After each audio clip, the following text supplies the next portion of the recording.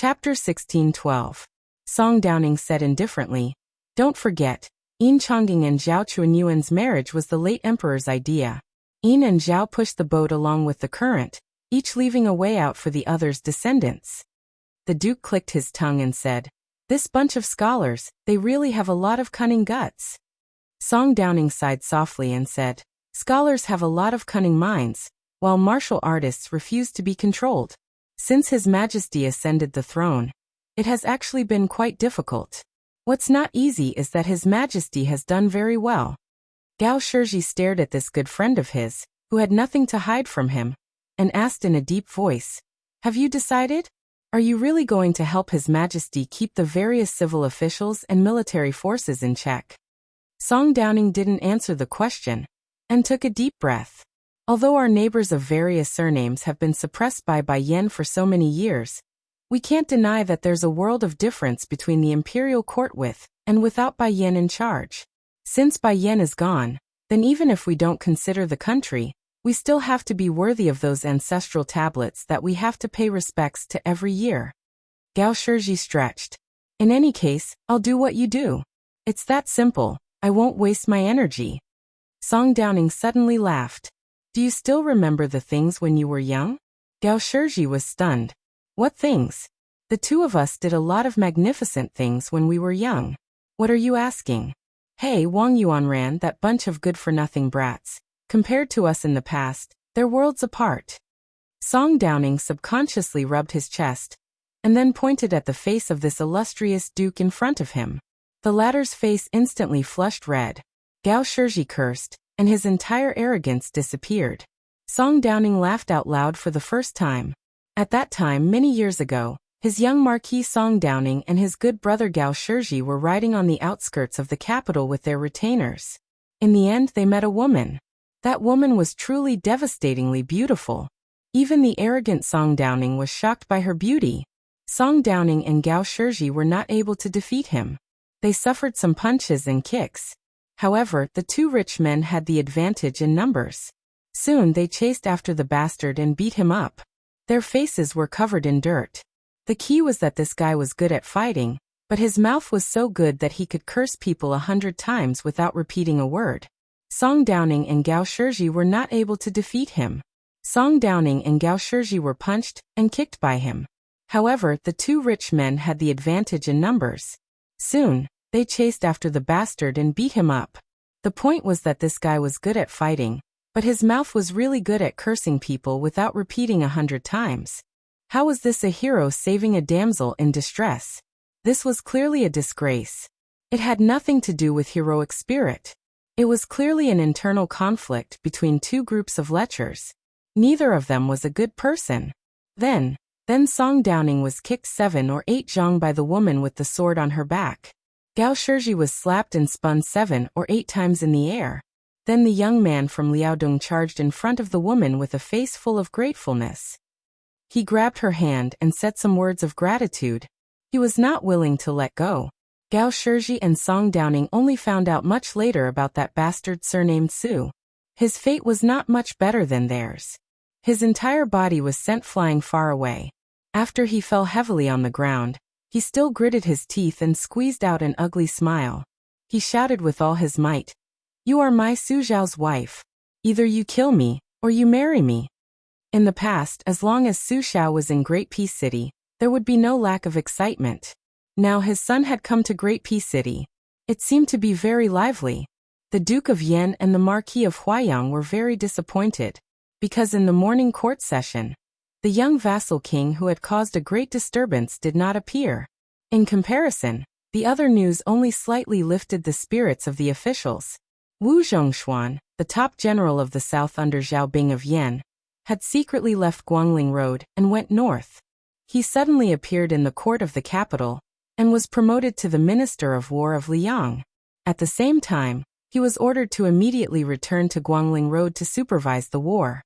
He would lead the Ministry of War as the great general of the south. When the rebellion was successfully quelled, he would officially go to the capital. Early in the morning, a carriage slowly stopped at the old site of the Ministry of War of Liang. This place was only 1 li away from the Zhao family. Before the change of location, the Liang dynasty, which was called the barbarians of the north by the 8 countries of the south, had the position of the Ministry of War in the 3 provinces and 6 ministries. It was beyond the imagination of the people of Liang.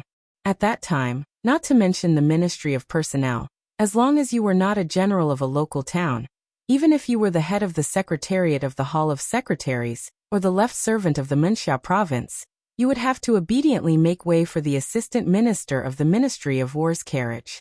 As to those arrogant imperial censors, their only use at that time was to be the punching bag for the officials of the Ministry of War. It was not strange for them to be whipped half to death for no reason. 2 emperors, in a short 40 years, had made the Central Plains recognize the orthodox position of Liang. Countless scholars took root and sprouted in Great Peace City, a former border city. They grew into trees that reached the sky, and formed a place where scholars did not lose to West Chu. The young person who walked down from the carriage stood at the bottom of the steps. He looked dazedly at the vermilion lacquered door that almost no one entered. Right now, this was just the place where the low-level officials of the armory of the Ministry of War handled government affairs. A sleepy-eyed minor official of the armory stepped over the threshold. When he saw the black and gold embroidered robe that he had never heard of or seen before, he rubbed his eyes hard, his expression blank. Great Peace City, the foot of the Son of Heaven. Who dared to overstep on the matter of official robes? Much less at the level of an embroidered robe. The person who was just a minor official of the armory froze. He did not dare to take a step forward, nor did he dare to turn around and pretend he did not see anything. A rough voice sounded behind the minor official. Huang Qianshan, why aren't you going to the Ministry of War Yamen to report to Manager Hong? Did your boots get stuck in dog shit? The minor official swallowed, turned his head and said, Official Yang, someone has come. The tall man behind the minor official, who had also not left the ranks of the corrupt, walked around the person surnamed Huang. When he saw the young person, he gave him a few glances, and then silently turned around. He then ran through the door with lightning speed and disappeared completely. Done in one go. This was probably the reason why Huang Qianshan had called him Official Yang. Official Yang's run had completely blocked off Huang Qianshan's path of retreat. If he ran again, even Huang Qianshan felt that it was not right. This minor official forced himself to run down the stone steps. He bent down and asked, Do you? When he said this, he suddenly choked. Just now in his panic, he did not dare to carefully identify the number of the black and gold embroidered robe, the number of toes, and the water feet. How could he know whether to call the young person in front of him Duke, Marquis, or His Royal Highness? There were too many ways to be an official in Great Peace City. Just the residences of the officials were divided into the rich and powerful. When they went to each place, they had to burn different incense. Otherwise, if they went to the wrong temple and burned the wrong incense, breaking the rules and taboo, it would be a minor matter to sit on the bench in the Yamen for a few years. Su Fengnian laughed softly and said, This king is just here to take a look. You do not have to report anything to the Yamen. This king. Hearing this shocking title, the minor official's legs went soft and he almost fell to the ground. In the large Liang dynasty, there were not many people who could call themselves this king. Now, a few of them had died. And the so-called king on the same level, who were given the title of king after the emperor ascended the throne, according to the laws of the Zhao dynasty, were still not allowed to enter the capital. Then, since this king in front of him was so young, his identity was clear. The officials in the capital all knew what kind of person the king of Jing'an, Zhao Sun, was. Don't talk about him wearing an embroidered robe and strolling around. He would rather stay in his residence and not see anyone. The minor official's teeth chattered and said, Bei, King of Beiliang, is there anything you need me to do? Su Fengnian smiled and said, Didn't official Yang just ask you to go to the Ministry of War? The minor official with sweat on his forehead said, It's okay, it's okay. It's the first time king has come. Our Yamen is so honored. Su Fengnian waved his hand and said, Go. Just when the minor official was about to bow and run away, he heard the notorious Northwest king said softly, Huang Qianshan, remember to say loudly before you leave. Yamen is an important place. Without the permission of the Ministry of War, no one is allowed to enter. The obedient Huang Qianshan's mind went blank. It wasn't until Huang Qianshan had obediently shouted out and walked far away that the belated Armory Division petty official finally woke up with a start. He was so scared that he could only walk shakily with his hands on the wall. He thought to himself, "Am I looking for death?" But when he walked for a long distance, he seemed to suddenly think of something. He looked back and saw the young king who was still standing in the same place. The young man who he often scolded and ridiculed together with his colleagues a few years ago. Huang Qianshan's eyes were complicated. He sighed and turned away. The minor official, who was afraid that he would not be qualified to participate in the court meeting in his life, gradually lost his fear and suspicion. But for some reason he felt a little uncomfortable. Chapter 16:13. When Su Fengnian boarded the carriage, Su Yambing asked, "Why don't you go in and take a look?" Su Fengnian smiled and said, "The place where Su Xiao pretended to be a grandson when he was young. I won't go in." Su Yambing smiled knowingly and nodded. General should be thinking the same. The carriage headed toward the nearby Zhao family. Just as court was ending, many carriages headed toward them. After all, other than the powerful 6 ministries, there were many other yamens of various sizes in the capital. Carriages and officials on horseback brushed past this inconspicuous carriage. Su Yambing stopped the carriage outside the Ministry of Rights Yamen. The carriages and mounts of the officials of the Ministry of Rights had already taken up all the space, causing the wide path in and out of the yamen to be extremely crowded. There was no way around it. The Ministry of Rights was the most important and noble place of the dynasty. It was very busy to receive and send off people. Many officials of other ministries who had not been willing to step half a step into the Ministry of Rights would occasionally come to the Ministry of Rights to find a doctor to talk about old times and get close to him. As for the Minister of Rights Sima Puhua and left Assistant Minister Jean Lanting, there was no hope. Unless it was someone of the Assistant Minister level, it was impossible to meet them. Speaking of which, when one reached the position of Assistant Minister, one could not put down their face. Of course, there was no need to use such a crude method to get close to others. So when Su Yambing casually stopped at a spot, a minor official from the Ministry of Rights quickly walked over. He did not immediately order Su Yambing around. There were many serpents in Great Peace City. There were many bloody precedents, and they had learned a principle. It would not be wrong to be kind to others and endure as much as possible. Being a coward was better than being a tortoise that stuck its head out and got chopped off. Right? The minor official quickly rejoiced at his cautiousness. When he saw the clothing of the young person who had raised the curtain, he immediately understood. As expected of someone from the Ministry of Rights, compared to the absurd comical actions of the 2 people from the Armory Bureau of the Ministry of War, this person quickly bowed deeply and said respectfully, "This official greets the King of Bailiang."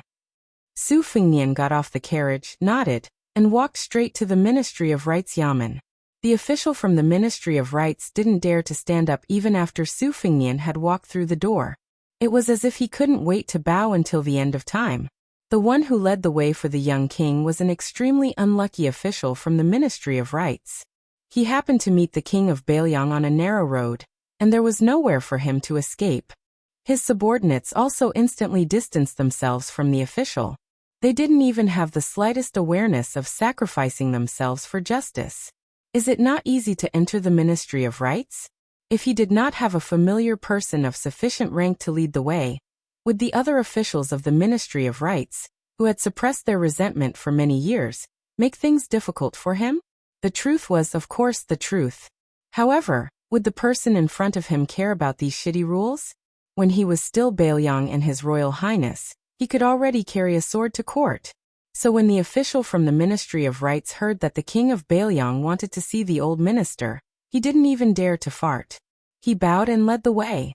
He only said that after the minister left court, there would be a political discussion in the imperial study that would not be shaken even by thunder, and that the king might have to wait for a while.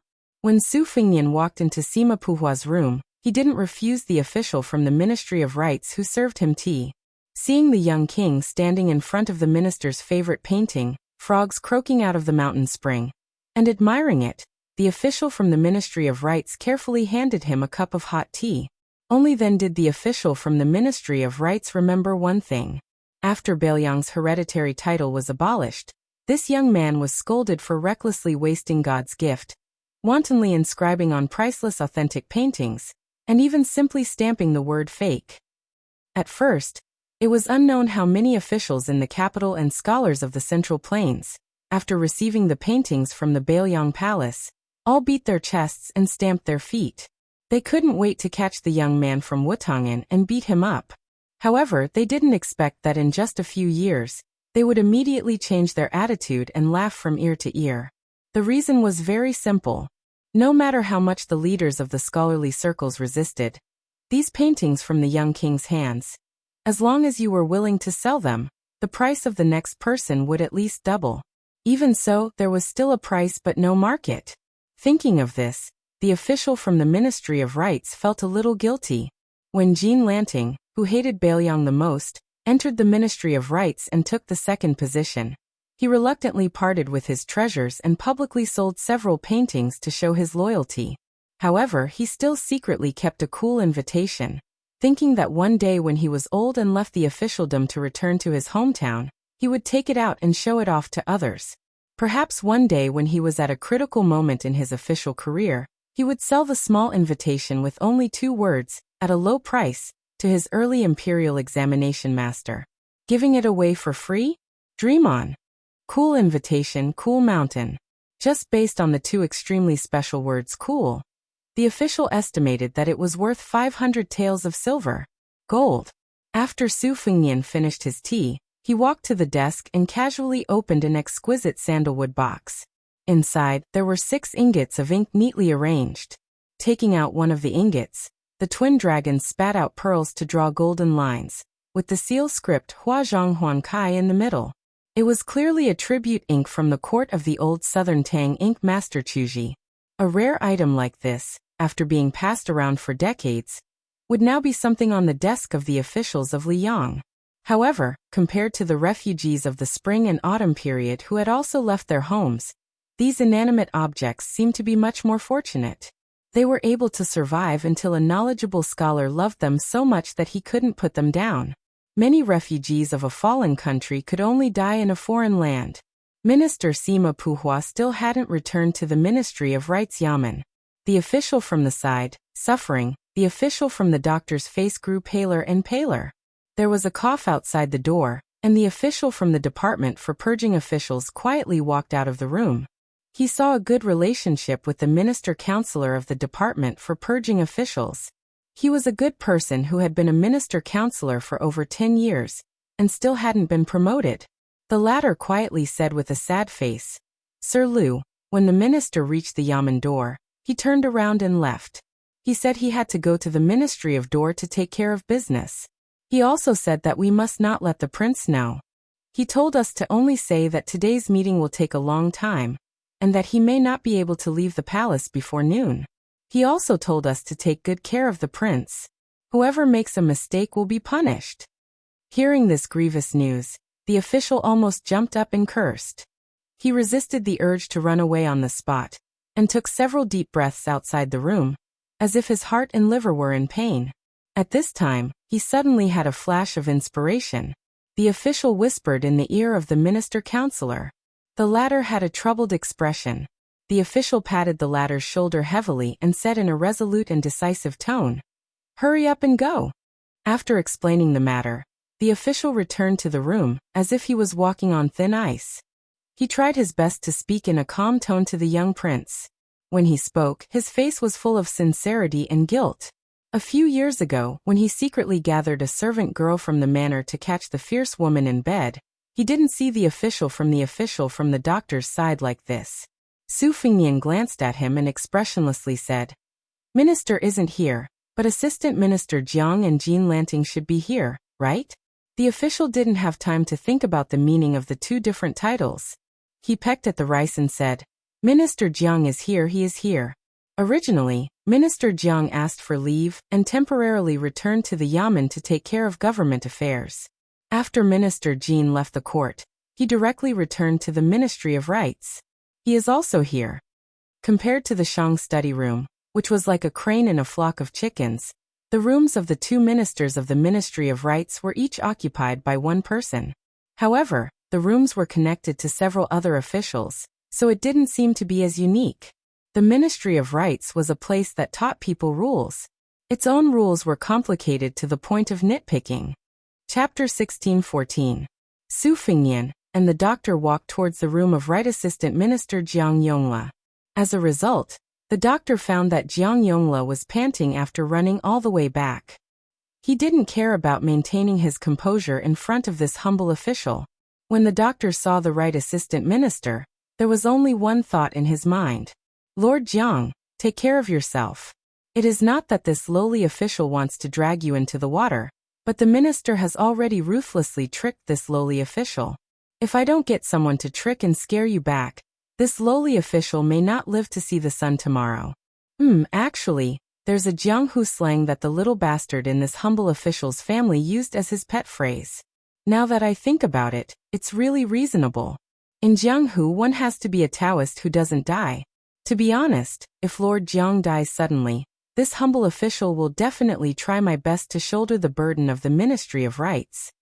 After inviting the Prince of Northern Liang into the house, Jiang Yongla closed the door and didn't say anything. He just knelt on the ground and refused to get up. Even Su Fingyan didn't know whether to laugh or cry. Actually, it was completely opposite to what the outside world imagined. From Su Xiao to Li Yishan to Su Fingyan, Bailiang had long known about the posthumous title. Su Fingyan refused to accept the imperial edict after the hereditary posthumous title. Even the eunuch who announced the imperial edict was not allowed to enter Yuzhou province. This was Su Fingyan's responsibility as a son and the attitude that Bailiang had to show. However, it didn't mean that Su Fingyan bore a deep grudge against Jiang Yongla, a small figure in the Ministry of Rights. Additionally, among all the civil and military officials in the imperial court, only the left chancellor of the imperial college, Yao Baifeng, stood up for Su Xiao. The others, such as Grand Secretary Yan Jieshi, Jin Lanting and Lu Xingxiang, were much more vicious than Jiang Yongla in their suggestions on the posthumous title evaluation. In fact, at that time, Su Xiao and Li Yishan were laughing and discussing his posthumous affairs. They said that he would definitely be given a bad posthumous name. Coincidentally, Su Xiao, who rarely flipped through books, would often go to Wutongan to take out the books from the Ministry of Rights when he was bored to death. In the end, the two characters that Su Xiao chose for himself were precisely Wu Li. I, Su Xiao, am a military man. Why would I need a military official to have the word literary? The character Li was even better. It was a meritorious deed to the country.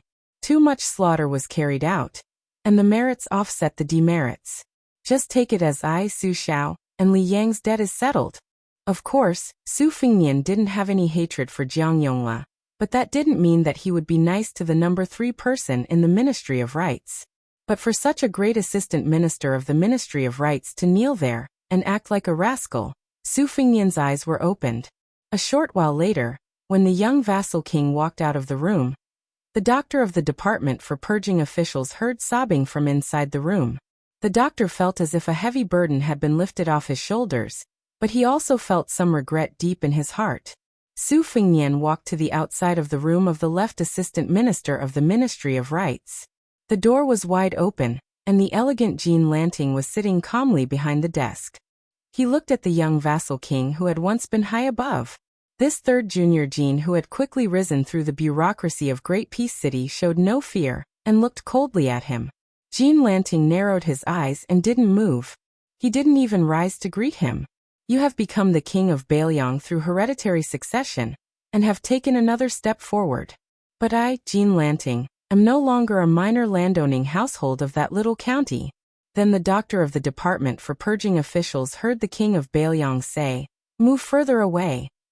This young man, who held the 300,000 cavalry of Bailiang, did not close the door after stepping over the threshold. But no one dared to raise their head to see what was happening inside.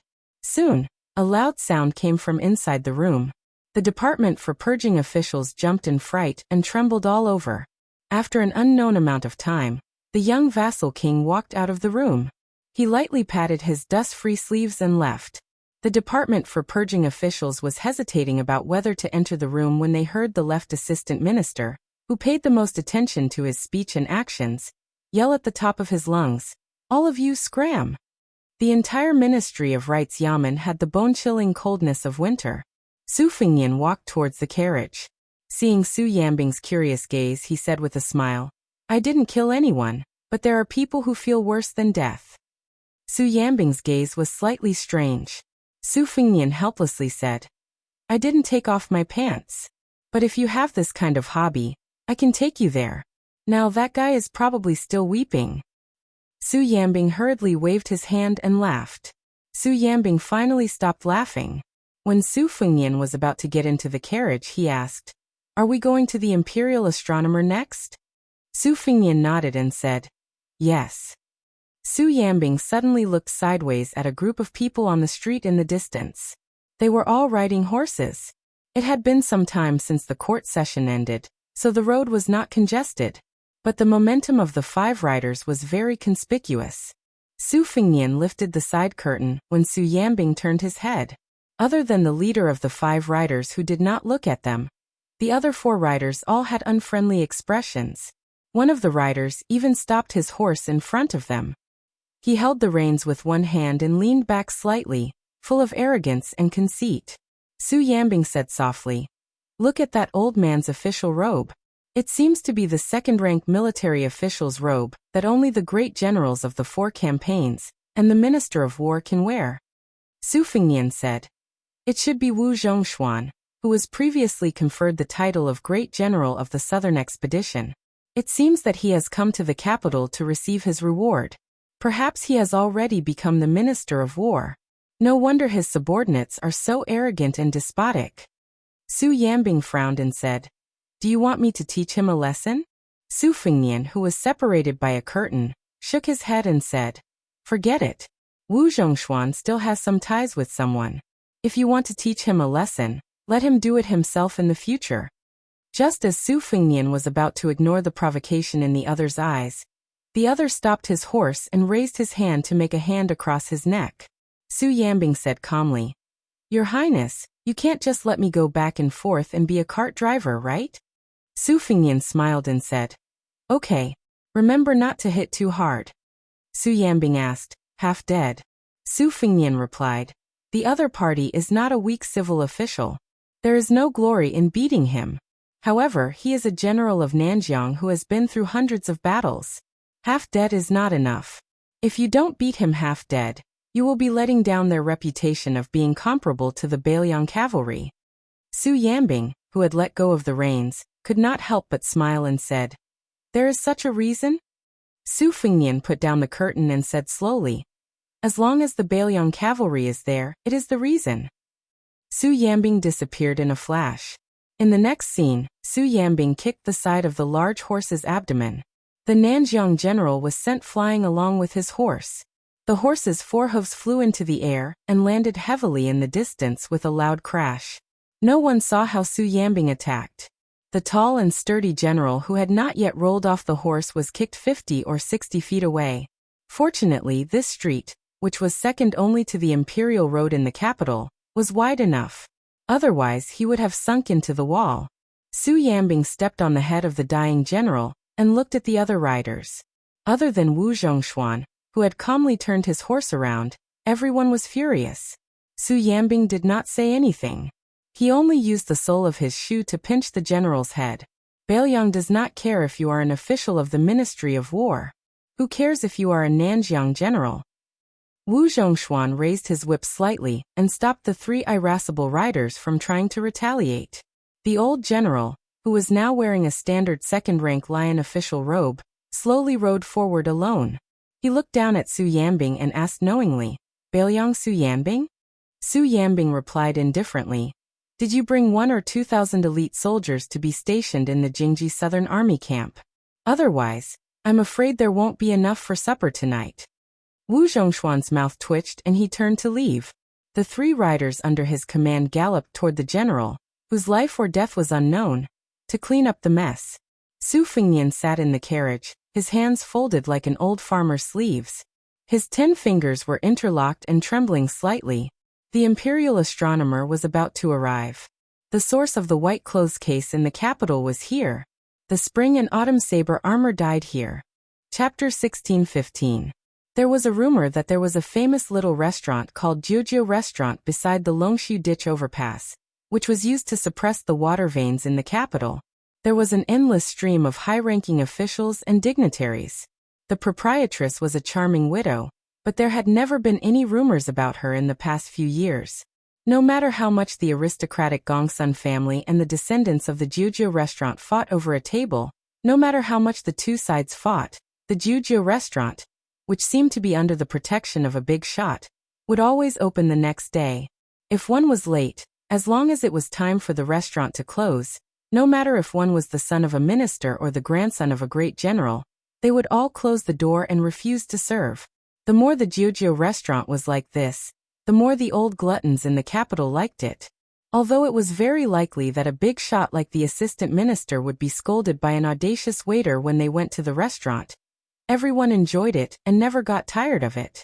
The two masters of the Song family, Tantanon and Huanwen, the imperial college's Yao Baifeng, and almost all the ministers of the 6 ministries other than Gu Jiantang, as well as the central government officials, all came here to feast without exception. This year there was another big shot, Qi Yangwang. It was said that before the head of the secretariat officially became a minister of Liang, the first thing he did when he entered the capital was not to meet the emperor, but to go straight to the Jiujiu restaurant and get drunk. What was even more exaggerated was that this well-deserved leader of the literati was almost chased out of the Jiujiu restaurant by the proprietress. Today, the business of the Jiujiu restaurant was still booming. The main entrance had not opened yet, but the luxurious carriages and tall horses outside had already made the street near the river extremely crowded. Many diners were patiently waiting in a long line. A short, crippled old man came to the entrance of the backyard of the Jiujiu restaurant. Compared to the bustling main entrance, this narrow alley, which no one knew how to enter through many turns, was extremely cold and cheerless. Perhaps it was because there were few people here, but there were some dark green moss growing near the foot of the wall. The sunlight was blocked by the high wall, making it seem somewhat gloomy. The crippled old man was not in a hurry to knock on the door. Instead, he stared at a young man squatting on the steps and yawning. The young man also stared at the crippled old man with his mouth and eyes wide open. In fact, they knew each other. The old man, who usually only paid attention to the princes and ministers, remembered this rascal because the young ruffian had appeared on the street outside the Jiujiu restaurant yesterday and had a battle with the young princes. When the crippled old man returned to Zhaogo, he returned to Zhaogo. Zhaogo? Of Zhaogo? This guy. Originally, the old man had roughly confirmed that the so-called first young master of Jinzhou and second machete of Liaodong was not a spy who could not see the light of day, but a street scoundrel who did not know the immensity of heaven and earth and was unintentionally involved in the whirlpool in the capital. However, when he saw Wu Laifu appear at this time and place, Zhao Go, who had always believed that there were no outsiders and no foreign affairs in the world, was filled with killing intent. Wu Laifu, who put the iron saber on his knees, suddenly shouted, "Old man, I know you. Although you didn't make a move yesterday, I know that you're actually the same as me. We're both experts." Wu Laifu put on a fake smile. He was thinking about how to kill this guy quietly. Jiujiu restaurant was Zhaogo's forbidden area. Liang spies were not allowed to approach it, regardless of their status. This was a rigid rule set by Yuan Benshi. Although Master Yuan was dead, the crippled old man did not want to disturb the woman who lived in seclusion because of a trivial matter, unless it was absolutely necessary. This time, the crippled old man broke Master Yuan's rule. He had no choice but to come here because the new head of Zhaogo had spoken. The crippled old man, who even the king of Bailiang and Fu Shuifang only knew his surname was Yao, looked at the young man who was carefully holding the saber and asked with a smile, "Young hero Wu, how do you have the leisure to squat here and look at the sun?" Wu Laifu's martial arts skills were mediocre, but he wasn't stupid at all. Otherwise, he wouldn't have been able to steal the limelight before Li Haoran. Now the name Wu Laifu was quite famous in the capital. Yesterday, Wu Laifu had returned twice and witnessed the battle from beginning to end. Among them, the aging of the middle-aged man and the death of the youth with the saber made him gasp in amazement. Therefore, the lame old man who had not revealed his strength from beginning to end was naturally not someone that Wu Laifu could compete with. Therefore, Wu Laifu was very nervous. His palms were sweaty, but he still maintained his annoying smile and said, "Senior, isn't looking at the sun the same everywhere? I came to Jiujiu restaurant to ask for a job. I walked from Liaodong to the capital and used up all my traveling expenses. I'm not a martial artist who breaks the law. I'm a good citizen who abides by the law." The crippled old man smiled and said, "Looking for a job? The capital is so big. Can't you find a job anywhere?" The young man's smile became more and more stiff. He rolled his eyes and hesitated for a moment. Then he lowered his voice and said, "Senior, we're both open-minded people, so I might as well be frank with you. Everyone in the capital knows that Jiujiu restaurant is very deep. I'm thinking that a woman can support such a restaurant. Either she's a hidden peerless expert, or the waiter in the restaurant is a top-notch martial arts grandmaster. Or maybe a chef is a famous martial artist who has retired from the martial arts world for many years. I came to Jiujiu restaurant to find a job. Earning money is secondary. My main goal is to learn from an expert who can dominate the martial arts world." The crippled old man stared at this whimsical young man. He did not know if he should slap him to death or give him a thumbs up and praise him for being so king smart. The crippled old man looked at the guy who had an incomparably sincere gaze and a face full of innocence, and could not help but tease. "If I remember correctly, young Hero Wu is an expert who only lost to the king of Bailiang by 1.5 moves. Why? Are you only satisfied after reaching a higher level in the martial arts world?" Wu Laifu smiled foolishly and said, "There's no harm in having more skills. There are hidden dragons and crouching tigers in the martial arts world. It's not a bad thing for me to learn a few more trump cards. Look at the king of Bailiang. His fists, swords, and that last move, God summoning. He has endless tricks up his sleeves. Compared to him, I'm still a little lacking." The crippled old man smiled and said, "In my opinion, young Hero Wu is much stronger than the king of Bailiang if you have such skills." Wu Laifu asked softly, "Don't tell me I'm thick-skinned?"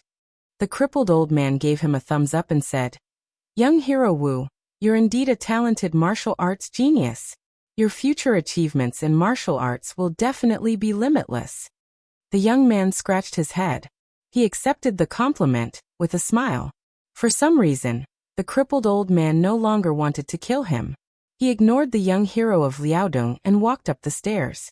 He gently knocked on the door. There was no response from the backyard. The crippled old man knocked on the door unhurriedly. The old man was not in a hurry. Wu Laifu went from being curious, speculating, and anticipating to yawning, rolling his eyes, and picking his earwax. He really could not wait any longer. Wu Laifu stood up and put on his iron saber. Then, he slammed the wooden door heavily with his palm and shouted, Lady boss, I'm Wu Laifu, the one who wanted to be your waiter yesterday. It's fine if you don't open the door for me, but there's a respectable Jianghu senior beside me who's anxiously looking for you. Don't delay the important matter. Lady boss, it's true. I'm not deceiving you. There really is a senior who came to visit. He's been waiting here for a long time. I was afraid that he would disturb your rest at first, so I blocked him for a long time without any courtesy. Lady boss, you see, if you still don't open the door, whether it's Jianghu ethics or the principle that visitors are guests, Lady boss, you won't be able to win against him. The crippled old man twitched the corner of his mouth and endured. Wu Laifu slammed the door, earth-shattering. When the door suddenly opened, Wu Laifu did not pay attention and almost slapped the person who opened the door. Fortunately, the person gently moved away and dodged. However, Wu Laifu fell into the door and fell flat on his face. That was a glimpse. It made Wu Laifu sit on the ground in a daze. That young woman was definitely not the lady boss. The lady boss was a middle-aged woman who was quite feminine. However, Wu Laifu was not interested in women like that. He preferred a young woman who was about the same age as him. She had to have a pretty face, a big chest, a thin waist, a round buttocks, and long legs. His requirements were not high and were just in line with his identity as a young hero. The woman who opened the door was the most beautiful woman Wu Laifu had ever seen in his life. She might even be the most beautiful woman in his next life. Wu Laifu sat on the ground and looked at the back of the person who stood at the door. This young man who dared to play tricks with the king of Bailiang. did not even dare to speak to her. As the second Minister of Justice, the crippled old man looked at the woman who was famous for her rouge and hesitated to speak. She was supposed to be one of Teacher Yuan's most outstanding experts, but the world was unpredictable. Even Teacher Yuan, who had a perfect plan, fell short of success. There was a game of chess on the chessboard that year. Although Teacher Yuan had thought of a series of rules, it was a pity that someone made the unreasonable move in the end. In that game, Teacher Yuan claimed that he and Huang Sanjia lost to the same person. It was a great regret of his life. Looking at the old man who had personally escorted her to the capital, the woman said indifferently, "Teacher Yao, are you here to urge me to go to the mansion of the Prince of Liaodong?" The crippled old man sighed and shook his head. "No, I'm here to see shopkeeper Hong." She frowned and shook her head. "Aunt Hong won't see you." The old man also shook his head and called her by her name. "Chenyu, you don't have the final say in this matter." Chenyu. After hearing this name, Wu Laifu felt like he was struck by lightning. Rouge Champion. Chapter 16:16. The mysterious woman with the surname Nangong could only comment that she was not inferior to Chenyu. After all, the third person in Yinji's evaluation was the former princess of West Chu, the current empress of West Chu, Jiang and I. Chenyu remained silent. Even the old man, who was no longer attracted to beauty, could not help but be moved by her beauty no matter how many times he saw her. It was no wonder that even Mr. Yuan praised her back then. A calamity in troubled times, an empress in prosperous times. Wu Laifu suddenly kicked him in the back, and once again he fell flat on his face with dirt all over. A woman stood beside Wu Laifu. She did not approach the courtyard door, and looked at the crippled old man who did not cross the threshold. She said coldly, "The Juzhou embassy has no bones for you to pick on." The crippled old man who was called a dog was expressionless. He gently flicked his finger, and Wu Laifu's head swayed backward as if it was hit hard. He fell to the ground and could not get up. Then the old man said softly, "Shopkeeper Hong, it was the Empress' intention to ask you to leave the Juzhou embassy this time." The lady boss did not speak. Chenyu lowered her eyes. The crippled old man waited quietly for her to continue. The lady boss finally spoke, her tone full of sarcasm. "What, do you want me to stop you at the palace gate? Or just wait outside the main hall? If you knew this would happen, why did you do it in the first place? Are you finally afraid now?" The old man's eyelids trembled. He said, "The Empress' order is for shopkeeper Hong to go to the imperial astronomer." After saying this, the old man, who never hesitated whether he was talking or killing, emphasized the last three words for the first time. Imperial astronomer. The lady boss, who had been calm, suddenly became furious. "Scram!" She pointed at the crippled old man and said angrily, "Yao, go back to the palace and tell that shameless woman. My relationship with Zhaoji isn't that good." The old man seemed to have expected the woman's attitude. He continued with a straight face, "The Empress asked me to pass 2 words to shopkeeper Hong. One is that if shopkeeper Hong is willing to go to the imperial astronomer, then Chenyu will not be the princess consort of the Liao Palace." The woman was so angry that she laughed. Zhaoji, the entire Liang knows that you favor Zhao Zhuan, far more than Zhao Wu. Not only did you force the eldest son to give the throne to his brother, but now you're even forsaken the pitiful compensation that the eldest son should have received. Chenyu turned a deaf ear as if she was an outsider. Baoyang His Royal Highness, Emperor Zhao Dun the first Zhao Wu, and Zhao Zhuan the fourth prince. Back then, as one of the 10 great clans of the spring and autumn period, they wanted her to enter the capital and become the imperial noble consort first before fighting for the position of empress. Huang of the emperor, the Jiu to the Jianghu, to the Jianghu Jiu.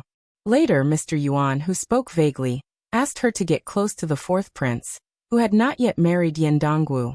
Empress. Empresses, Liao Prince Zhao Shi to the Liao Prince of the Liao Emperor of the Emperor. Empress. Chun. Her grandfather, who was once famous for his strength of character in the Central Plains, only told her before his death that she was needed for the revival of the family. Her master, whose identity was hidden and whom she respected, only smiled and said that there was a book that should be written like this. Bunshi, who had a half-inch tongue, only dipped his finger in wine and wrote 6 words on the table in front of her. "You're the empress, and I'll live an ignoble life." In the end, she was summoned to the palace. Looking at the woman from afar, she only saw the woman nod and let her out of the palace. She didn't resist even once. Chunyu never yearned for the Jianghu because she knew that the men in the Jianghu seemed to be glorious, but in fact, they were all helpless. She also never yearned for the imperial palace because she knew that the women there were all caged birds. Chunyu knew what she didn't want, but she never knew what she wanted. Therefore, she let nature take its course time and time again. Chunyu couldn't say that she was sad, nor did she have any self-pity. She was like duckweed drifting with the current. When Chunyu heard Auntie Hong, who taught her paper cutting, tell the crippled old man to get lost again, Chunyu didn't feel sad at all. Was it important whether she went to Liaodong or not? And whether she became a princess? The old man looked at the woman who had been a widow for many years. The old man wasn't angry. She was a legendary woman who could make the former emperor and Mr. Yuan look at her differently. Even if she punched his head, the old man wouldn't care. The old man said calmly, "Shopkeeper Hong, the empress' second sentence is that Xie Guanying is already in the imperial astronomer, and Prince of Shu, Chen Jibao, may also be there." The woman instantly quieted down and her lips turned pale. She closed her eyes in pain and murmured, "Zhaoji, you've always been like this. In the past, you could ignore everything for your man, but now for your son." The old man looked at the sky and reminded her, "If you don't go now, it'll be too late." She slowly opened her eyes and asked, "Is the carriage ready?" The old man nodded. The woman walked to the door. When she passed by Chunyu, she suddenly held her hand and said softly, "Go with Auntie Hong. If we die there, it'll be good." Chunyu thought about it and smiled. The imperial astronomer wasn't famous in the marketplace, but it was one of the most important places in Liang's capital. Many officials of the 3 provinces and 6 ministries never had the chance to set foot there. Therefore, whether or not an official could borrow a book or 2 from the imperial astronomer's library became a benchmark to measure the status of an official in the capital. Before Liu Baijie resigned as the Minister of War, the last thing he did was secretly transfer 800 elite soldiers from the inner-city imperial army to guard the imperial astronomer. And just 2 days ago, the imperial astronomer, which was already heavily guarded, had secretly increased the number of elite soldiers by another 600 or so. There were 2 generals who wore armor instead of the robes of military officials. One was close to 60 years old, and the other was in the prime of his life. Both of them stood at the entrance of the imperial astronomer with their hands on their swords, acting as 2 door gods. The 2 men, who were 1 generation apart, looked very similar, like a pair of father and son. The old general was Li Shogua, the shooting commandant stationed in the northern part of the capital. During the Spring and Autumn War, his military achievements were mediocre, and he was only a deputy commandant.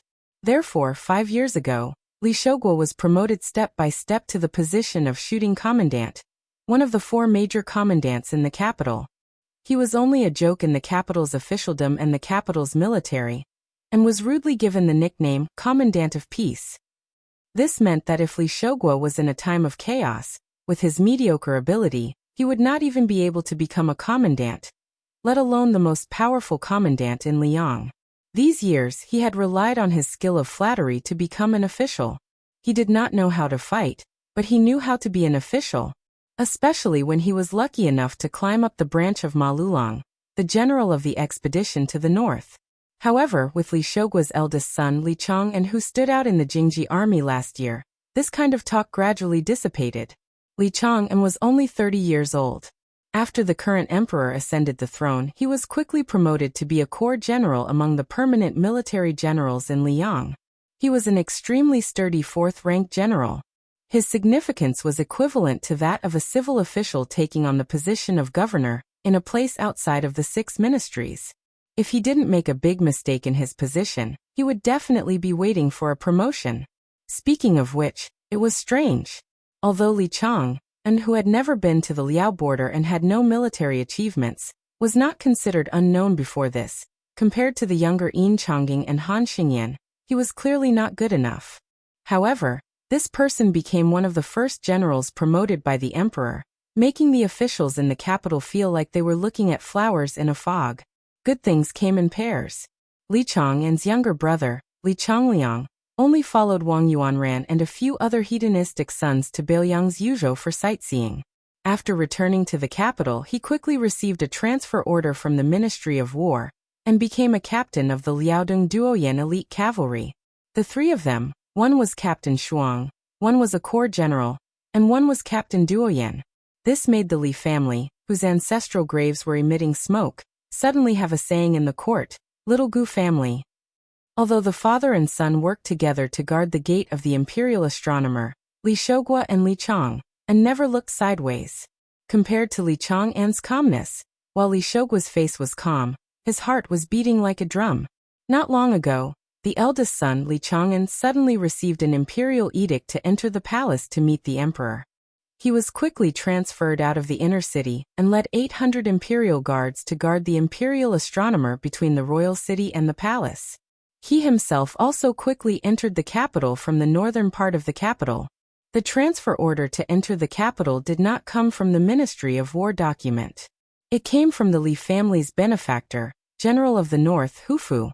General Ma Lulong was an old man nearing 80 years old, and had been bedridden for many years.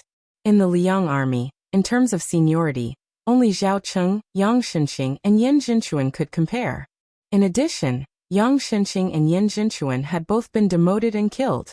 Even though Ma Lulong had not participated in ceremonies and court meetings for nearly a decade, the previous emperor and the current emperor had never lacked in rewards for the Ma family. Everyone knew that as long as Ma Lulong did not die, even if he was only hanging on by half a breath, as long as the old man did not completely die, then the Ma family, whose location was even better than the Duke of Yan's manor of the Marquis of Huaiyang, would still be the Ma family that coughed a few times in the capital and caused a huge commotion in the court. Li Shogua originally could not figure out why the imperial astronomer, which had nothing to do with officialdom, needed to muster such a large force. 600 imperial guardsmen plus his own 800 elite soldiers in the northern Jingji army, a total of 1,400 people. Who were they guarding against? Who was worthy of such a grand treatment? Chapter 16-17. It was only when he heard that before the Prince of Northern Liang entered the capital, he had brought along 800 northwestern cavalry soldiers, and made the western army led by Huqi officer Qi Changgong become his bodyguards that Li Shogua finally understood. Because Li Shogua was a general with real power, and because he had saved the life of the old general's only son during the war in Dongyue, he had long since become an honored guest of the general of the north, Ma Lulong. In the early years, he had vaguely heard a secret rumor in the Ma family. It seemed that there had been a strange and treacherous conspiracy in Great Peace City. The spearhead was aimed at Lame Su, who had not yet been made a king. Nan Huaiyu of the imperial astronomer, who had now died of illness, had played a dishonorable role. The only son of Ma Lulong, the Anong general Ma Zhongxian, who now held the power of the Jingji East Army, spoke of this matter in a drunken stupor. His expression was one of pride and self-satisfaction. Li Shogua knew that one shooting commandant was far from enough to touch the inside story of that conspiracy. Maybe only when his eldest son, Li Chang'an, became number one in the 4 campaigns in 4 towns would he have hope of understanding the shocking truth hidden under layers of curtains and dust. Of the 4 campaigns, Ma Lulong had struggled at death's door for many years, but his family's favor had not decreased. Zhao Jie ignored the disputes for many years and rose up in the face of danger, sharing power with the South Campaign commander Lu Xingxiang. Yang Shenxing had long left the capital for Ji province. He seemed free, but he was actually far away from the core of the dynasty, which affected the speed of Yang Huqin's rise. If Yang Huqin had not lost an arm on the Guangling Road battlefield, the price would have been too great, and the court would have felt bad about it. Otherwise, not to mention the deputy general of Ji province, he would probably have fallen into silence. Then, when Yang Shenxing died of old age, the Yang family would have quickly become a second or third class family in Liang. Yen Jinchuan, a famous cavalry commander with splendid military exploits, a true military general of the Zhao dynasty, actually died in battle at the border of Guangling Road. In the end, he was only brought to his coffin with an exceptional posthumous title. That was all. for great generals of the dynasty who were of the same rank, and second only to great General Gu Jiantang, had 4 completely different endings. After Li Shogua figured out the hidden ins and outs of the matter, he was both horrified and chilled. Ma Lulong, the head of the old Ministry of War in Liyang, was the first person to show strong enmity towards Su Xiao. Zhao Kuang was the general who firmly supported the Battle of the Western Fortress. However, as the spring and autumn war neared its end, Zhao Kuang, who had once fought side by side with Su Xiao, began to lean towards Gu Jiantang. After that, he did not follow the Su family's iron cavalry into Shu. Instead, he chose to assist Gu Jiantang in attacking southern Tang.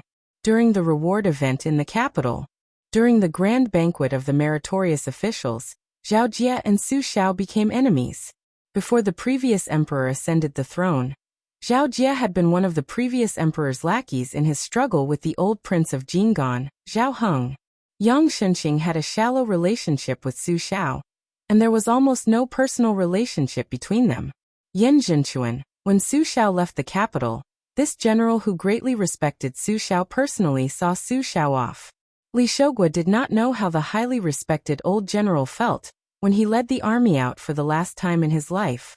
The eldest son, Li Chang'an, who had always been quiet and cautious, did not agree to his father's request for a banquet after he was promoted to a general without any warning. Instead, the father and son had a secret conversation that no one else should know about. In that conversation, it was Li Chang'an, the son, who taught Li Shogua how to be an official. They did not talk about the superficial ways of welcoming and sending people off, but about how to understand the emperor's heart. It was only then that Li Shogua found out that his son had long been the emperor's confidant.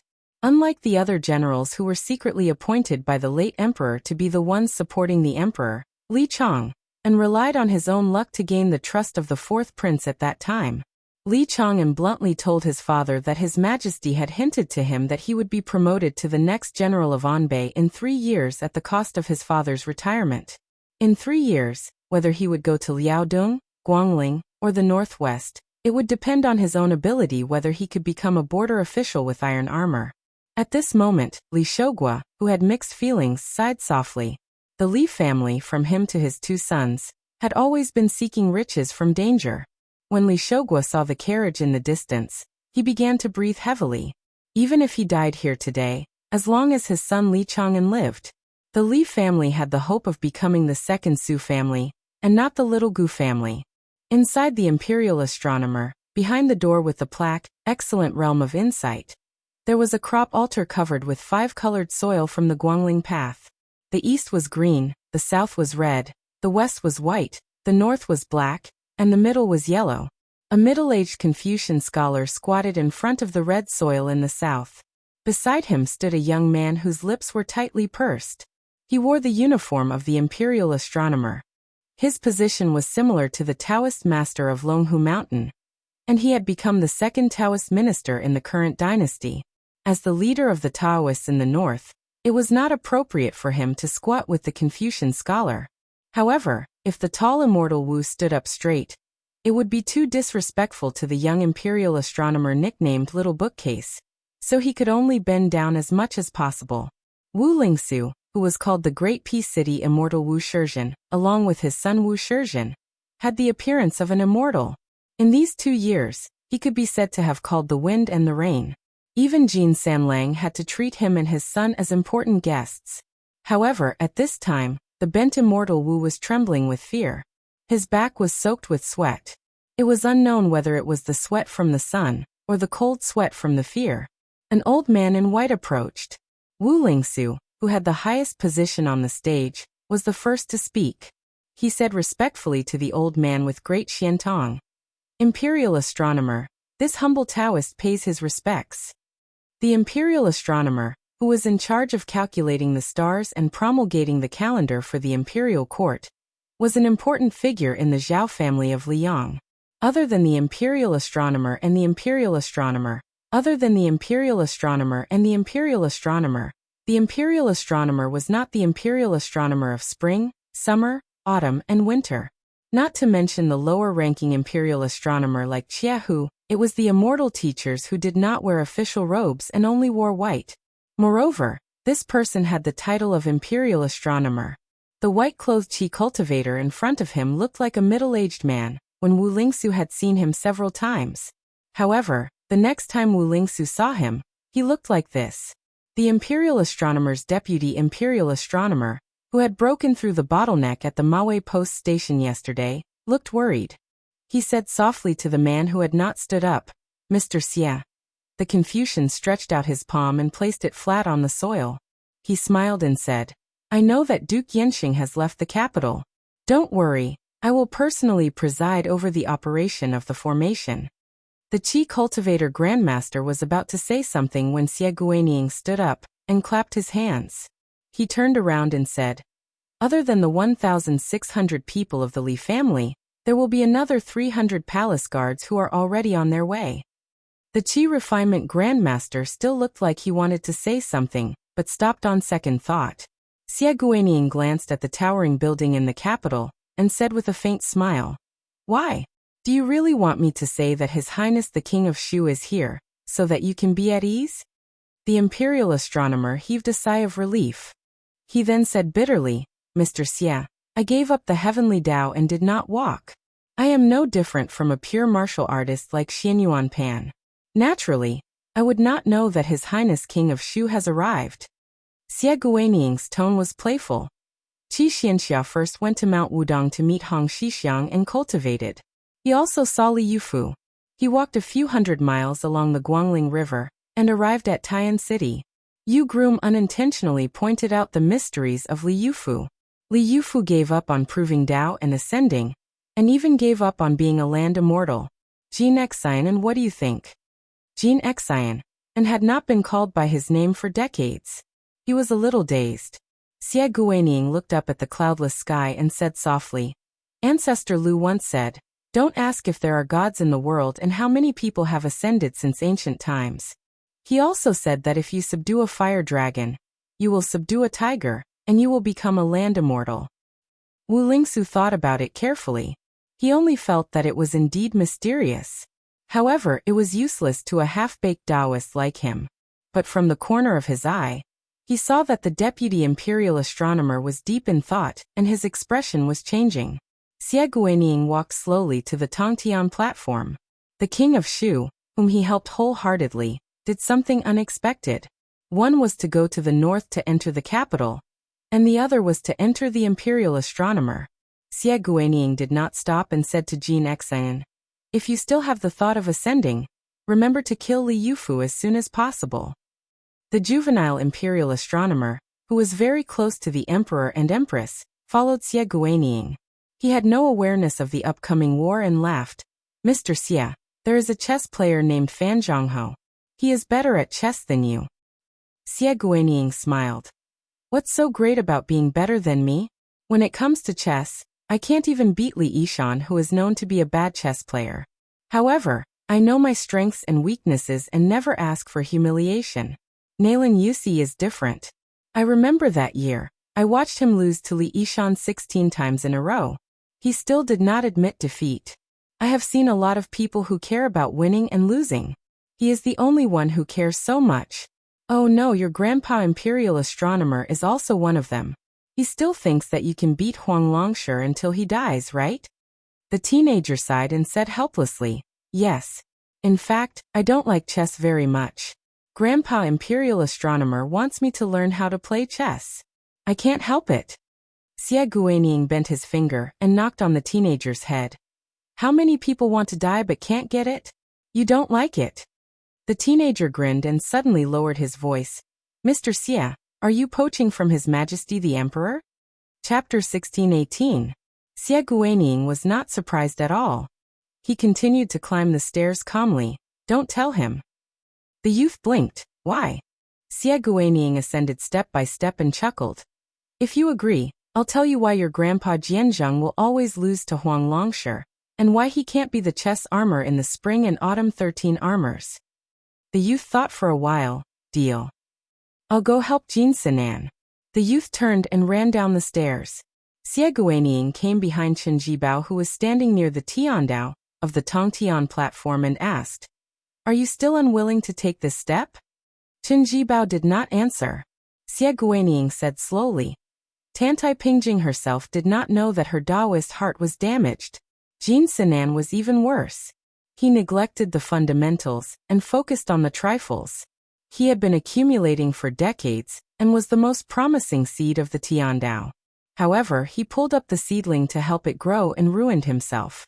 Old Jianzheng and Nan Huayu persuaded the late emperor to not adopt the new calendar written by Li Dongxin. As a result, the old Tiandao gradually collapsed. You and I were the ones who benefited the most from it. Even if Chao Chongqing did not die and did not let you have the fate energy, you could still become the only 3 sages after ancestor Lu in 1,000 years. Gao Shulu would also be overshadowed. I'm afraid that other than Wang Xianji, Li Chenggang who was at his peak 60 years ago, Su Fengnian who just defeated Wang Xianji, and Chao Chongqing who was determined to die, would not be your match. Chen Jibao said. There's also Dong Tai who really held a sword, Su Yambing's dying shot. And you who was willing to give up being the emperor of the human world for 1,000 years, Xie Guaniying. Xie Guaniying shook his head. You know that I won't fight for such a title. The price is too high. Xie Guaniying suddenly said. You're unwilling to take this step because you don't want to bask in Su Fengnian's glory?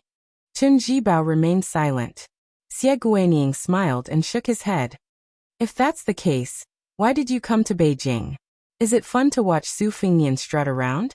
Chen Jibao did not say a word. Xie Guaniying gently sighed. You contradict yourself. After a long time, Chen Jibao, who was looking into the distance, suddenly said, We seem to have missed a person. Xie Guaniying said nonchalantly, No matter how much effort I put in, a disobedient chess piece is dead. Outside the Imperial Astronomical Observatory, Archery Commandant Li Shogua acted as if he was facing a great enemy. The 2 carriages on the left almost sped over, and then suddenly stopped not far from the main gate. 2. Other than the king of Bailiang, who else would dare to get involved in this mess? Could it be that Su had reinforcements? Li Shogua gestured Li Chong and not to leave the gate, and walked towards the 2 carriages alone. As a result, the nervous captain was stunned. 2 elegantly dressed women walked out of the 2 carriages. However, after seeing one of them clearly, Li Shogua immediately knelt on one knee and cupped his fist. Li Shogua greets the Empress Dowager. After Zhao Zhuan ascended the throne, Empress Dowager Zhaoji nodded slightly. Get up and guard the gate. No one is allowed to enter. Li Shogua quickly got up and returned to the main gate of the Imperial Astronomical Observatory. At this time Li Shogua, who was sweating profusely, saw his eldest son Li Chang'an with a relieved expression. He thought to himself, Good boy, if not for the Empress Dowager's arrival, I would have thought that you were not afraid at all. The 2 women who were of similar age but had different auras, stood 5 or 6 steps apart and looked at the other end of the street side by side. Empress Dowager Zhaoji said with a hoarse voice, Today, even if you die, you must stop him. Otherwise he will die. Jiu Restaurant's proprietress smiled. Back then, he lied to his mother. This time, is it still a lie? Zhaoji suddenly turned to look at this woman. She bit her lip so hard that it was slightly bloodshot. This woman, who was once married to the scholar named Sun Ping, might have gone mad. She actually laughed heartily. I am a woman. Now I am a widow who runs a small business. Back then, even though I knew that my man wanted to die, I endured it and did not interfere. On the way here, I indeed wanted to stop that child at all costs. When I got down from the car just now, I don't know why, but even if I wanted to watch that child die, I felt that I should not stop him. Women, you, Zhaoji, are not the only one to fall out with others. Actually, anyone can do it. Zhaoji narrowed her eyes. You want Su Xiao and Wu Su's son to die so badly.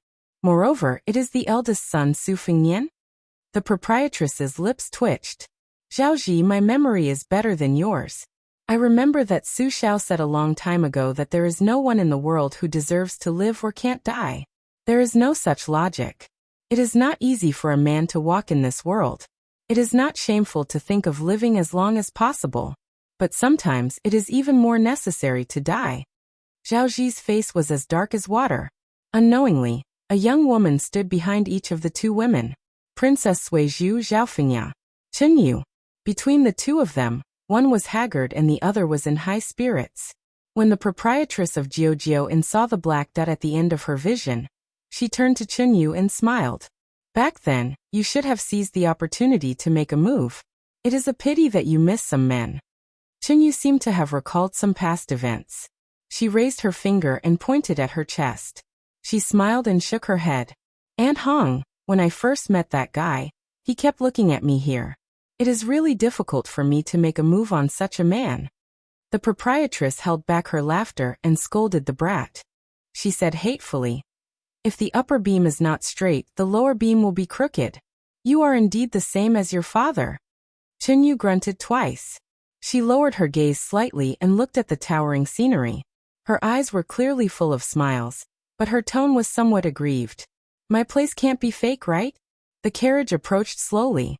Even though he knew that the imperial astronomer would not be able to cause a ruckus with the presence of the Empress Dowager Zhaoji, Li Chang'an's heartstrings were taut in an instant.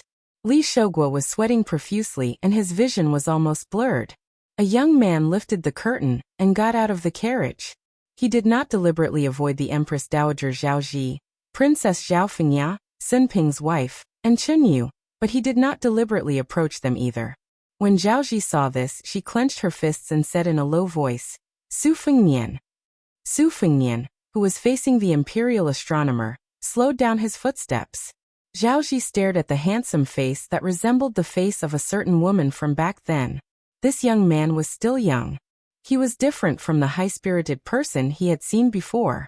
He was also different from the white-haired person he had seen before. This time, the young man surnamed Su was reserved and calm. Zhaoji said angrily, Su Fengnian, don't forget that you are now the king of Bailiang. Beimeng will still send its army south at any time. He did not stop walking. If he walked another dozen steps, they would see his back. Zhaoji said in a heavier tone, Yuan Bunshi, Yang Taisui, Han Xingxian, Teacher Lu, they're all dead. Other than Yuan Bunshi, the other three have all died by your hands. They're all dead. Zhaoji found that the young man showed no signs of stopping. A deeply hidden panic appeared in her eyes. She forced herself to calm down and said, Su Fengnian, even if you don't consider your own life, you have to consider the millions of Bailiang's people. If you die in Great Peace City today, do you not know that the 300,000 cavalry will come to the capital? Do you not know that the Beimeng army will take the opportunity to step into the central plains? The young man finally stopped walking. Zhaoji could just see the side of his face that was clearly defined. Perhaps it was because of the rough sandstorms of the northwest and the tempering of the battlefield. There was no gentleness on the young man's face, only determination. Seeing this person stop, Zhaoji did not let down her guard. She continued, the emperor tolerated you entering the capital without permission this time. You Su Fengnian should understand. Su Fengnian did not turn his head. He looked at the solemn imperial astronomer. Many people, including you and Zhao Duan, do not understand why after the white clothes case in the capital, my father left the capital and returned to the Su family's camp with hundreds of thousands of armored soldiers. He still did not lead his army into Great Peace City. Even when my father died, he did not tell me why. Su Fengnian paused. But after I wandered outside Bailiang like a dog for 3 years, I understood why. Su Xiao did not dare, and was not willing to drag his fellow soldiers who had fought in the north and south for half their lives to die with him. But if Su Xiao was not just a level 2 master of martial arts, but a top expert of the martial arts, he would have charged into the palace alone and killed all of you. Do you know what I wanted to do the most after returning to Bailiang? It was not to inherit the throne one day and control the 300,000 border soldiers of Bailiang. It was to practice martial arts and become the best in the world. At that time, I was not afraid of death, but I was afraid that I would be like Su Xiao for the rest of my life and only be a master. I wanted to practice martial arts even in my dreams.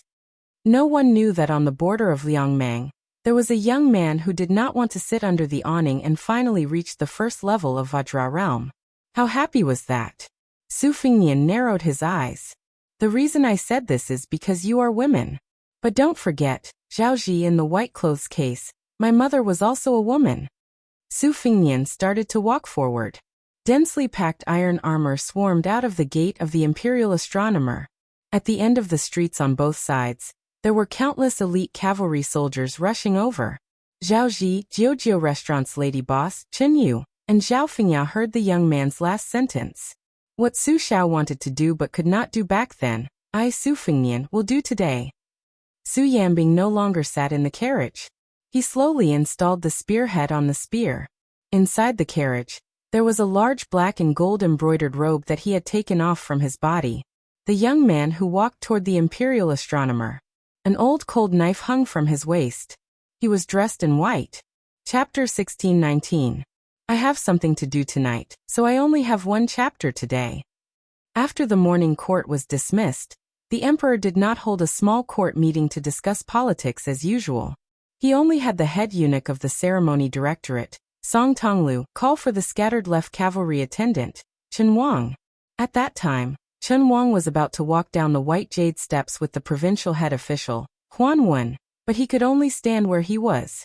Because the left scattered cavalry was an important official in the central government, his position in the so-called Golden Imperial Hall was quite close to the front. Therefore, every time the court was dismissed, by the time Chen Wang stepped out of the hall, the civil and military officials outside the hall had already dispersed like the tide. However, because there were too many unfamiliar faces in this morning court, including Duke Yin Gaoshi and Marquis Huayang Song Downing, a large group of officials and nobles were all present, making the originally spacious hall seem crowded. Therefore, when Chen Wang stopped, there were still people passing by this well-deserved, auspicious talisman's #1 official. Even Song Downing, who gave the impression that the capital's officialdom did not care about worldly affairs, took the initiative to exchange a few pleasantries. A few old officials who once worked together with the old Grand Preceptor of West Chu and the previous left servant of Liang, Sun Shiji, were even more intimate with him as if he were their own son-in-law. If it were not for head eunuch Song Tonglu's gaze, these old officials, who needed to be carefully supported in their daily lives at home, seemed to be able to stand here and chat with Chen Wang for an hour. Chen Wang and Song Tonglu, who was wearing a red python robe, stood together. The inside and outside of the hall gradually cleared out. Chen Wang did not rely on his friendship with the current emperor to ask the head eunuch of Liang's head of eunuchs for the reason. He kept his mouth shut the entire time. It was Song Tonglu who, after a long silence, took the initiative to say softly, "I'll have to trouble Chen Wang to wait for a moment." Chen Wang grunted. In the face of Chen Wang's lukewarm response, the eunuch in the python robe, who was feared by all the civil and military officials, did not feel the slightest bit of dissatisfaction. Ever since Song Tonglu took over the ceremony directorate from Catman Han Xingxian, he had been caught up in the transition between the old and the new in Liang. He rarely had any respect for an official anymore. In Song Tonglu's mind, Qin Xiaobao's ranking was only behind Qi Yonglong, Gu Jiantang and Huan Wen. He was even ahead of Zhao Yuling and Yin Maochun. Chen Wang, who was born a poor scholar, was really too similar to an old man. Whether it was personal integrity or official career, they were exactly the same. It was so much so that it was hard for people to be jealous of them. Chen Wang was so distracted that he only came back to his senses when someone patted him on the shoulder. He turned his head and smiled helplessly before bowing slightly. The young emperor did not wear his dragon robe. Instead, he had changed into a set of casual clothes that did not fit the etiquette. He stood shoulder to shoulder with Chen Wang at the top of the stairs. Song Tonglu, on the other hand, had already bent his waist and retreated. His tiny footsteps were silent as he made way for this pair of auspicious monarch and minister who were destined to leave their names in history. Chen Wang saw a few eunuchs working together to bring over a long ladder. He couldn't help but ask curiously, "What is your majesty doing?" The emperor smiled and said, "First, accompany me and wait for someone." When Chen Wang saw the ladder carefully placed on the eaves of the throne room, Chen Xiaobao, who had some understanding, didn't know whether to laugh or cry. He wanted to say something but stopped. The young emperor pointed to two people in the distance for Chen Wang. One was wearing a vermilion python robe. It was clear that he was an important eunuch whose status was not much lower than Song Tonglu's. The other was wearing the clothes of an ordinary Confucian scholar. As they got closer, Chen Wang could finally clearly see the appearance of the two people. The eunuch from the ceremony directorate was a very senior eunuch. At this moment he was walking slightly ahead of the young man beside him. He was slightly bent at the waist, with one palm extended forward and the other hand holding up his sleeve. It was as if he was leading the way for the other person. The latter's eyes were closed, and his steps were not big. When the eunuch took the lead to walk up the stairs, Chen Wang vaguely heard the old eunuch say, "Mr. Liu, be careful of your feet. We are about to climb the stairs." The emperor turned his head and smiled. "Can you guess who it is?" Chen Wang nodded and said, "Mr. Lu Swan of Qingzhou, the king of Jing, and presented the 2 strategies and 13 strategies in the last years of Yonghui. Everyone in the capital knows that it came from Mr. Liu behind the scenes." The emperor suddenly felt somewhat depressed. While there was still some distance between the 2 sides, he lowered his voice and said, "Lu Swan's go skills are very strong.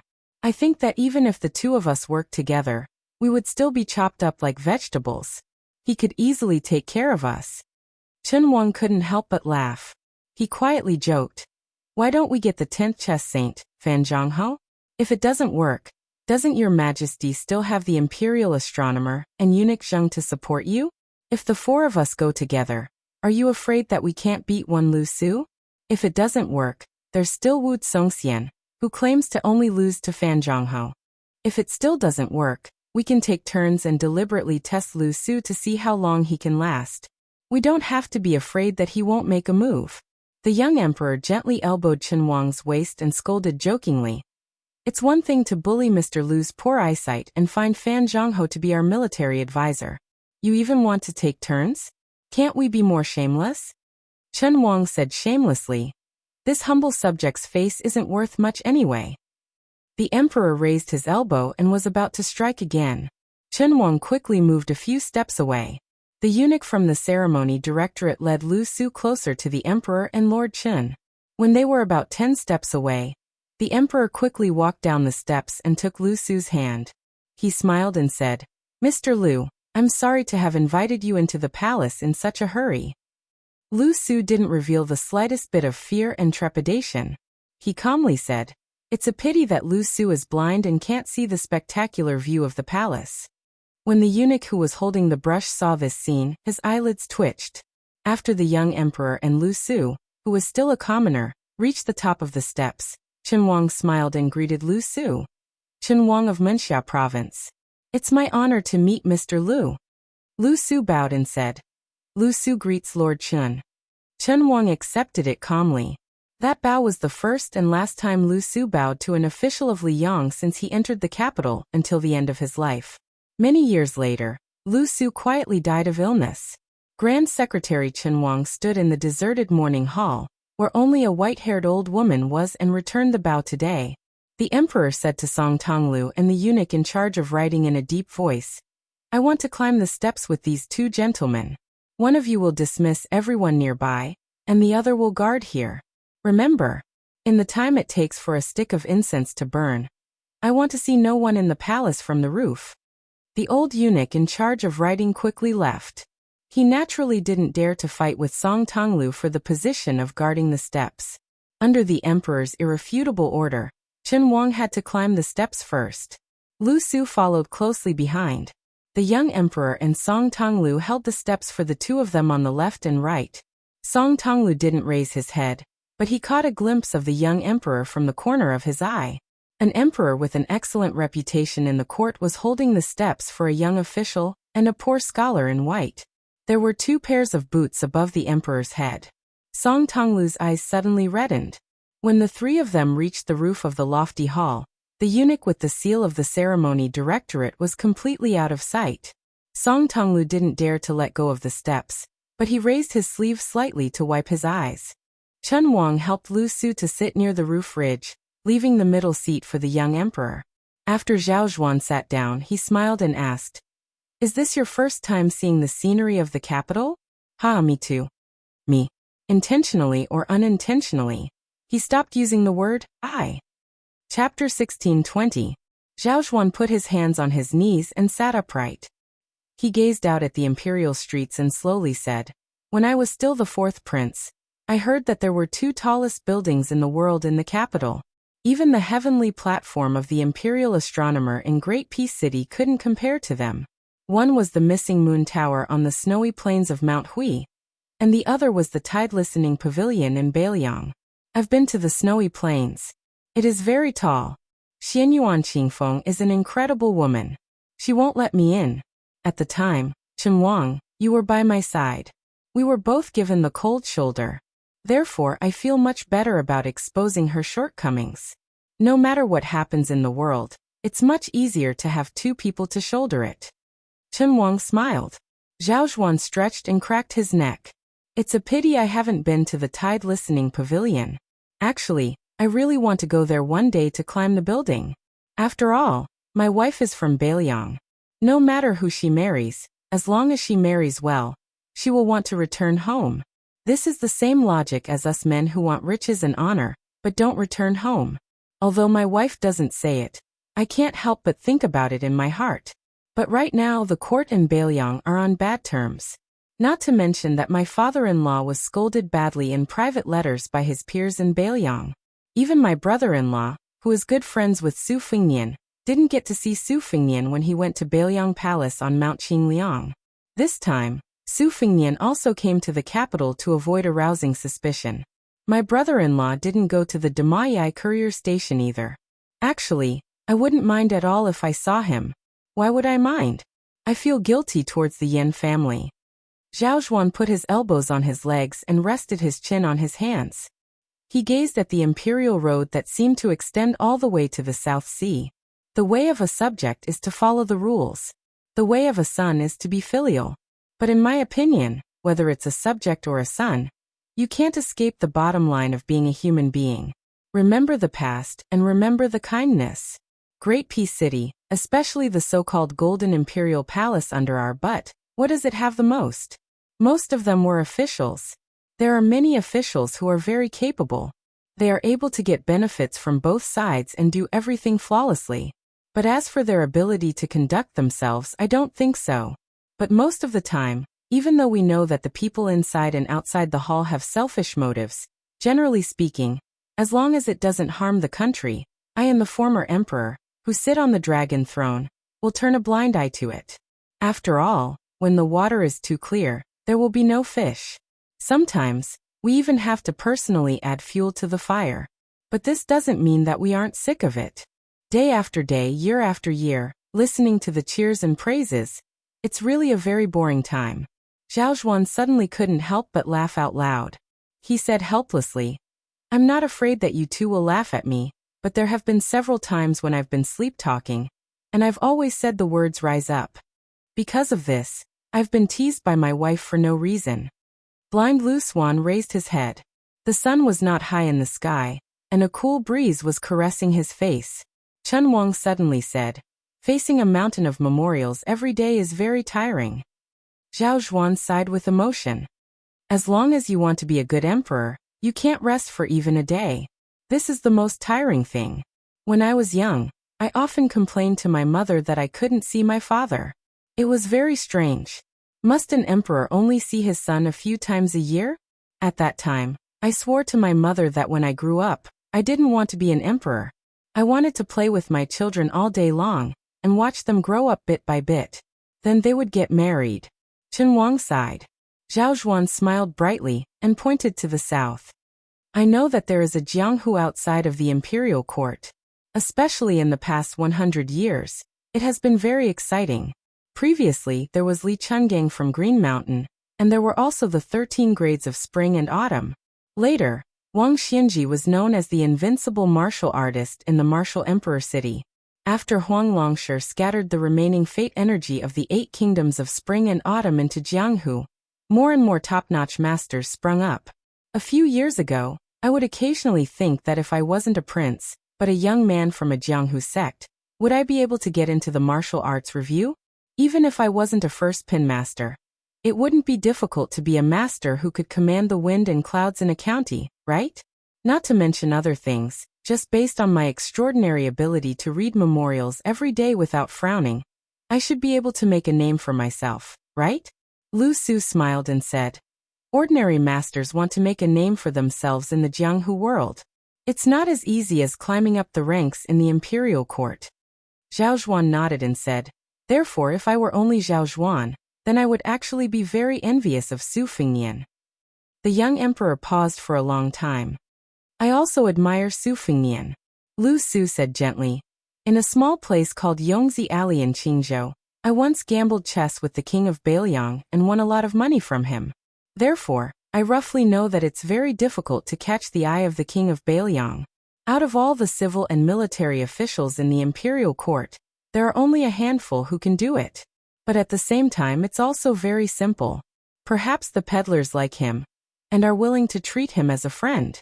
Chen Wang smiled and said, if it wasn't for the money the king of Bailiang used to buy poetry and literature, allowing me to gather the money to go to the capital for the imperial examinations, I would most likely be a private teacher in Bailiang.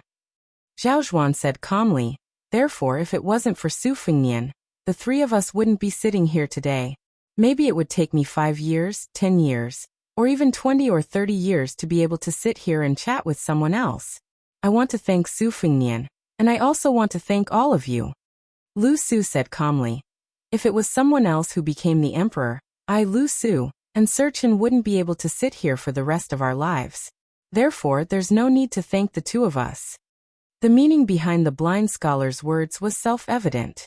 Zhao Zhuan wasn't angry and said softly, the Su family's 800 cavalry rode from Bailiang straight to the capital.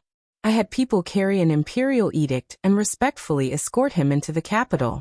I had the minister of the Ministry of Rights stand guard at the city gate, because this is the treatment the 300,000 Bailiang cavalry, who guard the gate of the Central Plains deserve. Su Fengnian massacred everyone at the Maui post station, attracting countless masters to join forces. He fought great battles one after another, and could be said to be the masterpiece of Jianghu. I didn't pay attention to it because this is the treatment Su Fengnian deserves as the martial arts grandmaster of Liang. Before coming here, I heard that he went to the Ministry of Rights Yamen wearing a vassal king's robe. Not only did he beat up left assistant minister Jean Lanting, he even pulled out Jean Sanlang's beard. I still wasn't angry because he is one of the most powerful vassals in Liang. I, Zhao Zhuan, can take a step back for him. Even if he took care of the old minister, Sima Puhua, I can still endure. To the extent that the previous emperor could tolerate Su Xiao, I can tolerate Su Fengnian to the extent that I can tolerate him. It doesn't matter even if it's more. Because I am sitting on the dragon throne, he is guarding the country for me. Zhao Zhuan clenched his fists and placed them on his knees. He narrowed his eyes and said, but he wants to go to the imperial astronomer, to the place where the Zhao family of Liang rose. He wants to destroy the painstaking efforts of countless people. I can't stand it. I'd rather he come to the imperial palace and point at my, Zhao Zhuan's, nose and curse when there is no one around. Zhao Zhuan stood up and turned to look at the imperial astronomer. He said in a low voice, Liang's annual transport of grain to the capital is more than 8 million sure. Excluding the amount that cannot be ignored in the capital, I originally planned to give 1 million sure to Bailiang every year. Under this premise, for every 150,000 Baimang killed by Bailiang, or every 50,000 frontier soldiers killed in battle, I will give him another 500,000 sure each. Since Gu Jiantang of Liao can't kill people, as long as you Bailiang can kill people who are still in Liang's territory, then I am willing to give you provisions and provisions for the soldiers. Following this, Zhao Zhuan said expressionlessly, Imperial astronomer Li Shougua and Li Chong and father and son, 1,400 armored soldiers, 100 experts from the Ministry of Justice, 300 imperial guards, plus the 1,200 cavalry that has already left for the imperial astronomer, a total of 3,000 people. According to what was said before, the annual 1 million sure, plus the contributions from killing the enemy and the compensation for those who died in battle, Bailiang now has more than 3 million sure of grain. When he leaves the capital, he will send it along the Guangling River to Bailiang. However, today at the imperial astronomer, for every person he kills from Graydon City, I will leave behind 1,000 sure of grain for the imperial court. The grain of the Central Plains was used to buy Baimang's head, and also to buy Bailiang's life. Lu Su was indifferent. Chen Wang wanted to speak but stopped. Was the young man rushing to the imperial astronomer Su Zhao's son or Wu Su's son? They looked the same but were very different. Was it the king of Bailiang, the leader of 300,000 cavalry? Or was it the Jianghu Grandmaster Su Fengnian who had mastered martial arts? They looked the same, but were very different. The only young emperor standing said calmly, "Therefore, if you, Su Fengnian, have the ability to kill 3,000 people, then do it." Chapter 16:21. The 1,400 armored soldiers of the Li family surged to the gate of the imperial astronomer like a flood. They formed a tight formation like a barricade. In reality, there was only one person in front of the armor. The 1,400 elite soldiers who had specially changed into heavy armor, other than the two generals, Li Shougua and Li Chang'an, were all inside the gate of the imperial astronomer. Not a single one stepped out.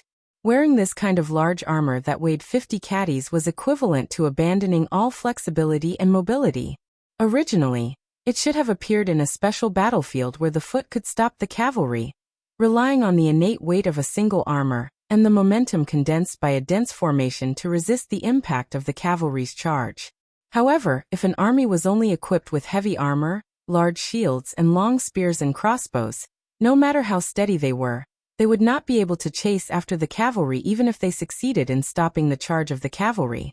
They would only be able to defend, and would not be able to expand the battle results. However, on today's strange battlefield, no one found the equipment of 1,400 people that defied common sense to be ridiculous. In fact, most of the soldiers wished that they could wear another set of armor that was suffocating after being worn for a long time. The 100 copper fish bagmasters that the Ministry of Justice had carefully selected from the rivers and lakes of Liang over the years were divided into two groups. They stood on the two wings of the infantry formation. Their positions were very particular. They were slightly scattered and tried to squeeze into the imperial astronomer's field. At the same time, they could coordinate with each other to prevent the enemy from circling around and entering the gate. At the ends of the wide street outside the imperial astronomer, the infantry and cavalry arrived. The 300 imperial guards with golden embroidered scabbards were the first to leave the cavalry. They walked as fast as they could, sticking close to the base of the wall, and heading straight for the imperial astronomer. They blocked in front of the 1,400 infantry. The 1,200 cavalry that had been urgently transferred from the northern Jingji army had a majestic aura. They were far more in line with the title of a Tiger Wolf army than the western Jingji armies, Huqi officer Qi Changgong's western wall camp. They were in no hurry to charge. They stopped their horses at the two ends of the street and watched covetously. When they did not show up earlier, the sound of the horses' iron hooves hitting the street was like thunder. This already showed that part of the cavalry was terrifying enough to tear apart the enemy formation.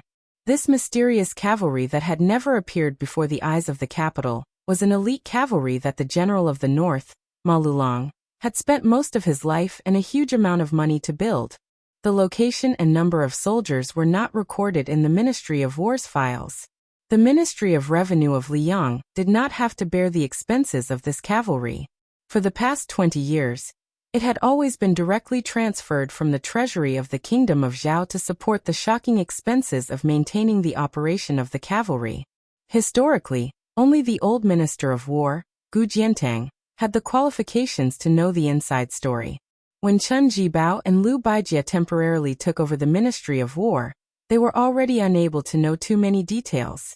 They could only roughly know the growth of the cavalry, from the initial 300 to 500, 800, before Chen Jibao stepped down as Minister of War and became a vassal. When Liu Baijie was demoted to Guangling Road as Jidushi, they could only speculate that this cavalry had shown signs of a sudden increase in numbers from other sources. This was because after the ascension of the emperor, especially after Bailiang's victory over Beimang, the Ministry of War and the Ministry of Revenue began to secretly deploy troops that were not legal. The Ministry of War selected soldiers, horses and armor, while the Ministry of Revenue had to pay a huge sum of money even if they had to tighten their belts. They didn't even dare to complain that they were poor. Moreover, the accounts had to be clean, so that even the doctors of the Ministry of Revenue who were not involved in the specific affairs of the Ministry of Revenue would not be able to see any clues. However, even Liu Baijie, who had once been the Minister of War, did not know that this cavalry had an extremely special significance to the three Zhao emperors of Liang other than its unstoppable and shocking combat ability. In the past 25 years, the cavalry had only secretly entered the capital 3 times. The first time was when Emperor Gaozu, who had established Liang's legitimate status, personally issued a secret order. Yang Taisui and Lu Haosher personally led the cavalry into the city. The second time was when Emperor Gaozu won the title of Meritorious Minister.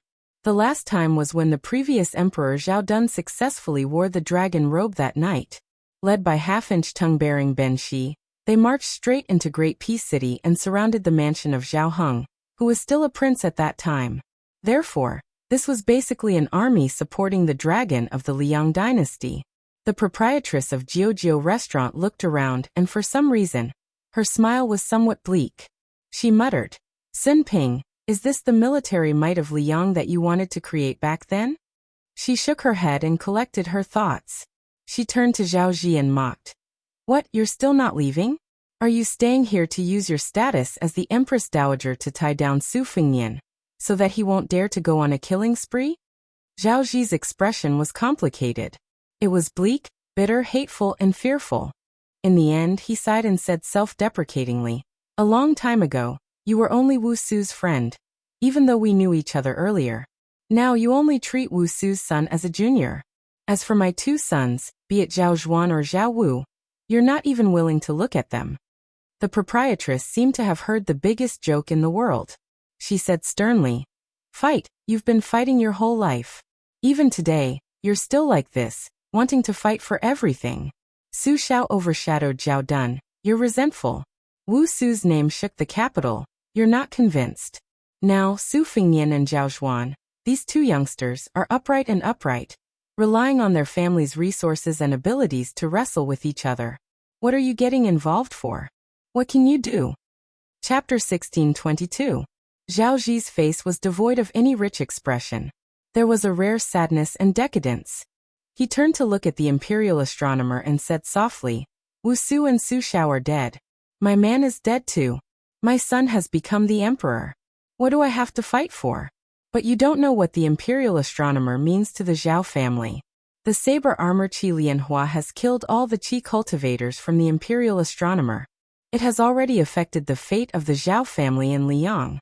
If Su Fengnian insists on killing people today, he will destroy the formation built by the previous Taoist masters of Mount Longhu. As a result, the item sent to the capital by the previous saint of the Zhang family, Yan Xinggong, will be destroyed. Do you know what kind of catastrophe this will be? You definitely don't know why the empress of Beimang's million-strong army didn't even break through Beiliang's pass. More than 300,000 people died, but she didn't immediately strip King of the Southern Courtyard Dong Zhuo of his position as the commander-in-chief. She was waiting for Beiliang to see the hope of another victory after the great victory. She wanted Su Fengnian to enter the capital to ask for the transport of grain and fodder. During this time, she came to the imperial astronomer to settle the old score and destroy Liang's foundation. Therefore, the people who are watching the imperial astronomer now are that old woman and Beimang's Taiping commandant, Westchu's Chao Chongqing, Nanjiang's Yan King Zhaobing, and Liao's Gu Jiantang. Of course, at this very moment, Mr. Xie and the king of Shu are standing in the imperial astronomer. Zhao Ji sighed and said, "Is the imperial astronomer really just about the life and death of Su Fengnian and 3,000 soldiers? The Beiliang cavalry, Westchu's rebel army, Nanjiang's army, and Liao's border army are all involved. If we're not careful, Beimang's million-strong army will ruthlessly trample on the territory of the Central Plains. Even if they're eventually beaten back and driven back to the desert and grassland, how many people will die in Liang?" The lady boss deliberately showed a frightened and terrified expression. She covered her chest and said, "You scared me to death." The corners of Chen Yu's mouth curved slightly. The lady boss suddenly walked toward Zhao Ji. She raised her hand and was about to slap him. Zhao Ji remained motionless, his eyes cold. The lady boss smiled and retracted her hand. "Forget it, I'm afraid of dirtying my hands. Although this old lady's Jiujiu dojo is a small business, at least the things I make are clean. As for you big shots meddling in the affairs of the country, I don't give a damn about how you worry about the country and its people. In any case, I only know one thing. With Wu Su's son here, as long as Su Fengnian is alive, no matter if he is in Great Peace City or in Beiliang, no matter if he dies in the imperial astronomer today or on the battlefield in the future, In the end, I feel satisfied. Because it makes me feel that not only is my man a fool who dares to risk universal condemnation, but also the father and son of the Su family, Su Xiao, and Su Fengnian. The landlady walked towards the carriage, and Chunyu followed closely behind. After the landlady sat down in the carriage, she looked at Chunyu, who was bending down to enter. She teased, "Do you regret it now?" Chunyu's bright eyes were smiling as she looked at the landlady. She did not speak. The landlady said in bewilderment, "If he was just a wretched lecher in the past and you did not like him, why are you still not moved?" Chunyu hesitated, her expression strange. She finally said, "In the past he only wanted to take me back to Bailiang and give me to his younger brother, Su Longxiang, to be his wife. Aunt Hong, do you think I would have agreed?" My teacher, Huang Longshi, was depressed for many days when he learned of this news. The landlady resisted for a long time, and then laughed. She wiped the tears from the corner of her eyes. "This boy is even more of a bastard than the young Su Xiao." Zhaoji also returned to the carriage. He saw his daughter with a sad expression, Princess Suizhu Zhaofengya. Zhaofengya lowered her head and said, "Fourth brother promised me not to marry Chenji Bao." Zhaoji said angrily, "I do not agree." A horse galloped with all his might. He rushed past the armored cavalry at the end of the street, and headed straight for Su Fengnian. Su Fengnian was only 20 steps away from the gate of the imperial astronomer. He sighed when he saw the young man who had fallen off his horse. Yan Qiji, the Huangmin of the Hanlin Academy and the younger brother of the current empress, stood in front of Su Fengnian with a face full of sweat and tears. He choked with sobs and said, "Brother Nian, don't go any further. His Majesty said that Bailiang can lift the ban on the transport of 3 million Dan. However, for every one of the 3,000 armored soldiers who dies today, 1,000 Dan will be deducted." Su Fengnian said softly, "Go back and tell Marshal Addict Kong that we are still brothers." Yan Qiji suddenly grabbed Su Fengnian's sleeve, and said with tears streaming down his face, "Brother Nian, don't go. I beg you." Su Fengnian said softly, "Don't worry, I won't die. No matter how many people I kill, Liang will not dare to take a single Dan less from the transport of 3 million Dan." Then Su Fengnian shook his sleeve and broke free from Yan Qiji's grip. He scolded jokingly, "Get out of here. If you stay here, I will be distracted." Yan Qiji was conflicted. He gritted his teeth and did not say anything else. He suddenly turned around and mounted his horse again. Without turning his head, the young man raised his hand and gave him a thumbs up. Su Fengnian looked at the imperial astronomer. He held the old cold blade hanging from the left side of his waist. His left hand pressed lightly on the hilt. A pale-faced leader with a copper fish bag took 5 or 6 steps out of the formation and shouted, "Halt! Immediately retreat 50 steps from the gate of the imperial astronomer." The next moment, this Ministry of Justice official flew high into the air like a kite with a broken string. He fell heavily into the infantry formation behind the gate. Unknowingly, Su Fengnian was standing where he was standing just now. "Bailiang, you can fight or die, but you cannot retreat." Even facing 1,000,000 troops of Beimeng was like this, let alone 3,000 soldiers of the Zhao family. Chapter 1623. The 300 imperial guards held the hilts of their swords at the same time. Even though the masters of the Ministry of Justice were repelled by the young king, and were ready to break into the imperial astronomer, the 300 Zhao kingdom's elites still didn't immediately draw their swords to kill the enemy. Of course, this didn't mean that the royal guards were all pretty but useless. It also didn't mean that the royal guards had a good temper. If it had been anyone else standing at the door, the 300 royal guards with the secret edict would have already rushed up and killed them. However, for some reason, the young man in front of them didn't wear the king's robe. After all, he was the son of General Su Xiao, who had 300,000 Northwest Iron Cavalry. He was also a martial arts grandmaster who was as famous as Chao Changqing and Dong Tai. In terms of Jianghu, he was probably more famous than the other 2 Earth Immortals. Whoever drew their swords first would die first. The reason was that simple. The consecrator of the Ministry of Justice was sent flying. The deputy commander of the Imperial Guards could only brace himself and take his place. This tall and sturdy peerless master of the Imperial Guards had an imperial saber with the name, Eternal Hui Tian, hanging from his waist. During the reign of the late emperor, it took the palace master 5 years to forge 18 swords. The first 3 swords were kept in the palace guards. Only when the late emperor wore the golden dragon armor and participated in the hunt, he would wear one of them. Until the end of the Yonghui dynasty, in addition to the 3 palace guards, the Yonghui Tian 16, 17, and 18 were given 3 swords. According to the rules, the position of the palace guards commander was not hereditary, but the golden swords were hereditary. In other words, only those who sat in these 3 positions were qualified to wear the 3 swords. Gu Jiantang of the Great Pillar State, Chen Jibao of Shu, Liu Baijie of the Tongxi Sword Ferry, and Wu Zhongshuan, who had just arrived at the capital to attend the imperial court. Each of the 4 ministers of the Ministry of War of the Liang dynasty was bestowed with a sword and kept it for generations.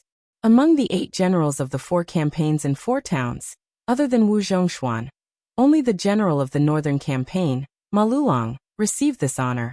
However, no one knew the exact number of the 5 insignia sabers. After the current emperor ascended to the throne, he ordered nearly 500 new imperial swords to be replicated according to the eternal Hui Heaven sword. He personally named them the auspicious talisman day swords, or day swords for short. The scabbard was made of wood with a golden peach leather sheath. The guard was an oval-shaped hollow plate made of iron and gold. There were 3 moving jade dragons inside, which were vivid and lifelike. The deputy commander of the royal guards took a deep breath. His tone was no longer as stiff as the unlucky guy from the Ministry of Justice. He said in a low voice, "King of Bailiang, please don't make things difficult for us." Su Fengnian, who was standing with his hand on the blade, did not make a sound. He did not take out the old cold blade that had been forged very early on. Instead, he gently tapped the hilt of the blade with his finger. It was like the sound of Bailiang's drum. Being able to become the deputy commander of the royal guards in Liang, he naturally would not be a coward. The burly man smiled. He had a bit of the spirit of a man who was willing to die for the emperor. He probably knew that he was going to die. He did not have the old-fashioned attitude of a servant beside the emperor in the palace. He looked at the northwest vassal in front of him and laughed heartily. Yang Dongping, a wild warrior from the old Donghua countryside. 12 years ago, I entered the capital as a royal guard's guard. I have been away from Jianghu for 12 years. This is the last battle of my life. To be able to fight with the king of Bailiang, my life is not in vain. After saying his last words, Yang Dongping took out the eternal Hui Heaven number 17 imperial sword, which he did not know who would be given to after his death. He shouted, "Meet the enemy." 300 auspicious talisman day swords were neatly unsheathed. Yang Dongping took the lead and rushed forward with the sword. He roared, "Follow me to retreat from the enemy." In an instant, 20 royal guards, including Yang Dongping, rushed forward one after another. In addition to maintaining the thickness of the formation outside the front gate of the Imperial Observatory, 100 royal guards did not move. The rest of the royal guards rushed to the left and right sides of the battlefield where the king of Bailiang and Yang Dongping were fighting. Obviously, they not only wanted to block the path of the young vassal, but also to block the path of retreat. More than 200 royal guards were extremely fast. For a moment, outside the gate of the Imperial Observatory, they were like a group of gorgeous butterflies fluttering in the air. The soldiers of the Li family who were inside the gate were dazzled and felt a chill down their spines. They asked themselves, how can an ordinary master survive such a fierce encirclement? Every step that Yang Dongping took caused the street to tremble. He didn't dare to jump up and slash down. When facing a martial grandmaster like the king of northern Liang, who was much weaker than him, there were too many openings. He was destined to be killed in one move. Even though Yang Dongping was a first-stage Vajra realm martial artist, he only chose the most conservative move. He used his saber as a sword and stabbed the tip of his saber towards the king of northern Liang's chest. Furthermore, he didn't use his full strength in this attack. He left 30% to 40% of his chi in case he couldn't defeat the king of northern Liang.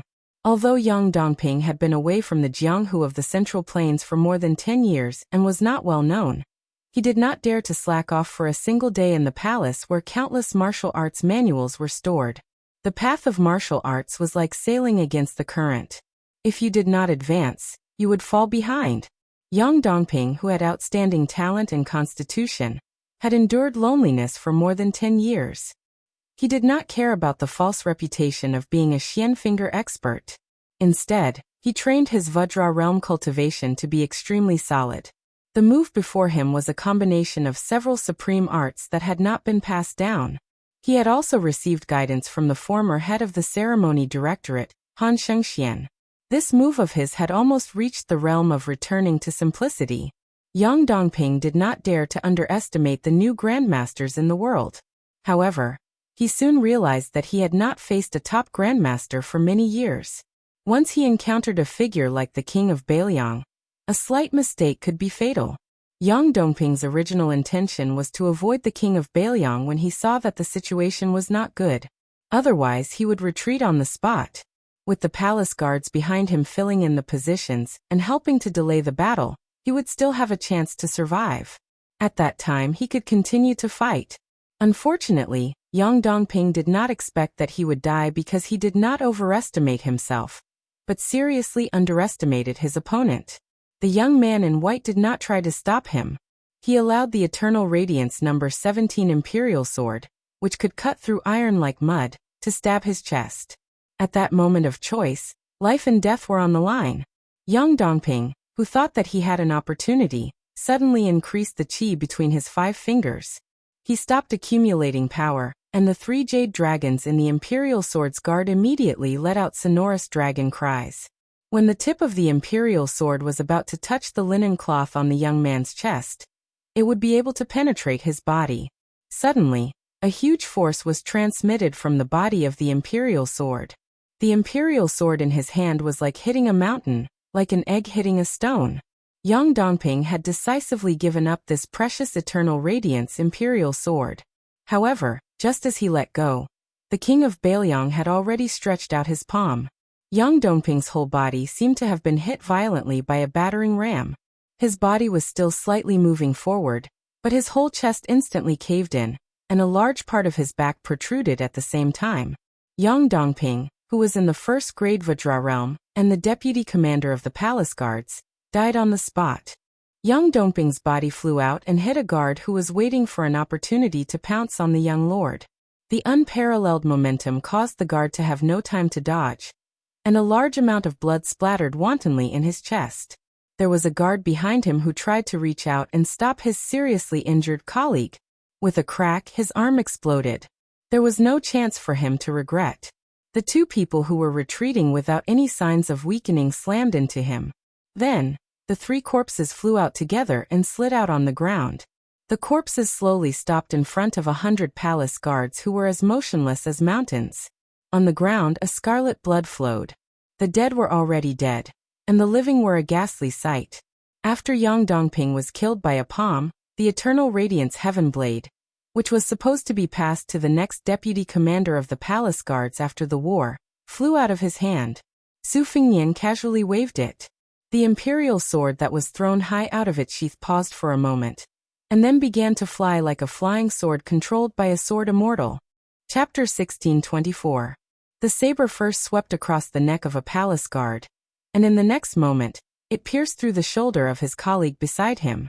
It entered the left shoulder, and came out the right shoulder. A nearby guard who had jumped high with his saber was cut in half by the saber. It formed a large arc around Su Fengnian. After all, this group of palace guards was one of the few experts in the palace. In the arc of Yonghui 17, there was no lack of people who used their sabers to save their lives or intercept. However, without exception, as long as they used their sabers, the temporarily ownerless Yonghui 17 was unscathed. However, the day sabers in the hands of the other guards shattered on the spot. Without seeing Su Fengnian move, Yonghui 17 began to draw a second arc with a larger range. At the same time, in the first big circle around Su Fengnian, the sabers of all the palace guards who died in battle before they could use their sabers also began to leave the ground and fly into the air, joining the arc. In the second arc, which was even farther away from Su Fengnian's body, there was an ear-piercing sound of the day saber exploding and breaking, and corpses kept falling to the ground. The more than 160 palace guards who were still alive were forced to stand outside the arc. It seemed that they were surrounding the king of Bailiang, who had not really used his saber yet. In fact, they could not even catch the corner of the young king's clothes. When Su Fengnian began to move forward, the arc that was visible but traceable suddenly rippled and changed.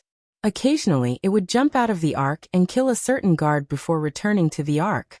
More than 20 guards who were caught off guard were killed immediately. After someone shouted, "Break the array together!" The palace guards outside the circle began to slash at the arc with no regard for their lives. Ordinary people would not be able to detect a breath. For an ordinary martial artist who had reached a high level in martial arts, a single breath was like a raindrop falling on the roof, disappearing as soon as it touched the ground. However, a martial arts grandmaster's breath was as long as a river. Ever since he personally created the division of martial artists into the first grade and the fourth realm, there was a saying that his body could travel 800 miles in an instant. When experts of similar strength fought against each other, it was mostly a battle of chi. Whoever had a longer breath would often be in an invincible position, and whoever had a shorter breath would be able to seize the fleeting opportunity faster, thus resulting in life and death for the other party. No matter what, the rest of the imperial guards found that they could not let the young king continue to finish everything in one go comfortably.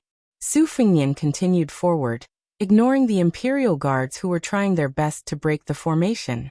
He turned his head and looked at Su Yambing, who was holding the instant spear. The latter smiled and nodded. Su Yambing's accompanying this time was not to help kill people, and was not even to help Su Fengnian block the armored cavalry at the two ends of the street. These people would all be left to Su Fengnian, who had reached a new level in the Maui post station, to deal with himself. But before Su Fengnian entered the Imperial Astronomer, he would hold back 2 people and 2 formations. Su Fengnian was today in Great Peace City. Just like when Wang Xianji was standing in Martial Emperor City, this kind of state of mind was related to the level of martial cultivation, but at the same time, it was not very related. But whether or not one had this kind of state of mind, it would have an effect on one's cultivation. Previously, Su Fengnian had truly managed to fight 1 against 2 people at the last moment of Maui. This had already explained everything. At the time, Chao Changqing, Luoyang Wujian, Xianyuan Qingfeng and the others had done it intentionally. Dong Tai, Chenji Bao Yu Groom, Chai Qingshan and the others had done it unintentionally. On the empty street, Su Yambing lightly inhaled, the shaft of the spear in his hand trembling. This man who had always been seriously neglected in the Liang dynasty, and the Jianghu of the Central Plains, a middle-aged martial artist who had never been heard of, who had never left Bailiang's territory, and who did not have many illustrious battle records, raised his head to look at the heavenly connecting platform of the Imperial Astronomer. Chen Jibao, Xie Guaniying, who will come first? Or together? On the heavenly connecting platform, Xie Guaniying said helplessly, "Of the 2 of us, the one who can fight, you are not willing to act. The one who can run, I can't run right now. What should I do? My head hurts." Chen Jibao said indifferently, "There are 2 big arrays in the Imperial Astronomer. The one on Dragon Tiger Mountain can be used to imprison Su Yambing." Xie Guaniying sighed. Although there are more than 60 Imperial Jade Seals in the spring and autumn period, and the influence of Duke Yenxing's presence is not big, but without the big array on Dragon Tiger Mountain to reduce Su Fengnian's strength, the effect will be very different. The most important thing is that you are not willing to act. Chen Jibao interrupted the words of the ambitious scholar. "You should know that Su Fengnian came here to do something that I would have done in the future. I'm just standing here, and that's already giving you a lot of face. If you want to take the opportunity to destroy Bailiang's fate, then do it with your own ability." Xie Guaniying said self-mockingly, I know. Our cooperation is like asking a tiger for its skin. I, Xie Guaniying, know it in my heart." At this time Jin Sinan, who had been the leader of the Qi cultivators in the north for 20 years, suddenly ran into the Tongtian platform, looking anxious. Xie Guaniying frowned, his fingers quickly pinched in his sleeves, and said to himself, "It is not strange that Duke Yenxing suddenly left the capital. But other than that, what other big changes can there be?" Jin Sinan's face was pale, and he said sadly, "Mr. Xie, I just went to the Imperial Treasury, and found that Duke Yenxing had taken away the central seal that symbolizes the fate of the Confucian school. Xie Guaniying was stunned at first. Then he laughed, his sleeves shook, looked to the south and said in high spirits, Duke Yansheng, do you really think that by doing such a rebellious thing, you can stop me, Xie Guaniying? You are just trying to be clever and make a fool of yourself. You're just a bunch of stubborn scholars. On the post road, in a simple carriage from the north to the south, a middle-aged Confucian scholar and a little attendant were sitting in the carriage. The little attendant looked at his teacher, who was fidgety for the first time, and could not think of anything in the world that could make his teacher feel uneasy. Finally, the little attendant could not help but ask curiously, Mister, what's wrong? Before the teacher could give an answer, the little attendant thought that he had found the answer, and he grinned. Could it be that you are not acclimatized to the capital and have a stomachache? The middle-aged Confucian scholar had a small wooden box with simple carvings on his knees. After hearing the little attendant's teasing, he remained calm. The little attendant was worried, and he asked with a bitter face, Mister, are you worried about the world's affairs? Can I share your worries? Soon, the little attendant sighed heavily and said, Of course not, I don't even have scholarly honors now. The middle-aged Confucian scholar smiled and said, Everyone is responsible for the rise and fall of the world. Whether or not one has the ability is secondary, whether or not one has morals in one's heart. It comes before one's ability. The little attendant's face still did not look better. I have read so many sages with you, of course I know these principles. The Confucian scholar smiled and said, This time you have to accompany me to the capital. In the end, you want to slack off on your homework and study for me. The little attendant said, Oh, and began to read aloud the 10 family precepts that the teacher had summed up with his life's efforts. The teacher's family precepts were the family precepts of all the scholars in the world. Inside and outside the carriage, the sound of reading was loud. The middle-aged Confucian scholar began to close his eyes and concentrate. A scholar listened to the sound of reading. When you see a virtuous person, you should follow him. When you see a virtuous person, you should reflect on yourself. Do not do to others what you do not want to be done to yourself. I reflect on myself 3 times a day. When the little attendant read the last sentence of the 10 precepts, a scholar must be resolute. The burden is heavy, and the road is long. The middle-aged Confucian scholar followed and said, A scholar must be resolute. The burden is heavy, and the road is long. Then he suddenly opened his eyes and patted the little attendant's shoulder. His eyes were firm, and he slowly said, Because the burden is heavy and the road is long, we scholars should remember one thing more. A scholar must be resolute. The little attendant did not know the inside story, but he nodded hard. It was the middle-aged Confucian scholar of the current Duke Yansheng. He smiled and opened the box. It was empty. The Duke Yansheng said softly, Su Fengnian with you Bailiang fighting to the death in front. The Central Plains will be resolute behind. Chapter 1625. The Topchi cultivator in the north, Jin Exinen, stood beside Xie Guaniying and Chen Jibao. He looked down at the scene outside the gate of the imperial astronomer. Looking at the young vassal king who was still suppressing his aura despite being trapped in the battle, he suddenly felt generous. Why bother? Since you have already killed your way to the imperial astronomer, why don't you give it your all? Jin Exinen, as the head of the imperial astronomer and the head of the imperial astronomer, knew a lot of inside information that even the officials in the capital did not know. For example, the existence of the 2 big formations was the cornerstone of the battle against top martial artists like Wang Xianji and Chao Chongqing. Beimeng's west capital once had a huge vet that hid a flood dragon, which could be used to search for all kinds of strange phenomena in the human world. The imperial astronomer's methods were not bad or even better. Jin Xian, and also knew that this time, in order to target the young man surnamed Su, he could be said to be unscrupulous. In Mr. Xie's plan, the 300 palace guards were not chosen purely because of the combat power of these guards, but because they were closely related to the fate of the Zhao family in Liang.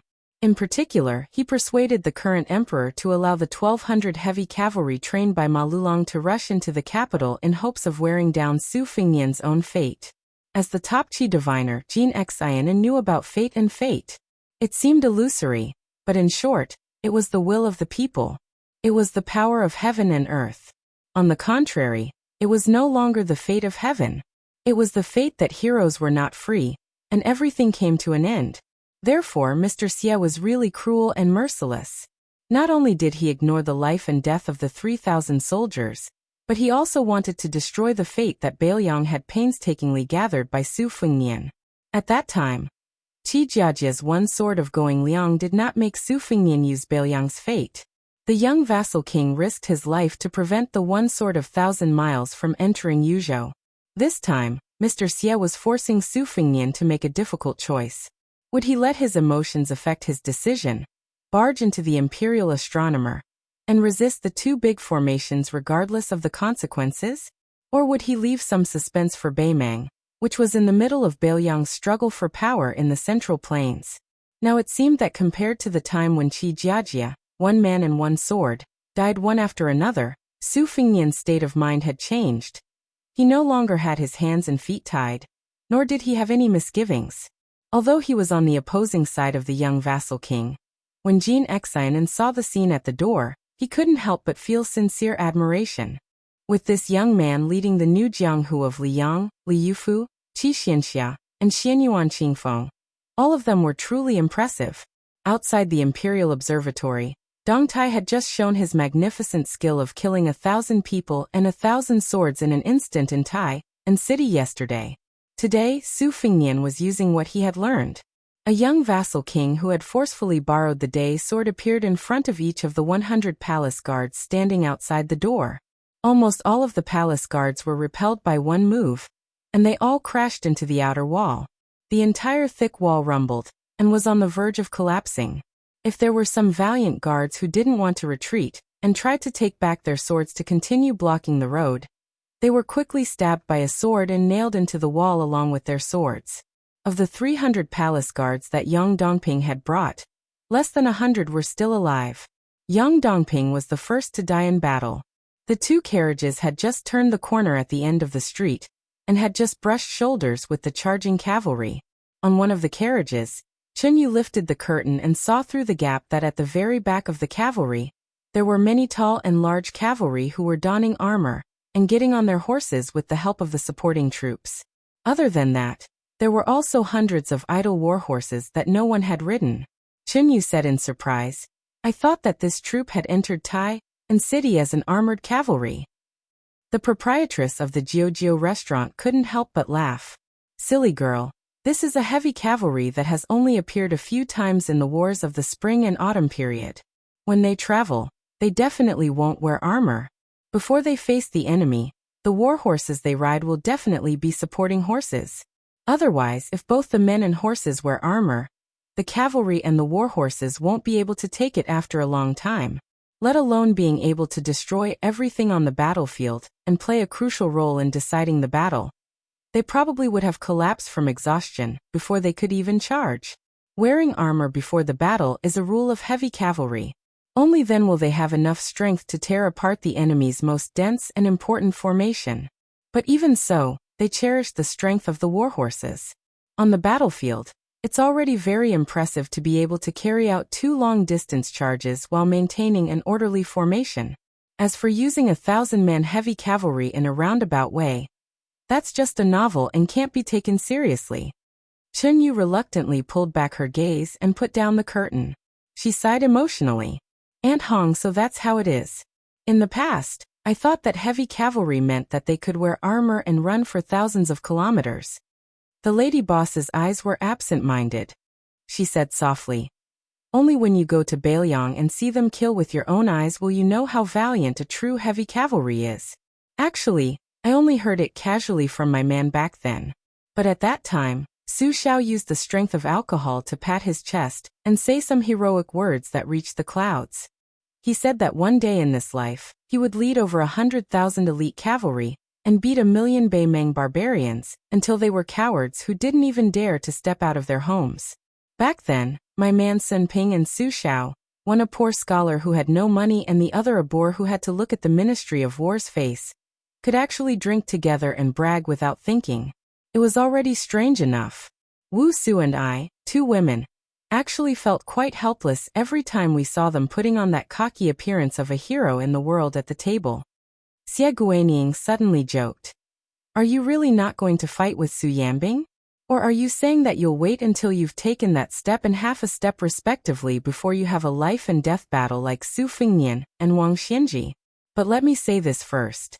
This kind of opportunity might not come. It's the same for both you and him. Chen Jibao stretched out his hand. A beam of light suddenly descended from the sky and landed on the heaven-reaching platform. Chapter 1626. Chen Jibao held the plum wine and pulled it out gently. His figure flashed and disappeared. Even though Jin Xian had ascended to the great celestial state, he still couldn't help but take a step back when the long spear landed on the ground. At that moment, the Qi cultivator grandmaster understood a principle. Jin Xian's state was like an ant in the eyes of Su Fengnian, Chen Jibao, and Su Yanbing. Xie Guanying turned and threw a sharp look at Jin Xian. The latter calmed down and nodded. He went downstairs in his white robe.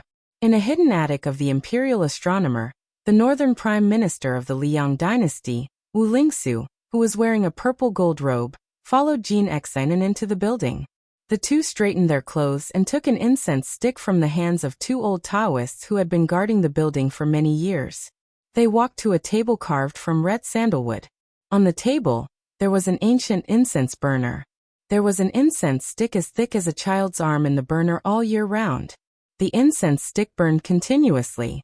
Before Jin Xian came, not only did he put on the deputy uniform of the imperial astronomer, he also borrowed the badge of the head of the imperial astronomer and hung it on his waist.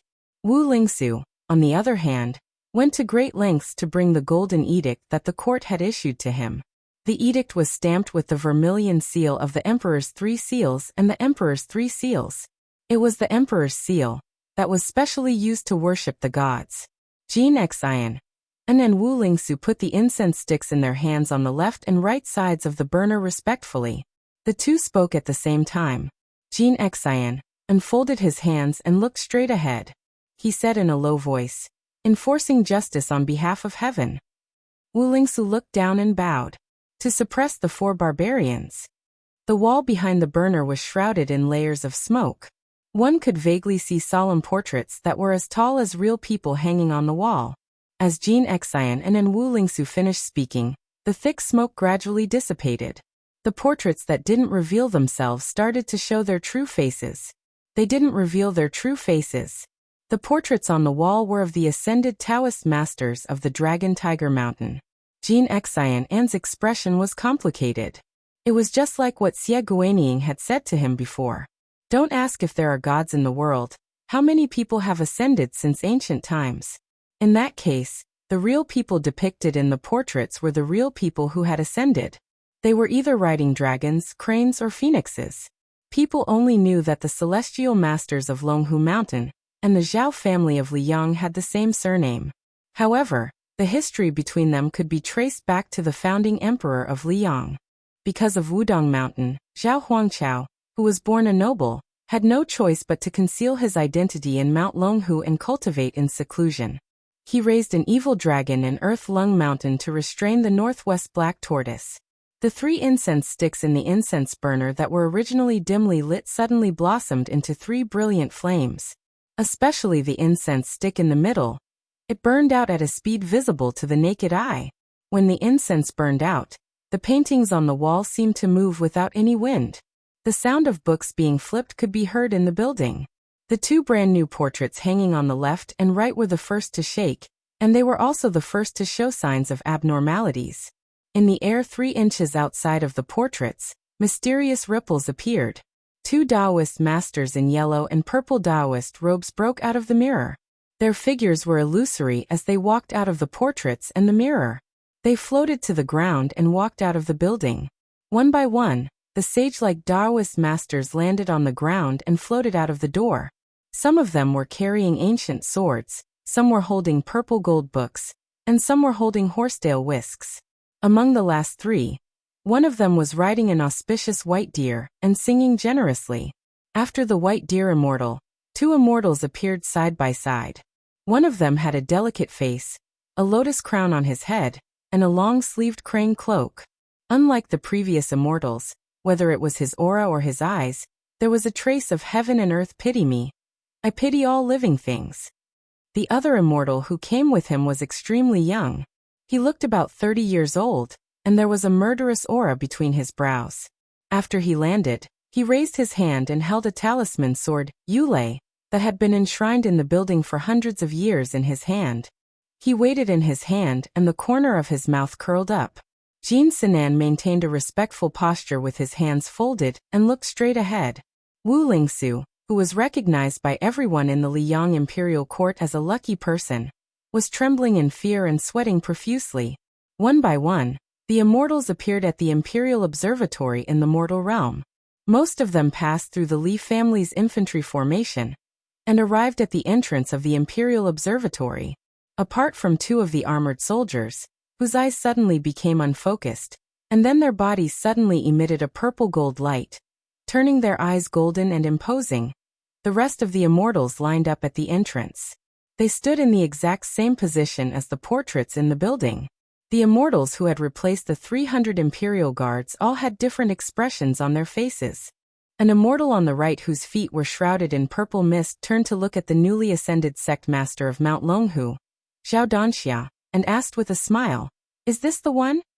With each word, the people around the gate of the imperial observatory seemed to hear the sound of nature. Zhao Danxia nodded slightly. "It is this person who abandoned the true body of the Xuanwu great emperor in this world, and cut off his own path to immortality." The immortals surrounded by purple clouds frowned slightly, and angrily stared at the young man in mourning dress. He rebuked, "Treacherous." On the far left, the old perfected master Zhao Shi, who had ascended with Zhao Danxia, was also talking to a grandmaster beside him. When the latter heard that it was this person who had blocked Zhao Huangchao's path to immortality, he was furious.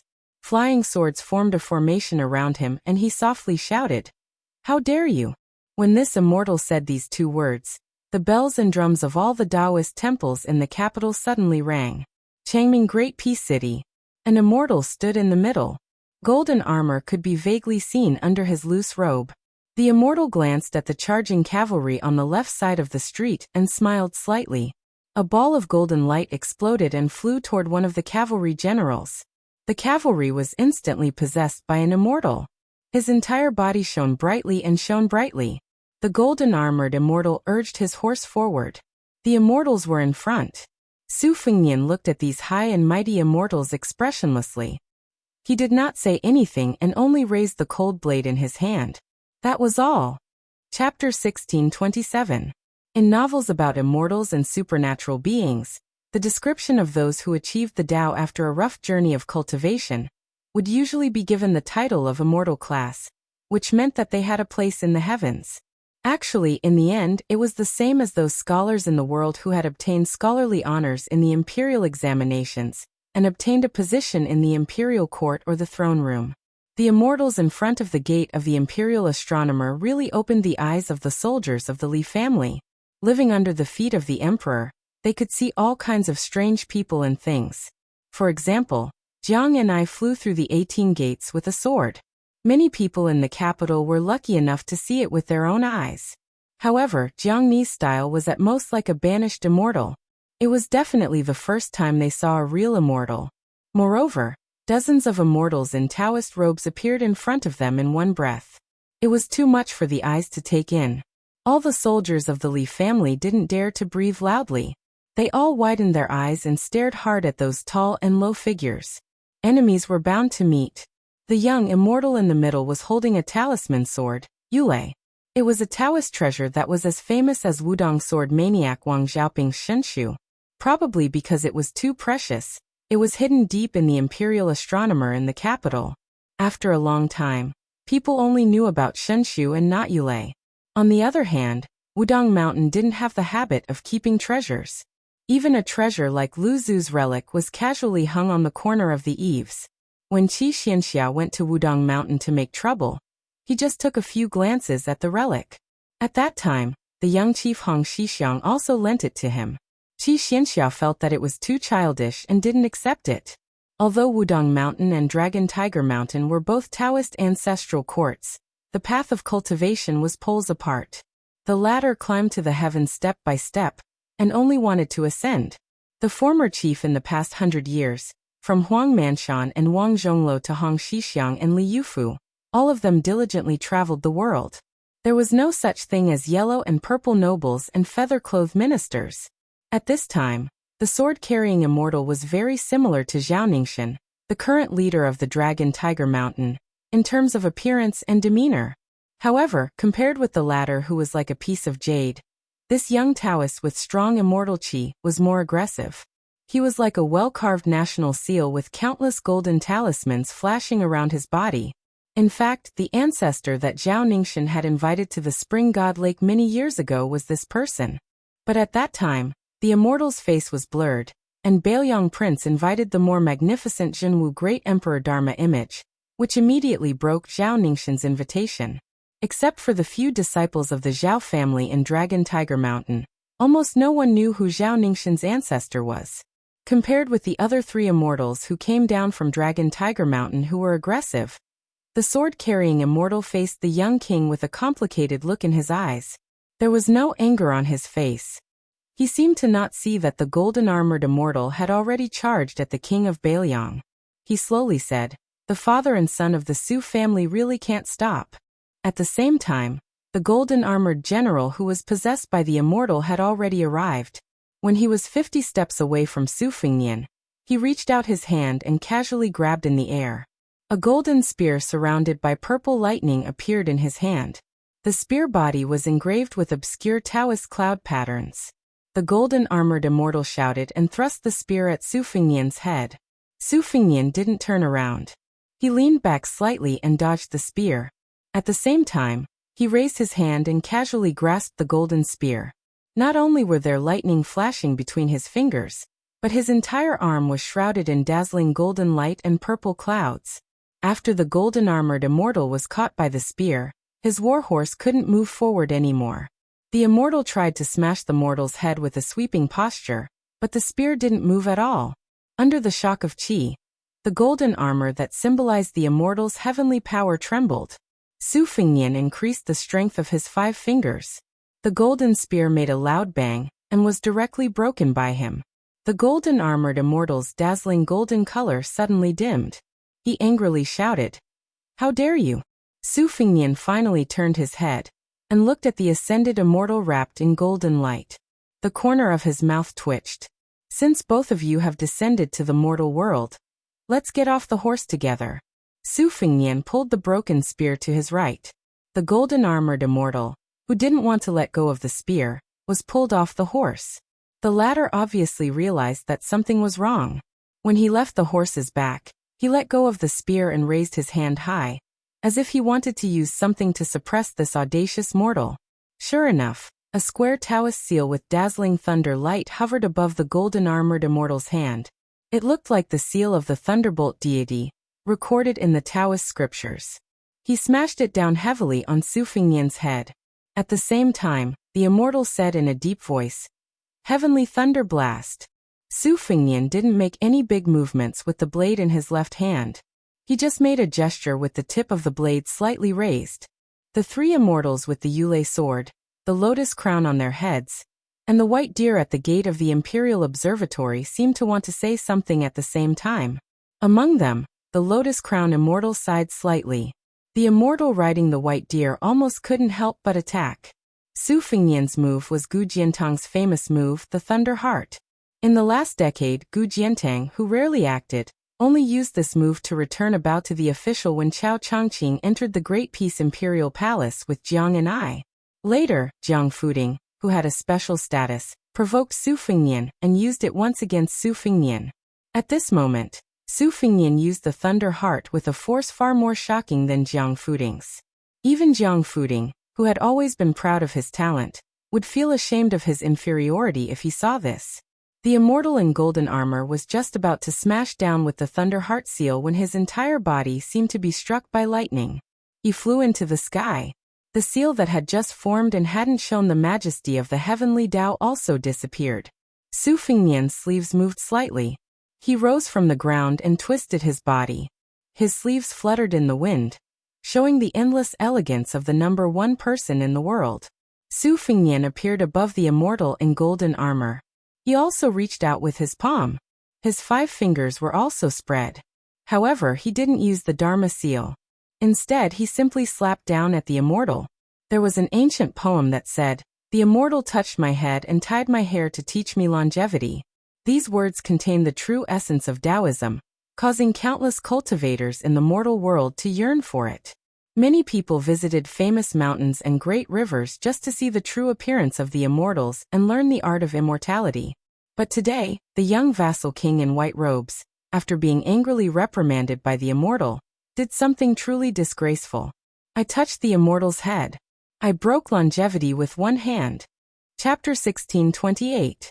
The golden-armored immortal didn't even have time to defend himself before he was smashed to the ground by this extremely majestic palm strike. In the blink of an eye, the golden light around the immortal's body dissipated at an extremely fast speed. When the immortal's possessed body smashed a large hole in the ground, the golden armor he wore before was gone except for the remaining golden light in his eyes. The immortal's body was mostly restored to a mortal's body. He was bleeding from his 7 orifices and dying. Su Fengnian stood expressionlessly at the edge of the large hole, looking down at the general of the heavy cavalry, who could not escape death no matter what. Unless one had reached the Vajra or heavenly image realm, one would not be able to bear the burden and die when carrying the body of a banished immortal. The people of Confucianism, Buddhism, and Taoism were different from the ordinary martial artists of Jianghu. Just like the eminent monks of Buddhism who reached the first pin realm of the Vajra realm, the Taoist grandmasters often reached the finger mystery realm as soon as they reached the first pin realm. This was also a unique opportunity that ordinary people could not envy.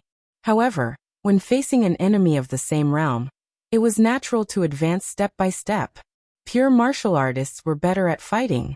For example, the early grandmasters of martial arts like Han Shengxian and Xianyuan Pan could kill 2 or 3 of them without any suspense, let alone an eminent monk of Vajra realm or a Jinren of finger mystery realm. Therefore, on the path of cultivation, there were fast and slow, and there were gains and losses. It all depended on how one chose. But generally speaking, everyone had their own opportunities. Jiang Ni's swordsmanship improved by leaps and bounds. Xianyuan Qingfeng had a series of fortuitous encounters and achieved great success in martial arts. Zhao Ningxin's failure to invite the deity was a blessing in disguise. Jiang Fuding, whose state of mind was damaged, opened a new path after hitting the tide. Chen Jibao even reaped the benefits of the fishermen several times. Xie Guanying and Xianyuan Jingcheng could achieve great realms just by reading books. The burly cavalry general was completely dead. Then, a bright white rainbow rose from the large hole and swiftly swept toward the sky. I came from the sky, I will go to the sky. What can mortals do to me? It was a pity that he met Su Fengnian, who had killed celestial beings and sky dragons. In the past, the Taoist great immortal Zhao Xuansu, who had returned to simplicity, appeared in the world with a young face. He almost escaped Li Chenggang and successfully killed Su Fengnian. However, even though he was killed by the flying sword of the peach blossom sword god Dong Tai, he still viciously attacked Su Fengnian before his death. The Taoist great immortal Zhao Xuansu. He met the Dong Tai who had traveled thousands of miles to borrow a sword and set sail to visit immortals. Even Zhao Xuansu, who was only a hair's breadth away from becoming an immortal, couldn't escape. Now this immortal of Mount Longhu who had ascended to immortality at some unknown time, and who himself was restricted by the rules of celestial being descending to the mortal world, had encountered Su Fengnian, who was at the peak of his spirit, as if he was in martial emperor city, facing all the heroes of the world. Before Su Fengnian had made his move, many of the immortals gathered at the gate of the Imperial Observatory were simultaneously furious. The flying sword immortal standing next to Zhao Shi was even more furious. When his thunderous voice rang out, "How dare this brat?" the immortal had already disappeared without a trace. In the next moment, many of the immortals near the left and right raised their heads to see this scene. They were somewhat shocked. Then, they looked at each other in dismay and began to whisper to each other. It turned out that after the flying sword immortal blocked Su Fengnian's attack, the streak of white light was still cut in half by a bolt of thunder square that appeared out of nowhere. From then on, it dissipated between heaven and earth. Not far away, The two cavalry troops that had already begun their charge had no choice but to stop their war horses. Then, they unwillingly turned around and retreated from the battlefield. Even though they were the greatest killing machines on the battlefield, they didn't dare to act rashly when two groups of immortals were fighting in front of them. In front of Su Fengnian, thousands of purple-gold flying swords poured down like a torrential downpour. Following closely behind was the immortal who was riding on a huge flying sword. He put two fingers together in front of his chest and uttered a mantra. Su Fengnian took a step forward and a step back. His knees were slightly bent. He held the blade in his left hand and pointed the tip of the blade slightly upward. He pointed the blade at the immortal who was riding on the sword. His right hand also put two fingers on the side of the blade and said softly, "Break the formation." Without the majestic flying sword sprinkling down like rain, without the majestic Taoist mantra, Su Fengnian simply raised his blade and said two simple words. A green upstanding chi, like a swimming dragon, directly broke through the dense sword formation that was falling from the sky and crashed into the immortal, who was riding on the high ground. The immortal's expression changed dramatically as he made a gesture with his fingers. A crystal-clear tablet floated in front of his chest. The tablet was the most popular item in the imperial court of Dafeng dynasty. Now that the Liang dynasty had unified the spring and autumn period, it was gradually abandoned. According to the laws of Dafeng dynasty, the emperor used jade tablets, the vassals used ivory tablets, and the scholar officials used bamboo tablets. Because Dafeng dynasty worshipped Elder Huang, they specially granted the Taoist who was conferred the title of immortal to use jade tablets. However, in the Dafeng dynasty, there were only a handful of Taoist priests who were conferred the title of immortal. According to historical records, there were a total of 8 immortals in Dafeng. Unlike the Liang dynasty, the previous emperors of Dafeng dynasty worshipped Wudong and demoted dragon and tiger, so the 7 immortals came from Wudong Mountain. Only one Taoist priest of Dragon and Tiger Mountain, Zhao Xingzhen, was conferred the title of immortal Dong Su. In the last years of Dafeng dynasty, this famous immortal of Dragon and Tiger Mountain had various legends of riding a sword in the sky. Presumably, the immortal sword who returned to the mortal world this time was the immortal Dong Su Zhao Xingzhen, who was rumored to have ascended with one foot on a sword and the other on a tablet during the last years of Dafeng dynasty. After the jade tablet appeared, it came and went in a hurry. The green upstanding chi and the pure white jade tablet collided with a loud bang, causing a strange phenomenon that seemed to shake heaven and earth. Not to mention the Li family's armored soldiers, and the cavalry on the street couldn't help but cover their ears in pain. Even the sleeves of many immortals began to flutter backward. Under the head-on collision, the jade shattered. The green upstanding chi, wrapped in wind and thunder, shattered the jade tablet and pierced through the immortal's body into the sky. The sound of wind and thunder lingered in the air. It echoed in the sky for a long time. Immortal Zhao Xingzhen's outcome was the same as the golden armored immortal from before. Immortal Zenrins were not immortal. Without the support of their masters, the rain of swords instantly disappeared. For a moment, heaven and earth were clear. The two immortals had no power to fight back. Su Fengnian turned to dust with a snap of his fingers. The immortals looked at each other. There was no fear on their faces, only anger. No less than 30 immortals floated out together. Su Fengnian laughed softly and said, "So what if you have more people?" Facing a group of immortals, I am very familiar with the situation. I have not traveled the Jianghu 3 times for nothing. Su Fengnian did something that the immortals found inconceivable. He sheathed his saber. He opened his arms and suddenly raised them up. Rise. The second year of auspicious talisman. There was a rain of swords in Great Peace City. The second year of auspicious talisman had yet to enter winter. There was another rain of swords in Great Peace City. That time they fell from the sky. There was a suspicion that the thunder was big but the rain was small. Hundreds of thousands of flying swords fell in the rain, but did not hurt anyone. Earlier, when they landed and seemed to dissipate, they had quietly gathered near the imperial astronomer. This time, from the ground to the sky. If they wanted to kill, they would kill immortals. More than 30 immortals that rushed forward. In an instant, it was as if they had stepped into a pool of lightning, all disappeared in the rain. And the young king still had the leisure to talk to himself. Technical work can't reward. Chapter 1629. The Qi cultivator Jin Xian and the great Jinren Wu Lingsu did not leave the small building. Although Wu Lingsu used unorthodox methods to obtain the identity of a living immortal, Wu Lingsu had always been clear about his own abilities. He did not forget himself just because his life in Tai and city was smooth sailing. This was not because Wu Lingsu's willpower was good, but because there was that tigress at home watching over him. Every time before he could be satisfied, he would be doused with cold water. It was hard not to wake up. It must be known that the red talismans on the doors of the palace to welcome the new and greet the old all came from that woman's hand. He, Wu Lingsu, was just pretending to take out his sleeve and stick it on. At this time, when Wu Lingsu thought of the request she had made not long ago, his body couldn't help but tremble and sweat poured down his back. Did he really have to be a servant of two surnames? Accurately speaking, he wasn't a servant of two surnames, he actually had the same surname.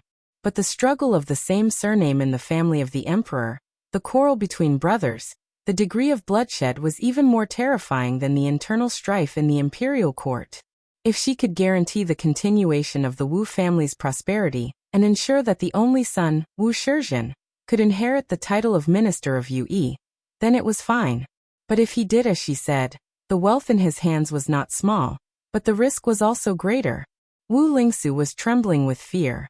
If it was before today, he still felt that the Zhao family of Liang could stick a protective talisman on his head. The heavens were high and the emperor was far away, not to mention a vassal king far away in the northwest. But when that young man killed his way to Taiyan City, and even directly to the imperial astronomer, great Jinren Wu had to think carefully. Jin Xian, and did not look into Jinren Wu's loss of composure. He only treated it as a fake immortal meeting a real immortal, and was worried that the Wu family's position in the Liang imperial court would not be maintained. Besides, Jin Xian, and was too busy to pay attention to a puppet of two generations of emperors. Jin Xian, and raised his head and looked at the portraits on the wall. The portraits were still intact, but many of the people in the portraits had disappeared. This was a huge blow to the Qi cultivator grandmaster, who wanted to become an immortal on land, and then ascend before the gate of heaven closed. Since ancient times, the people who cultivated Tao believed that those who ascend would have eternal life. But if even immortals could die, then if he helped Xie Guanyin do evil, even if he ascended, could he really escape the cycle of heaven? It was easier to become an official if one had connections in the imperial court. Wasn't it the same if one wanted to become an immortal? Why did the celestial master mansion of Longhu Mountain have people ascending from generation to generation after Dafeng, while the Wudong Mountain, which was also the ancestral court, was dying?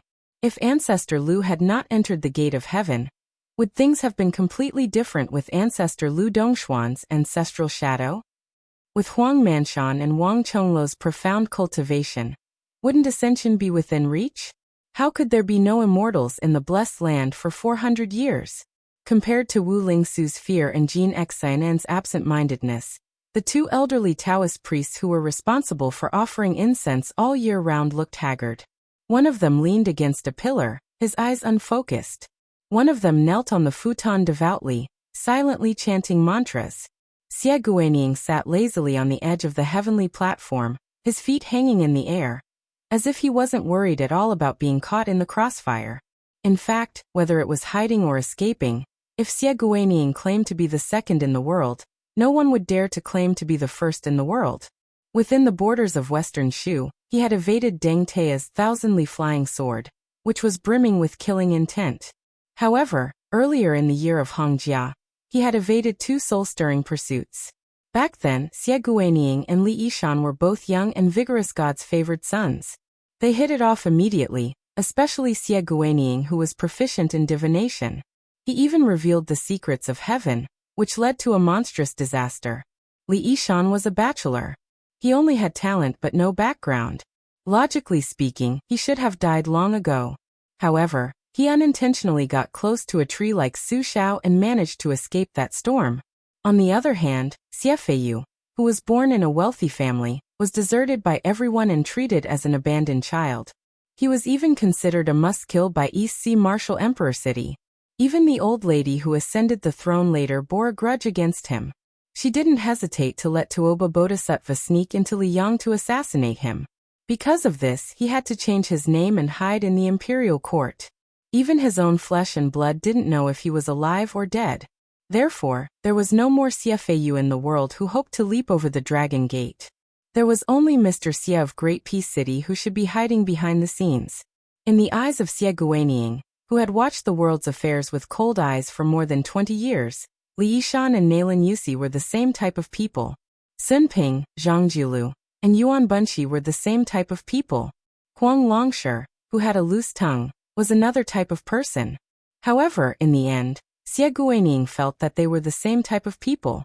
They worked for others, a land, a country, and the world. The only thing they weren't good at was working for themselves. If they couldn't even take care of themselves, how could they help the world? Among them, Yuan Bunshi wanted to work for himself, but he couldn't. Huang Sanjia could do it, but he disdained to do it. Xie Guanying's plan was to amaze the world with a single brilliant feat. He wanted the Central Plains to sink again. Then, he would personally obtain 1,000 years of peace.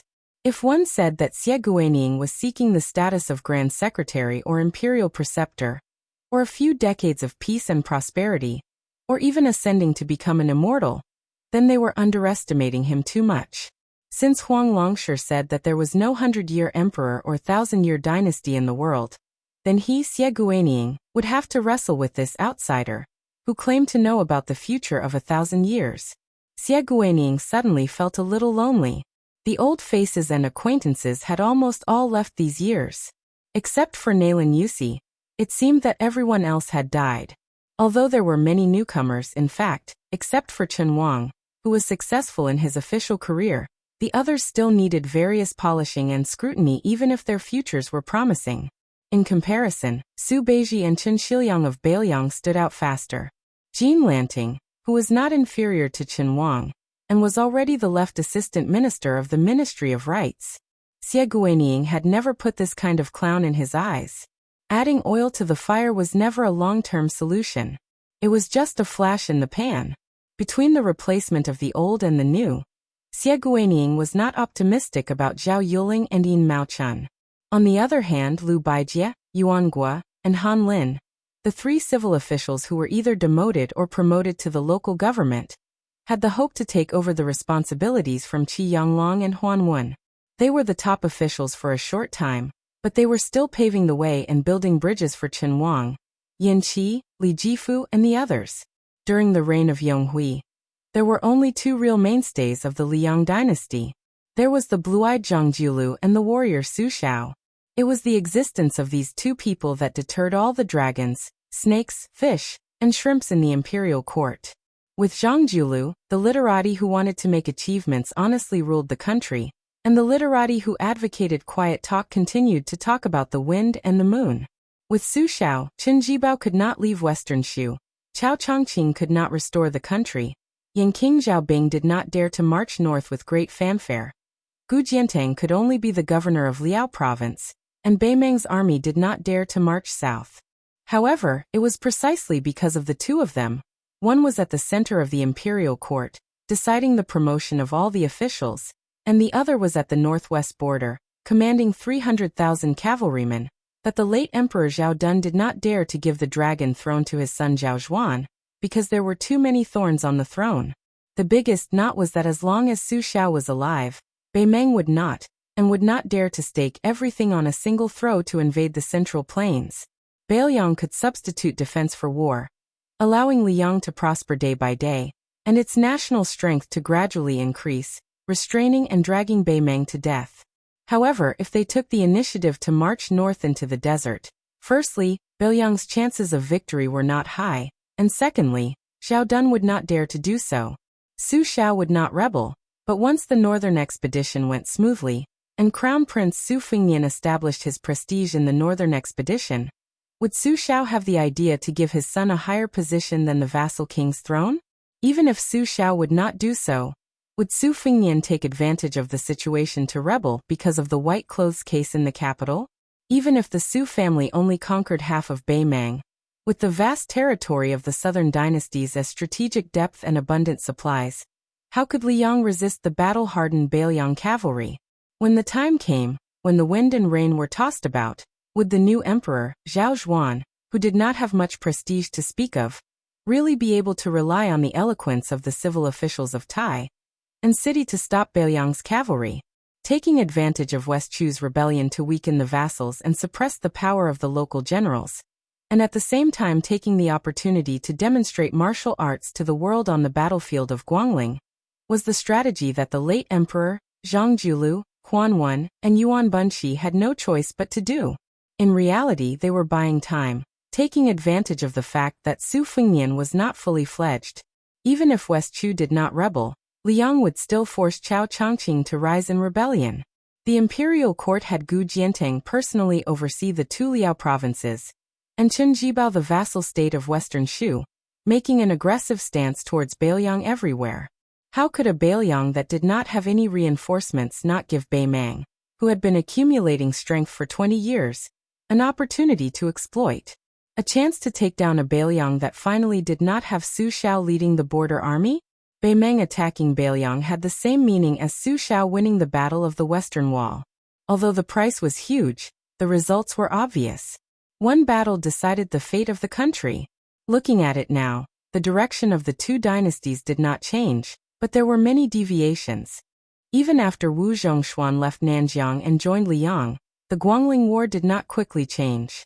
On the other hand, Northern Liang had obtained a tragic victory. It was tragic and heroic. What was even more unexpected was that the Bailiang frontier army lost 100,000 men, less than Liang had predicted. Especially the 130,000 to 140,000 cavalry. They did not suffer any major injuries. Today, they still maintained an impressive number of around 100,000 men. Originally, not only did Bailiang win a Pyrrhic victory, the Second Great Battle of Liangmang would directly spread the flames of war to Bailiang's Dao territory, or even Lingzhou. Looking at it now, Bailiang fighting to the death outside the pass was not a fool's dream. Therefore, when Su Fengnian left the vassal land without permission and Liang retreated step by step, it was not that great peace cities suddenly liked to talk about comradeship and reason with people. Instead, it was because they were afraid that Bailiang would do something irreparable in a fit of anger. It was a pity that other than Tantanon, whose heart was like dead ashes, those few people of the older generation who had set the trap had all died one after another. Now the crucial point was how Grand Chancellor Qi, whom Zhao Dun had high hopes for, would react. Chapter 1630. Before his death, Zhao Zhuan had made many plans, both overtly and covertly. He had planted many foreshadowing in the officialdom, which gave Zhao Zhuan a great opportunity to display his skills after he ascended the throne. So far, it seemed that the young emperor had done a good job. Even Huan Wen, who held a grudge in his heart, was still cautious and conscientious in the new Xiangfu dynasty. There was not much of a gap between him and Qi Yanglong, and he became a mender. Unlike Su Fengnian, who could win the hearts of Bailiang's soldiers by risking his life on the battlefield, the young emperor Zhao Zhuan was like the most honorable caged bird in the world, relying only on the skin of the dragon robe. Therefore, his majesty as an emperor required years and years of hard work to build. Of course, if Zhao Zhuan could have Su Fengnian's martial cultivation, it would be a different story. For example, when Chao Changqing and the Princess of West Chu came to deliver gifts, he defeated Chao Guanzi before Gu Jiantang and Master Lu Hao. However, in the path of martial arts, there was no such thing as a great grandmaster without risking one's life. Even Xianyuan Qingfeng, whose strength had improved by leaps and bounds, did a crazy thing like fighting to the death with Wang Xianji, Yuan Bunshi's illegitimate son, Jiang Fuding, who had outstanding talent. Even if he had received guidance from a large group of experts such as Gu Jiantang and Master Lu Hao, Qi Jiajie, in the end, he still ended up as a tide-bearer in Donghai. Xie Guanying said softly, "Several pillars of the country can work together to support a throne room that is swaying in the wind and rain. However, a cornerstone can allow a dynasty to remain standing in the face of a once-in-a-century storm. Zhao Zhuan, Chen Wang by your side is still too young. It will take time to become someone like Zhang Jilu. You can wait, but others won't." Xie Guanying closed his eyes, calm and composed. He didn't care about the immortals who walked out of the hanging statues and died like moths to a flame. Anyway, the ones who lost were the Su and Zhao families. Xie Guaniying, who had personally created this situation, couldn't be more happy. If the Qi refinement warriors from the north and the south were all dead, it would be more beneficial to Xie Guaniying's long-term plan. Therefore, it would be best if Jin Xian and could bow his head and listen to his orders. If he refused, Xie Guaniying would not only have the ability to escape. However, Tantai Pingjing accidentally dragged her family to Beiliang, so it was not easy to make a move. Now she seemed to have gone to Guangling Road alone, which was a hidden danger. As for Mount Lantua of the western regions, it no longer shunned the world with cold eyes. After Lu Songtao's death, it also put down its arrogance and chose to enter the world and rely on Beiliang. The white-robed monk Li Dongxin also went to Beiliang. Even Huyan Dagwan's family of 3. Why did they all bring their families with them? Recently, there was also Duke Yansheng who left the capital without warning. It should be known that this saint had helped Zhao Shi of Liyang to persuade Chao Chongqing not long ago. Xie Guaniying, who was smiling at first, suddenly frowned. He opened his eyes and sat up, looking at the northwest. Xie Guaniying was a little annoyed. Was the reason why his vision began to blur because he had also become a part of the game? Then Xie Guaniying suddenly withdrew his gaze and looked down. As a result, he saw the seemingly innocent young Jianzheng, the child nicknamed Little Bookcase, grinning at him. At the same high place, the young emperor, Chen Wang, and Lu Su on the roof of the main hall did not speak much. Only the eunuch of the ceremony directorate stood under the eaves from time to time, and reported the situation at the imperial astronomer in detail with a voice that was neither soft nor loud, just enough to be heard clearly. When Zhao Zhuan heard that 2 carriages and 4 women appeared over there, the young emperor was a little self-deprecating and helpless. After that, his brother-in-law Yen Qiji went to the palace to have an audience. It was also an indispensable and important step for Yen Qiji to rush to the palace to pass a message to Su Fengnian. But when Yen Qiji hurried back and knelt under the eaves, the young emperor was obviously a little angry. Even the seal eunuch Song Tonglu was a little nervous. Song Tonglu knew that other than Yen Qiji's identity as a relative of the imperial family, he was also a very special balance. As for the balance in the previous emperor's heart, one of them was the scholar Yen Jieshi.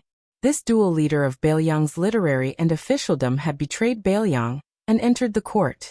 Naturally, the previous emperor was very happy and favored the entire Yen family. Yen Jieshi was made one of the 6 palace scholars, and his daughter Yen Dongwu was now the empress.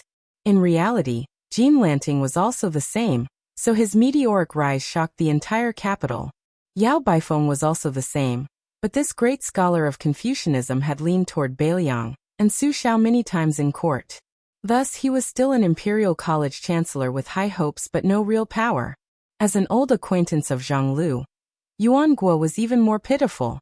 He had finally come back and become the Minister of Rights. Because he stood on the wrong side of the issues of the transport of grain and the printing of documents, he was quickly sent packing out of Great Peace City. As a scholar, it was important to have strength of character. As a civil official, it was not as important to have strength of character as the scholars imagined. The difference of one word was like the difference between heaven and earth. The emperor and the young master of the Yellow Gate, both of whom had good reputations, were in a deadlock, one high, one low, one sitting, one kneeling. Chen Wang smiled and stood. The young emperor seemed to say in a fit of pique to ignore him, but Chen Wang still walked down the ladder to the ground.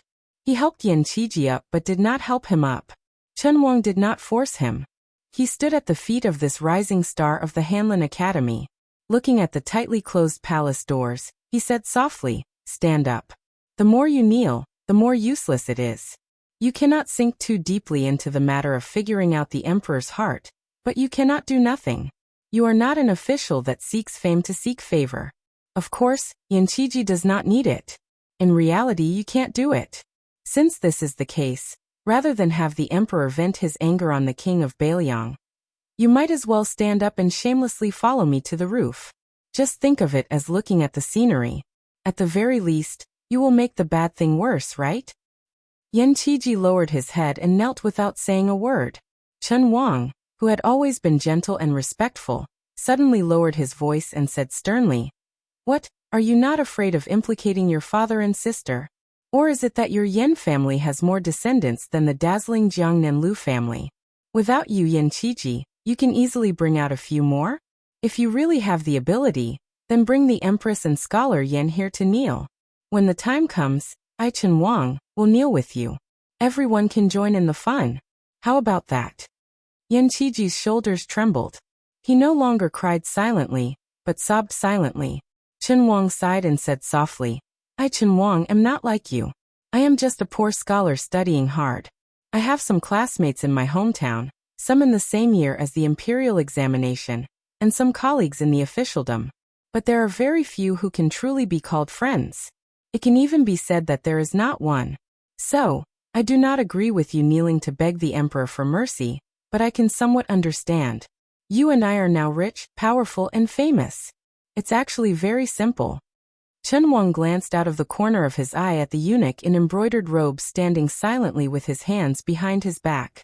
The latter did not move. Chen Wang hesitated, and then squatted down next to Yen Qiji. He said lightly, "The old King Liang has the strongest army in the world, hundreds of thousands of cavalry. From the northwest border to Great Peace City, it is not as far as we think.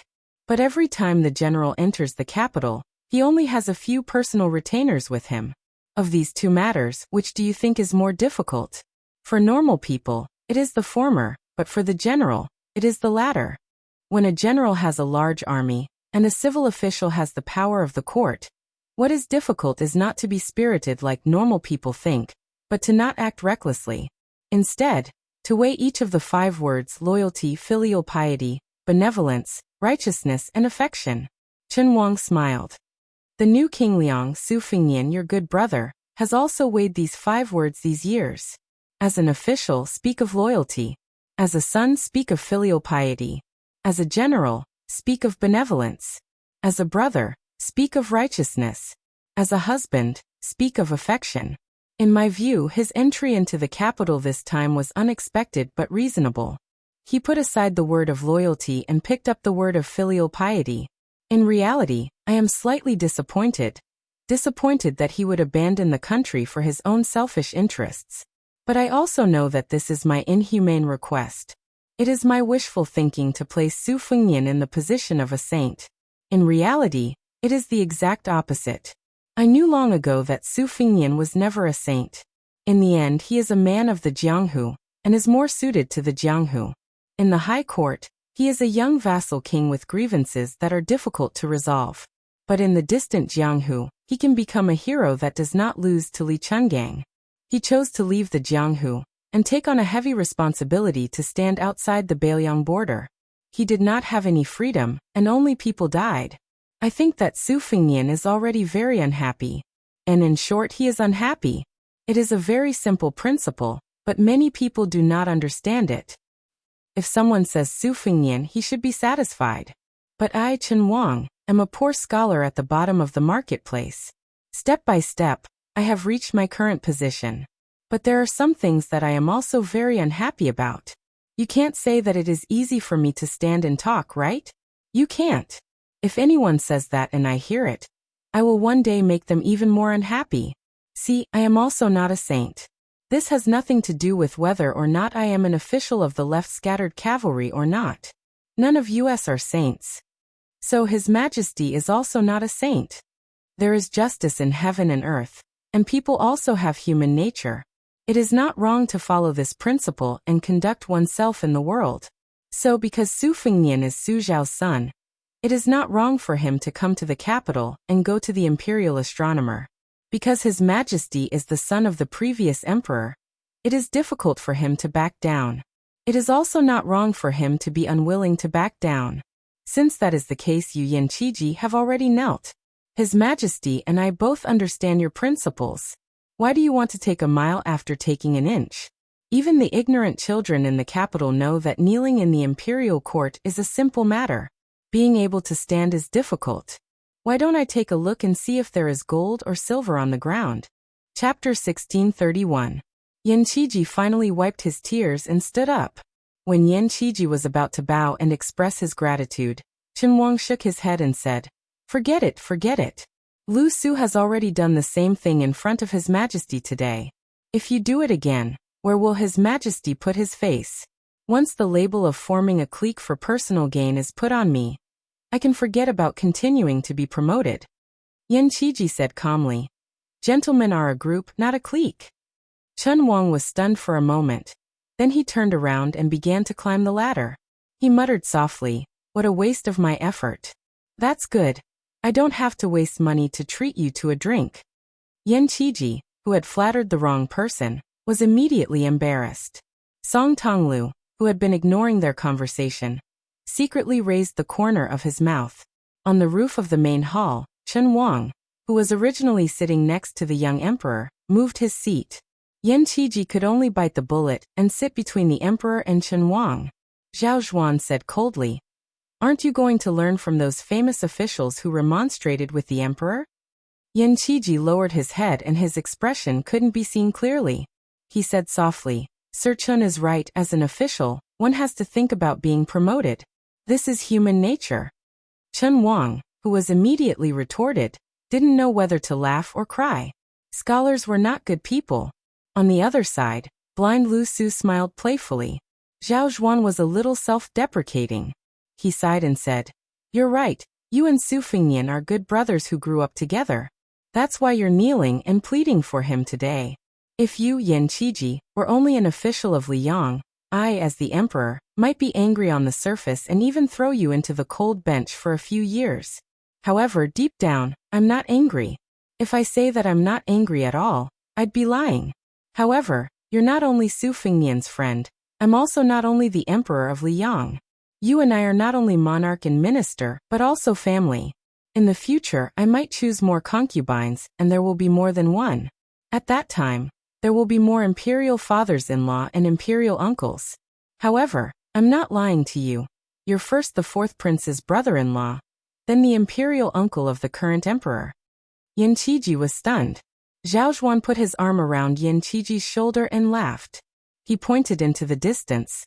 Look, the wind and clouds were surging. I hope that one day, the four of us will be able to sit here together and enjoy the scenery. Chen Wang's expression was solemn as he sat upright.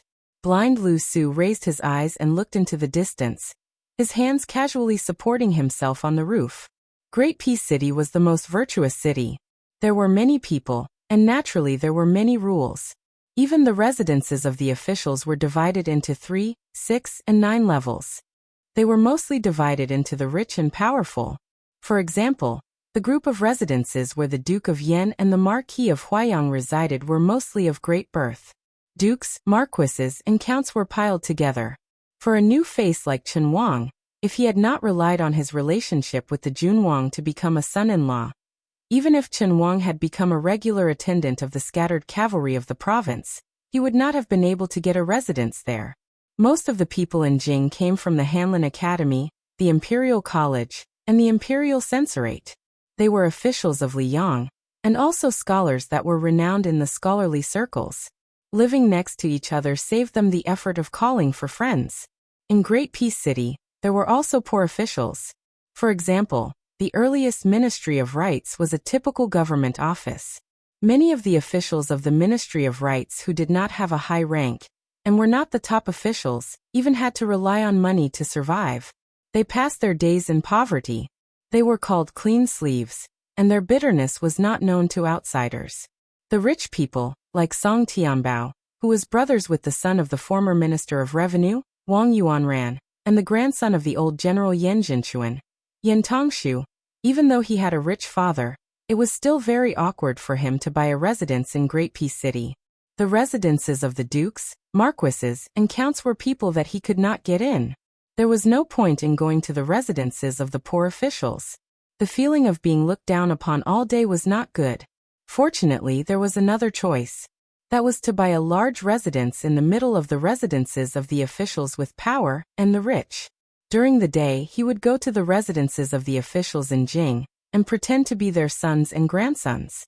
At night, he would make up for it from people who had money but had less money than him.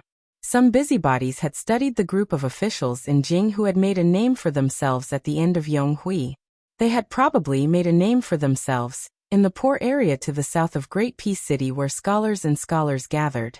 Then they quickly rose to the ranks of the nobility in the northeast of the city.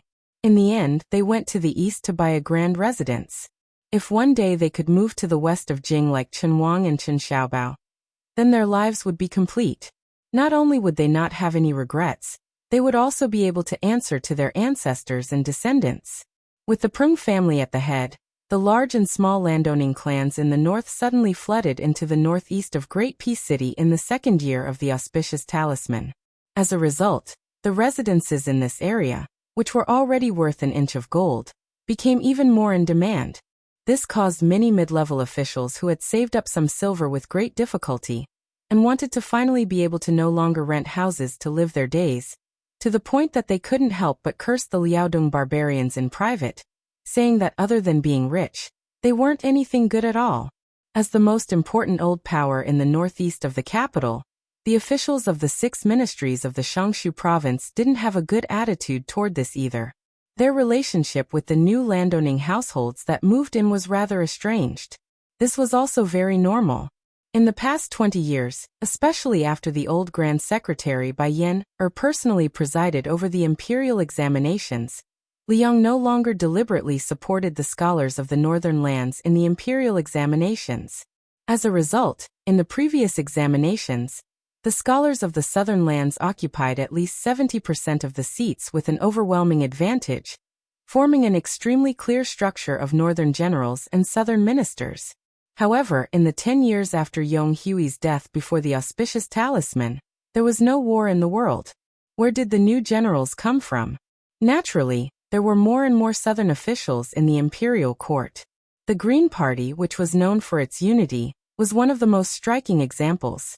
As the great generals of the 4 campaigns for equalities and 4 towns, who were mostly from the north, died of old age, the northeast of Great Peace City became less and less a place for the northern scholars to speak with their backs straight. If it wasn't for the fact that there was still General of the North, Ma Lulong, left to hold up the facade, and the officials from the south didn't kill him to the last one, the northern officials would have been pushed aside to the point of wanting to die. Thus, the first thing the Prung family did after buying a new residence was to grandly pay a visit to the manor of General of the North.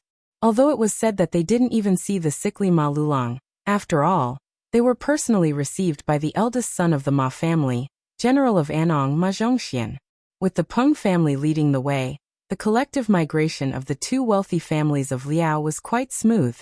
The Minister of War Liu Baijie had left the capital, and the backbone of the Green Party, Hong Lingshu, had entered the capital. It looked like the Jiangnan powers had entered and left the imperial court without any losses, but in reality, it was clear that they had greatly damaged their vitality. Thus, the large-scale movement of the northern scholars into the capital was very interesting. The doors of the official mansions were higher than the street level.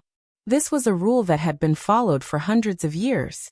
The so-called steps in the officialdom were actually the steps in front of the door. The number of steps was very particular. According to the laws of Liang, first, one had to be of the flowing class. Only then could the number of steps be determined by the rank of an official.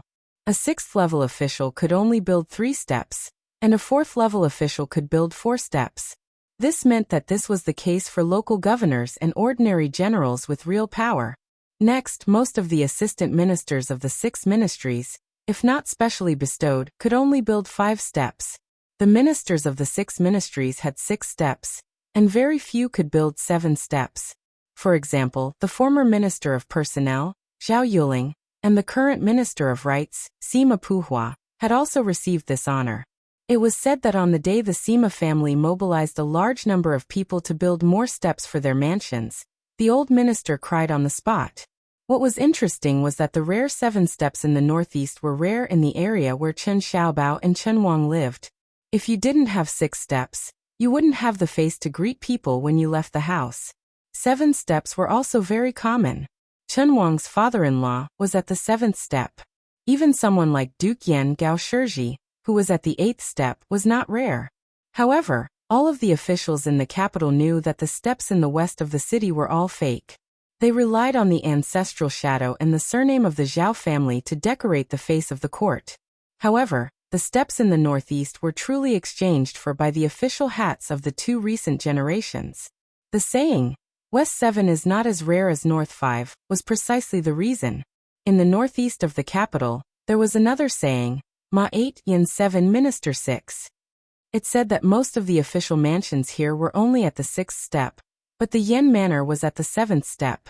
The Ma Manor had the same standard of 8 steps as the vassal states and dukes.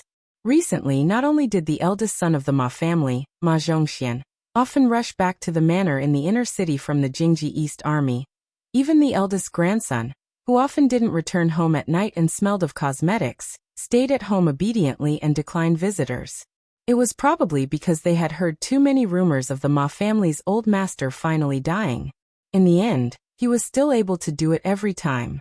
As for the strange behavior of Ma Zhongxian and his son, not many people took it seriously. However, whether it was the son, Ma Zhongxian, or the grandson, Ma Wenho, they all knew that the old master might not be able to make it this time. This was because the old master, who had been bedridden for many years, was not only no longer muddle-headed, but also had a sense of vitality. He could even sit up and eat a few mouthfuls of plain porridge. His eyes were much clearer. This was called the final radiance of the setting sun. Some old people knew that they were nearing the end of their lifespan, so they didn't mind letting the wind extinguish the last bit of their candle flame. When the old master of the Ma family heard from his son, Ma Zhongxian, that Bailiang had defeated Bei Mang, he only opened his turbid eyes and asked shakily, "How many died?" Ma Zhongxian truthfully reported the general situation of the battle, which was still very vague. However, compared to the officials of the Ministry of War, he was already closer to the truth. Chapter 1632. The first time the old man sat up was when he heard that the young king had entered the capital without permission. However, the old man was probably too tired and soon lay back down. Only when he heard that the 800 Bailiang light cavalry scared the Jingji Western Army out of their wits did the old man call for his grandson, who was widely acknowledged to be useless, to return to the mansion. Ma Wenho was a strange person in Great Peace City. He was said to be a playboy and did not play well with people like Wang Yuanran and Yin Tongshu since childhood. However, he was said to be ambitious, but he never got along well with people like Yin Chongying and Han Xingyan. Therefore, Ma Wenho and the old Grand Secretary Zhang Julu's youngest son, Zhang Bianguan, who lived in a shabby alley and liked to wander around the city, were called the strange people in the capital.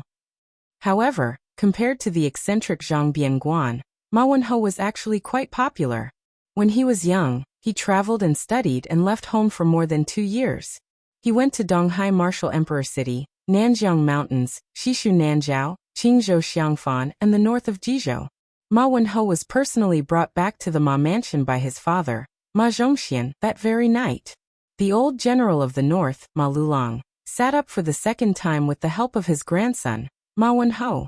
After that, whether it was eating or listening to Ma Wenho's reading, the old man sat up more than he lay down. After that, whether it was when he heard that the Bei Mang general, Yang Yuanzhan, died at the mouth of Gourd in Yuzhou, or when he heard that the 2 Liao cavalry under Gu Jiantang finally could not hold back and showed signs of restlessness, the old man, who had been in the officialdom for more than 60 years, appeared to be calm. However, when the old man personally handed over the tiger tally, he sighed with emotion, seeking death. It was unknown whether he was talking about the young king, or someone else. Today, the old man seemed to want to go to the morning court, but until his body could no longer bear the bumpy ride, he did not make it difficult for his children and grandchildren.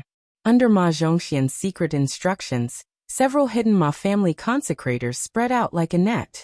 They only had one thing to do, which was to keep an eye on the young man surnamed Su from afar. Soon, news came back to the Ma mansion one after another. The young vassal king left the Damayai post house, but he didn't attend the court meeting. Instead, he went to the old Ministry of War Yamen in Liang without entering. Entering the Ministry of Rights Yamen, Minister Sima Puhua slipped away.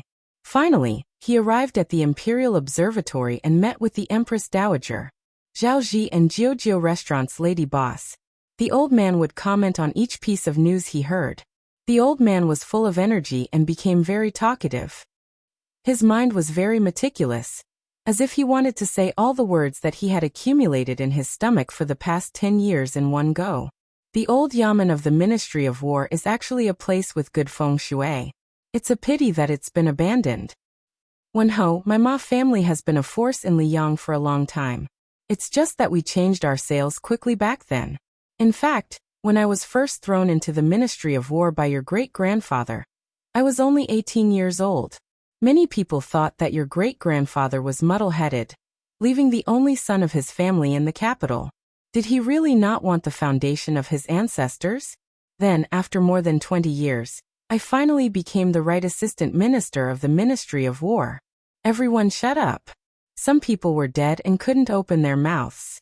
Some people lost their power and didn't have the face to complain in front of me.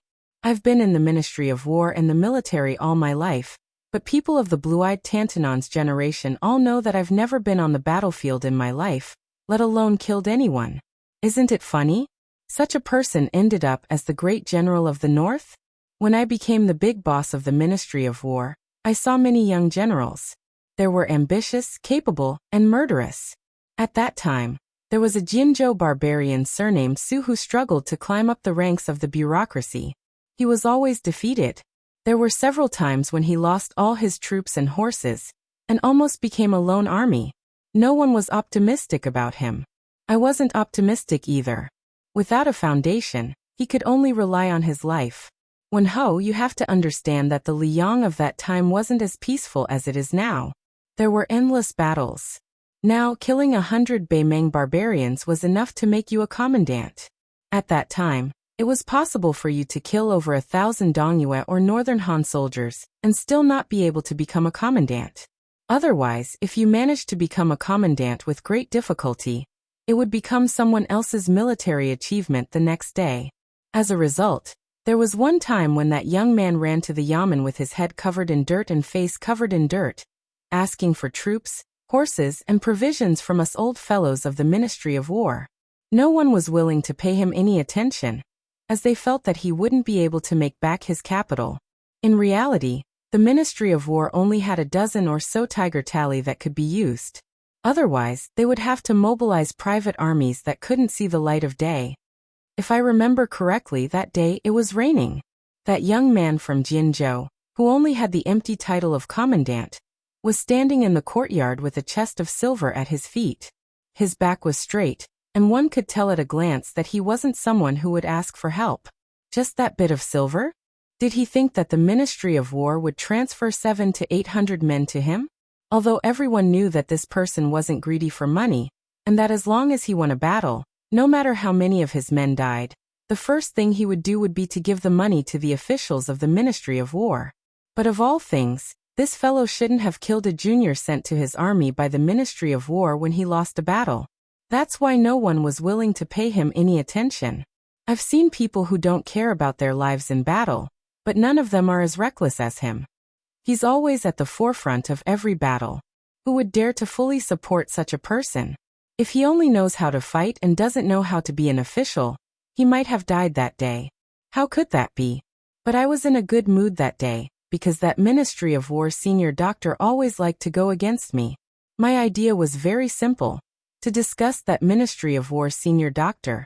So I walked up to that young man who I had never dealt with directly before, and agreed to give him a troop of soldiers. Hearing this, Ma Wenho curiously asked, "Did you win a huge victory very quickly?" The old man smiled and shook his head. "We did win, and 3 times in a row at that. But the troops were all wiped out by that young man. Of course, I definitely earned back my capital. At that time, human life was the most worthless thing in the world, but once a strong young man put on armor and picked up a sword or spear, he could still be counted by the head. The Ma family's current foundation was accumulated bit by bit at that time. Many of the generals who originally ruled over a region also spent all their resources bit by bit at that time." Ma Wenho was speechless. Most of the young people of his generation didn't like to listen to the older generations nagging about the wars of the spring and autumn period. They had heard so much since they were young that their ears had grown calluses. Ma Wenho was no exception. The old man sighed emotionally. "You must have guessed that the Jinzhou commandant who needed to listen to your grandfather's mood and expression was Su Xiao. Later on he was the butcher of Liyang and finally, the king of Bailiang. Ma Wenho nodded lightly. The old man had never mentioned this matter to anyone before. Chapter 1633. As the old saying goes, those who are unjust are doomed to destruction. That's not entirely true.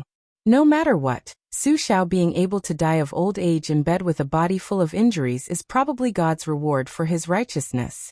But those who are unjust will bring disaster to their descendants, I believe very much. The Su family is a good example. Su Xiao killed so many people. Look at his children, which one of them is blessed? The eldest daughter died a long time ago. The second daughter is paralyzed in a wheelchair, and the youngest is an idiot. As for the eldest son, this young man, I think he hasn't had a good time these years. On the surface he looks impressive, but that's just it. Humans were very strange. The poor would think that the rich would definitely lead a good life, while the poor would think that those with great power would definitely do whatever they wanted. They were half right and half wrong. Let's make a simple comparison. If an ordinary person was kicked on the street for no reason, they might curse and be angry for a few days before crossing the threshold. But what if it was you, Ma Wenho?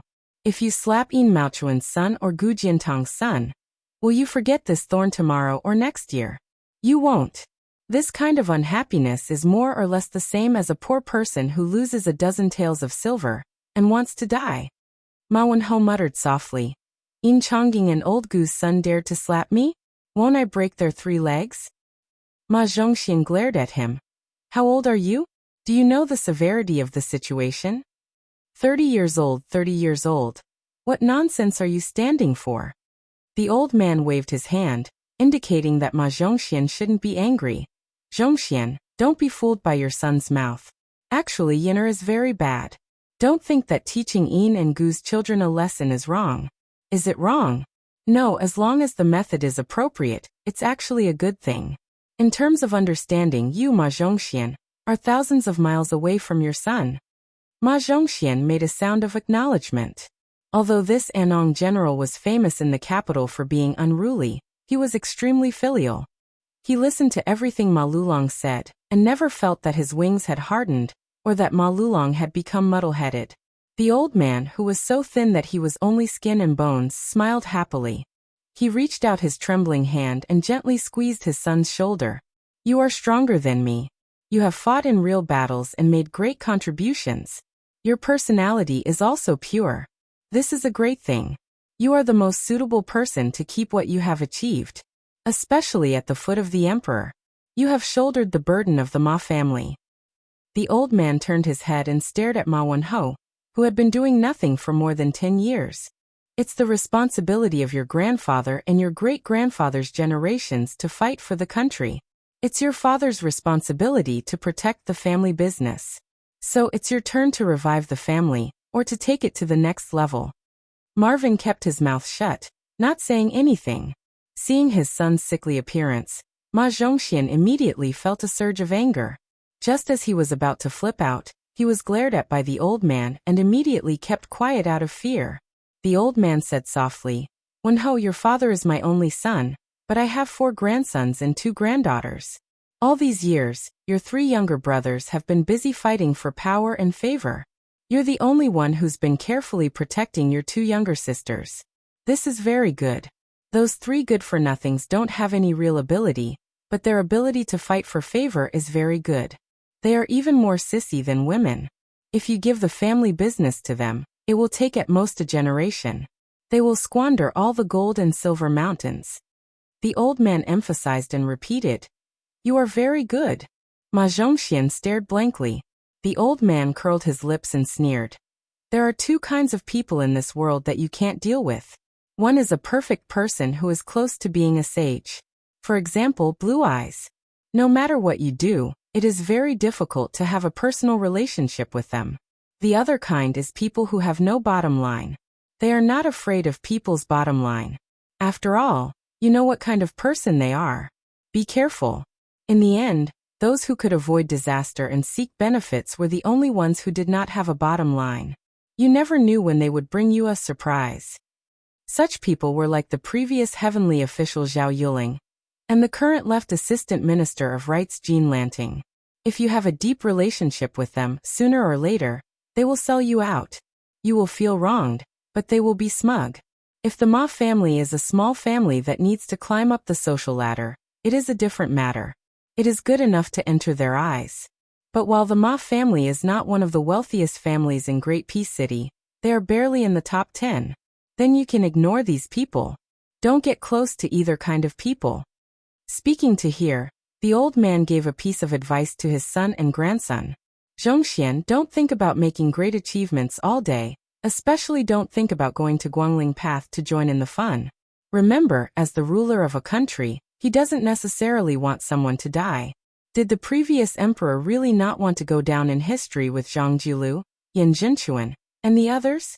At that time, if the emperor wants you dead, as a subject, who can you reason with? So do not make great achievements for the country, but you must make small contributions to the ruler. Remember. Wenhou, I'll give you some words. Tantanon told me a long time ago. The water flows slowly when the water is deep, and the people speak slowly when they are important. You don't say those grand words. I don't hate that I didn't see the ancients, I only hate that the ancients didn't see me.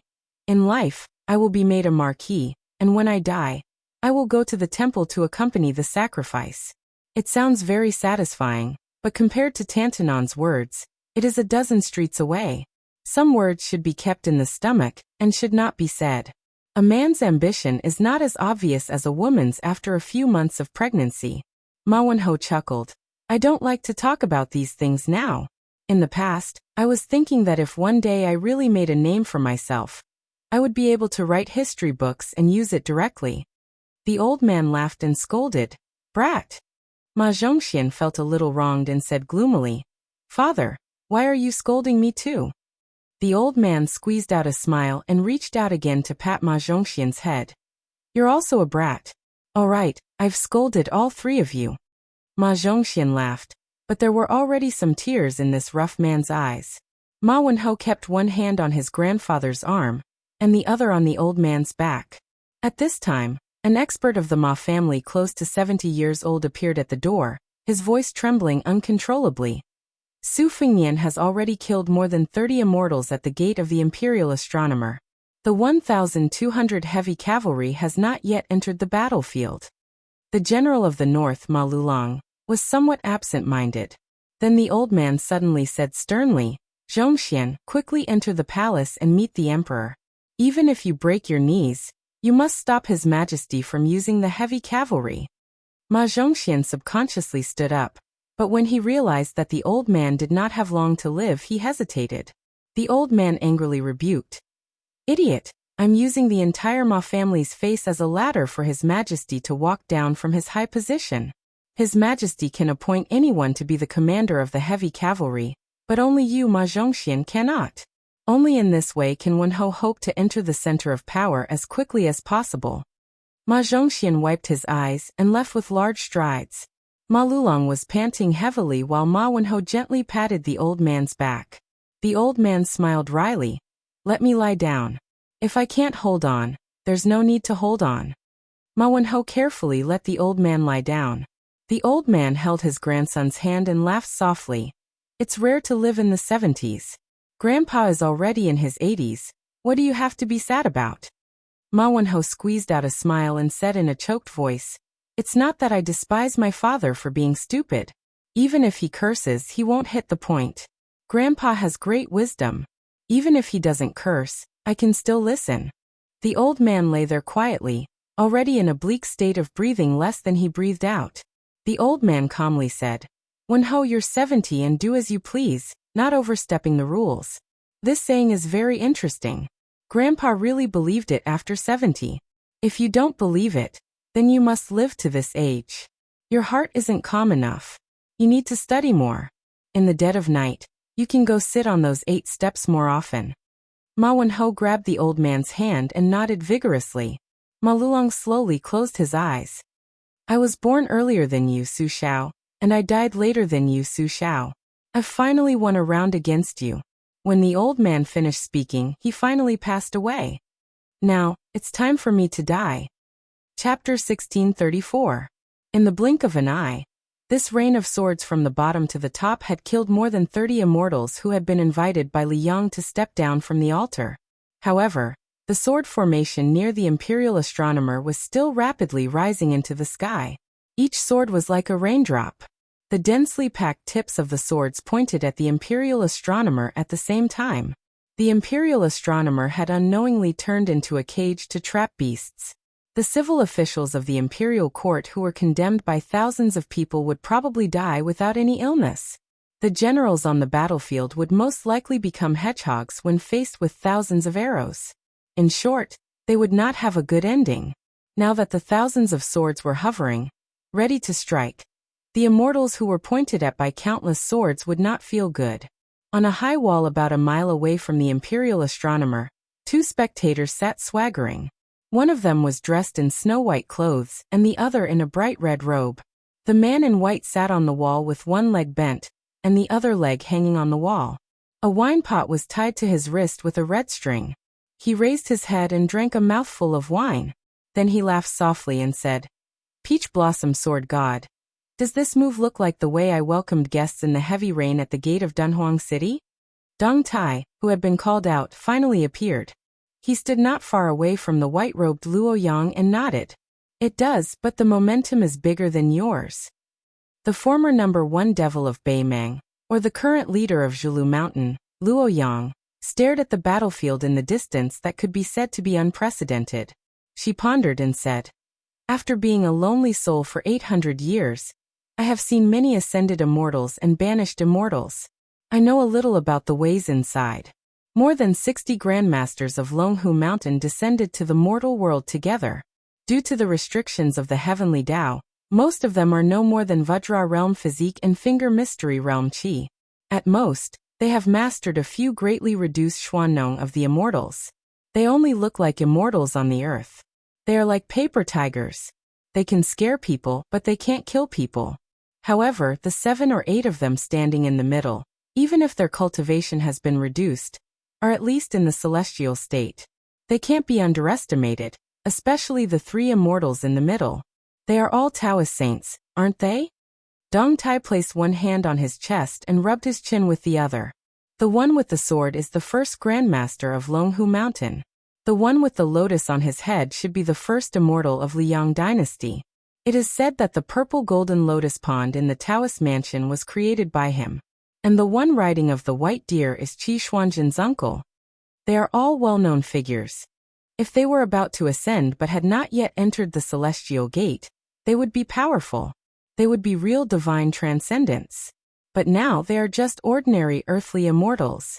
They lose because their bodies are not strong enough, but they win because they understand the way of heaven.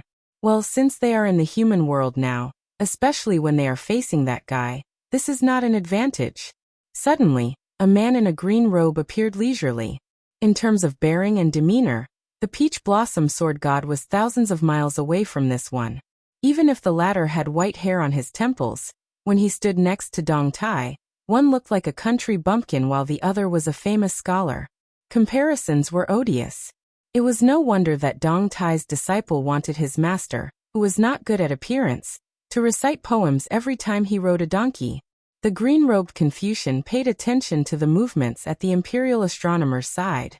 He sighed and said, "Dong Tai Luo Yang, facing more than 60 first-grade realm cultivators, including 3 saints, how would you feel if you were in their shoes?"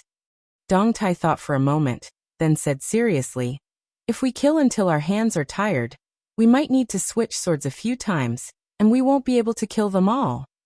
Luo Yang smiled and said, "It's not easy to kill, and it's not easy to escape."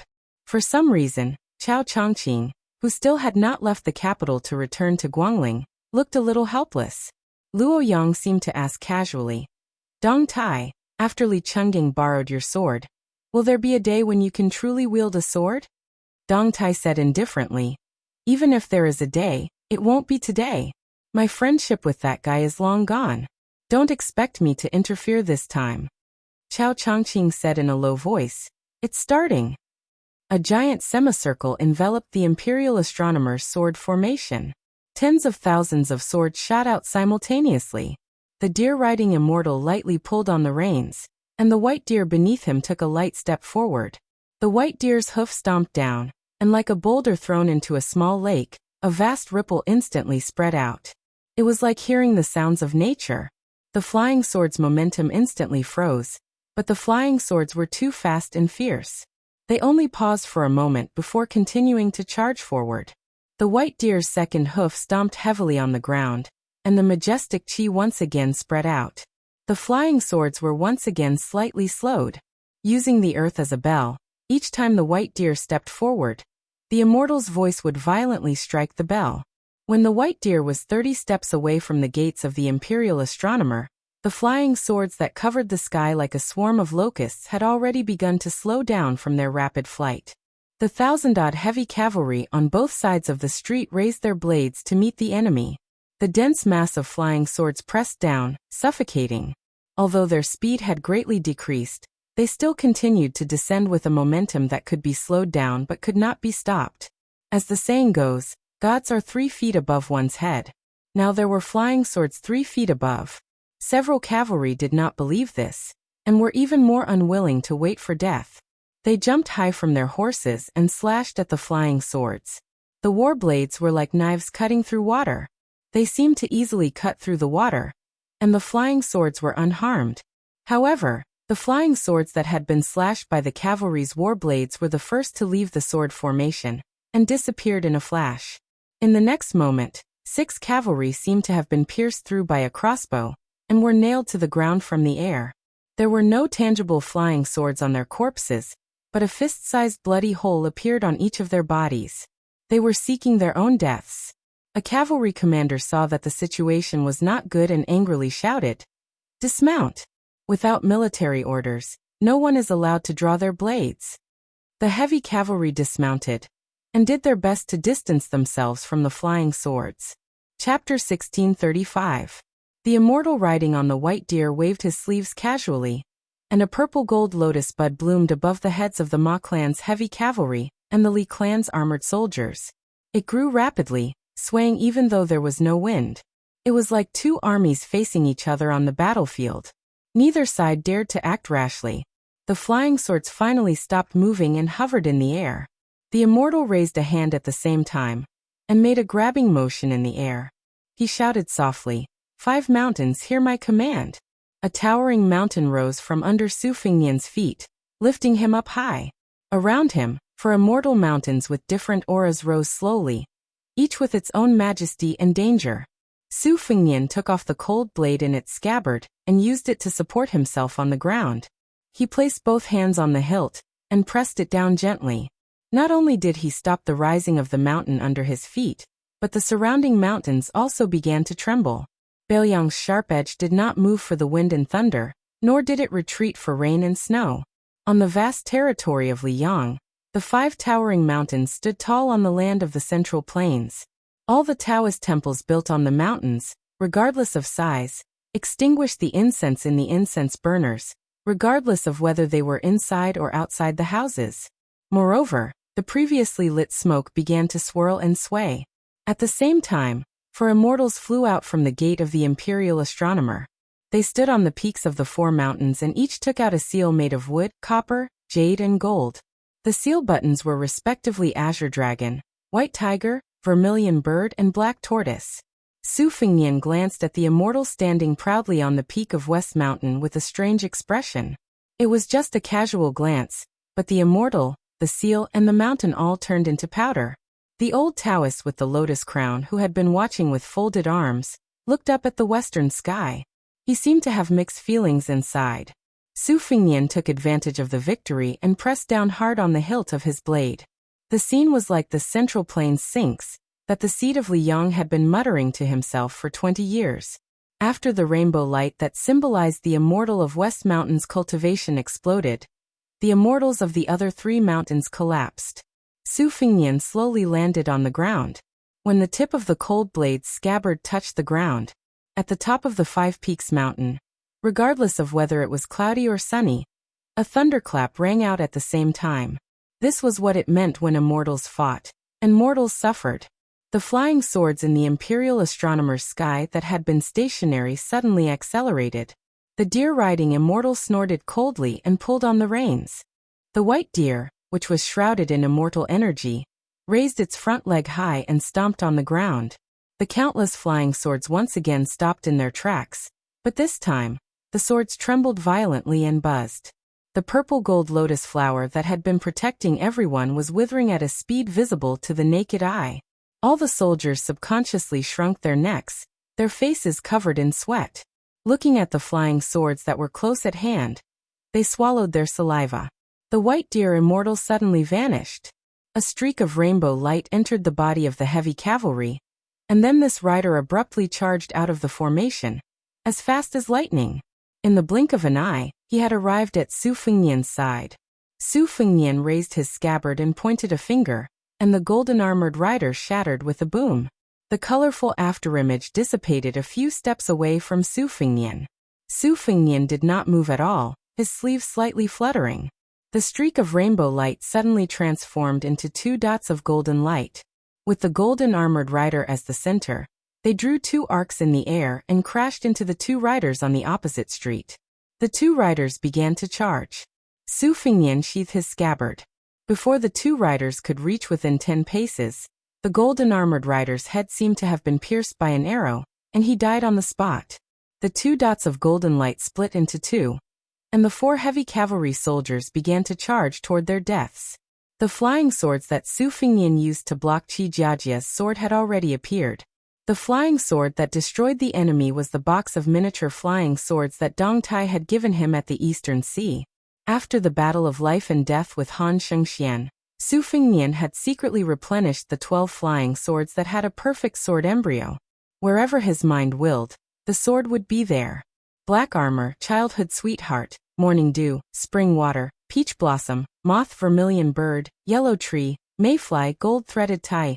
On the platform of the general, the brave soldiers were summoned. The 4 golden-armored riders were like eggs striking a stone. The 8 golden riders arrived again. After the death of the 8 riders, there were 16 riders surging forward. Su Fengnian's 12 swords were like a lightning pool. The golden-armored cavalry swore not to stop until they broke through the lightning pool. From afar, Dong Tai had an undisguised smile on his face. He clicked his tongue and said, "This time you've learned from me." Luo Yang said unhappily, "Just for show." Dong Tai raised his eyebrows and said, "It's just for show and practical use. Don't speak against your will, right?" Chao Chongqing listened to the quarrel between the 2 great grandmasters who were both ranked in the top 14 of the martial arts evaluation. He found it rather funny and said, "What's there to argue about?" At the 2 ends of the street, no less than 200 golden-armored riders began to charge together with their spears. The large expanse of golden light reflected in their eyes made them feel as if they were in the majestic heavens. Even from a mile away, Chao Chongqing's face was illuminated with golden light. He squinted his eyes and said softly, "Resisting the heavenly might of an immortal with the strength of a single person is not inferior to the Baoyang cavalry resisting the imperial edict of a mortal emperor. It's a pity that apart from the few of us, there aren't many people who are fortunate enough to see this scene." Dong Tai nodded in agreement and said, "Thinking back to the few times when I was in the martial emperor city when others challenged Wang Xianji, or when others saw me, Dong Tai, climb the tower, they all paled in comparison." The 12 flying swords were like an impenetrable wall that could not be shaken by thousands of soldiers and horses. Outside the wall, more than 200 golden-armored celestial soldiers and generals crashed into the wall one by one without fear of death. The dense sound of thunder was incessant and gathered together, giving people the illusion that they were hearing thunder from the heavens. Many martial arts masters who were closely watching the movements of the imperial astronomer had no choice but to retreat. It was not that no one wanted to stay, but these masters were horrified to find that they were bleeding from their 7 orifices. When they wiped their hands, they were covered in blood. Only Wu Jian, the ancestor of the Wu family's sword tomb, Chai Qingshan of the Dongyue sword pool, and a few other grandmasters were able to continue. The following scene stirred people's hearts. More than 400 golden-armored celestial soldiers charged towards the young lord outside the imperial astronomer from the left and right. The light was so dazzling that it was as if the sun had risen from the eastern sea on the same day.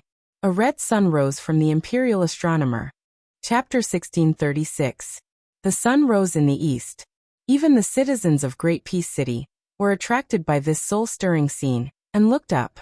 Mount Hui purple-robed Xianyuan Qingfeng had arrived at the Jiujiu restaurant at some point. She ordered the signature mutton hot pot from a young waiter, who recognized her at a glance. She expressionlessly picked up her chopsticks.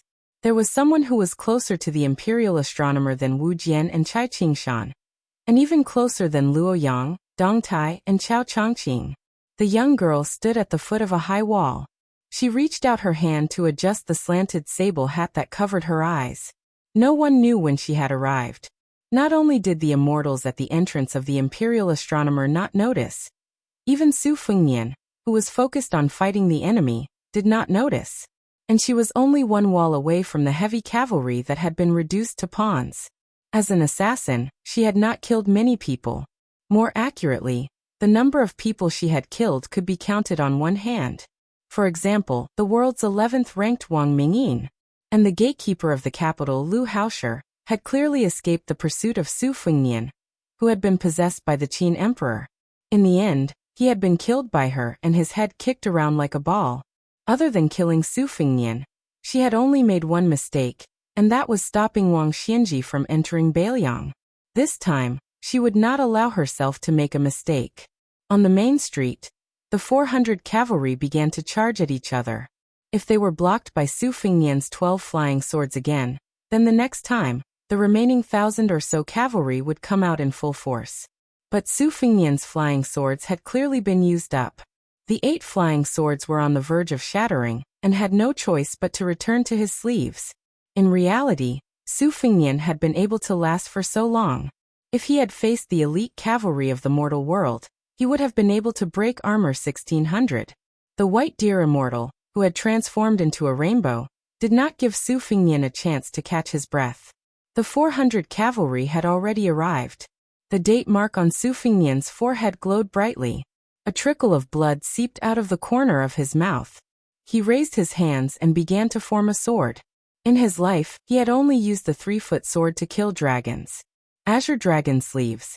Back in the day, the old man with the sheepskin fur coat threatened to teach him this sword move that was as famous as the sword opens the gate of heaven.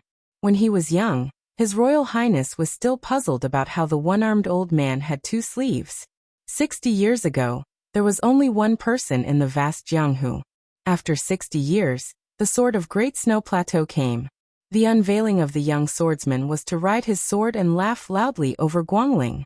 The old man's curtain call was at the riverside of Guangling, where he broke 2,600 pieces of armor with a single sword strike. When he entered the Jianghu, he was stunning. When he left the Jianghu, he was carefree. This was Li Chungang. For 1,000 years, there was only one person whose sword Dao could stand shoulder to shoulder with ancestor Lu. It was Li Chungang. Chao Chongqing and Dong Tai widened their eyes almost at the same time. Even the 2 Earth Immortals among the 4 Grandmasters of Wushu reviews were somewhat confused and shocked. They could vaguely see an old man wearing a sheepskin coat standing beside Su Fengnian.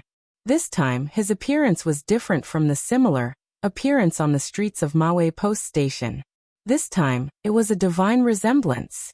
The hunchbacked old man stood behind the young vassal and smiled. "Brat, let's say goodbye this time.